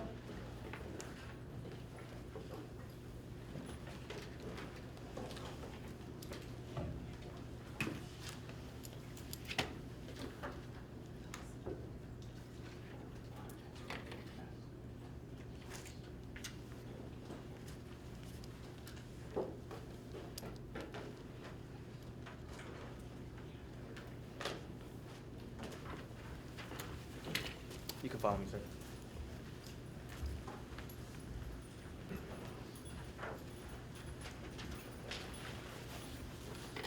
Please help yourself. Stand in front of the chair. Please raise your right hand. State your name for the record. Antonio Bushel, Spell your last name. B-U-C-H-E-L. And do you swear or affirm the testimony you're about to give is the truth, the whole truth, and nothing but the truth? Yes. Thank you. You may have a seat, and please speak into the microphone for the jury.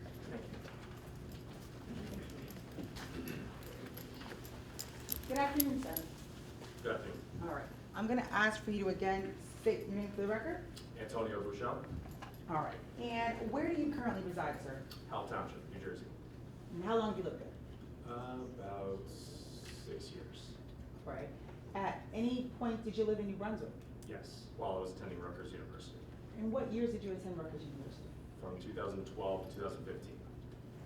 And where did you reside in 2014? On Hartwell Street, Do you recall the number? 14. I'd like to show you what has already been provided to council on discovery and pre-marked as S703B.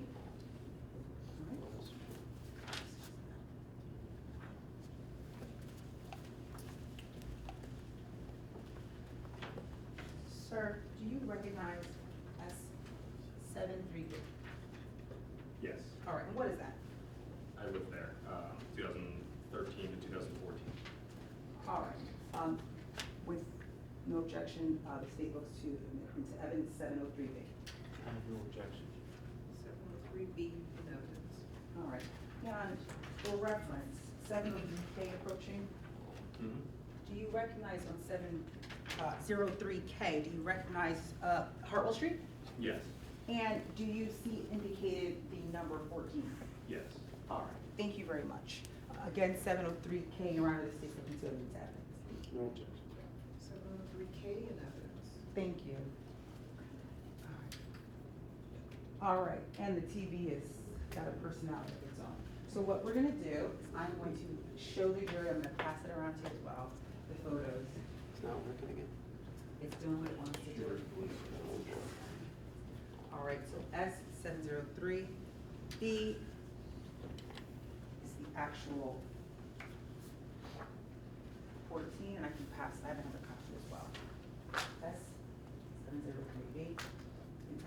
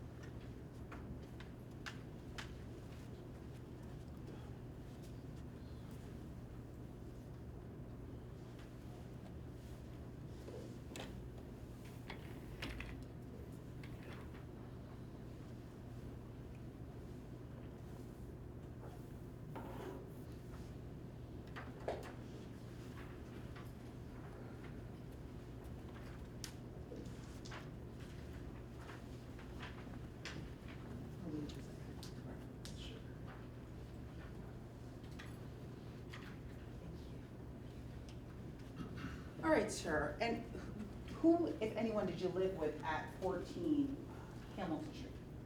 I had 2 roommates. I did not know them prior to moving in. All right. And did you know Billy McCall? Yes. Please tell the jury how you know Billy McCall. The girl I was dating at the time, Pamela Alcantara, she knew him for a long time growing up and introduced me to him throughout college. All right. Did you ever have any interactions with Billy yourself? Yes.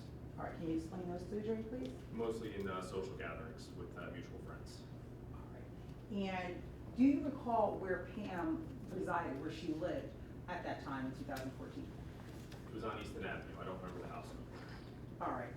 And let me see if I can show you a photo that maybe refresh. This look like, showing council 703A, previously provided. 703A is already shown. Do you recognize that? Yep. All Yes. right. And that's where Pam lived at the time? Yes. Now, did you ever go over to the address on Easton Avenue? Yes. And who was at the address when you go there? Several of her friends, I believe she lived with, several other girls in her sorority, and usually most of them were over there. And to your knowledge, did Billy ever go over there? Yes. And how did you feel about that? It was okay. All right. Now, I want to draw your attention specifically to February 14, 2014. What plans did you have for that evening? I took Pamela out to dinner for Valentine's Day. Do you recall where you went? I do not. All right. Do you recall what time you got home? I would say around 10 p.m. All right. And home is on 14 Hartwell Street? Correct. What did you do once you, well, first, did you see anything outside or anything when you were arriving home? No. All right. Hear anything? No. Now, what did you do when you went inside? Spent the night there, most likely watching a movie. All right. What was the weather condition like when you were coming back into the house? I don't remember. And when you stayed in the house, did you stay in the house the entire evening? Yes. All right. Did you hear anything during that evening? No. What time, if you recall, what time did you wake up that next morning, February 15th? 10 a.m. And was Pam still there? Yes. All right. And what, if anything, did you guys do that morning? She went home and then I left to go to the gym to work out, as I believe it was a Saturday. All right.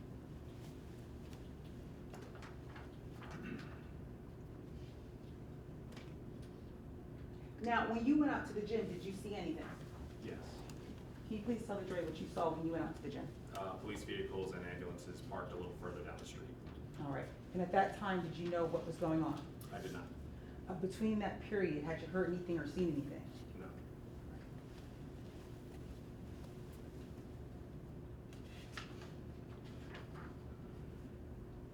All right. Thank you very much, sir. I have no further questions. No questions, thank you. All right, thank you. You sit down.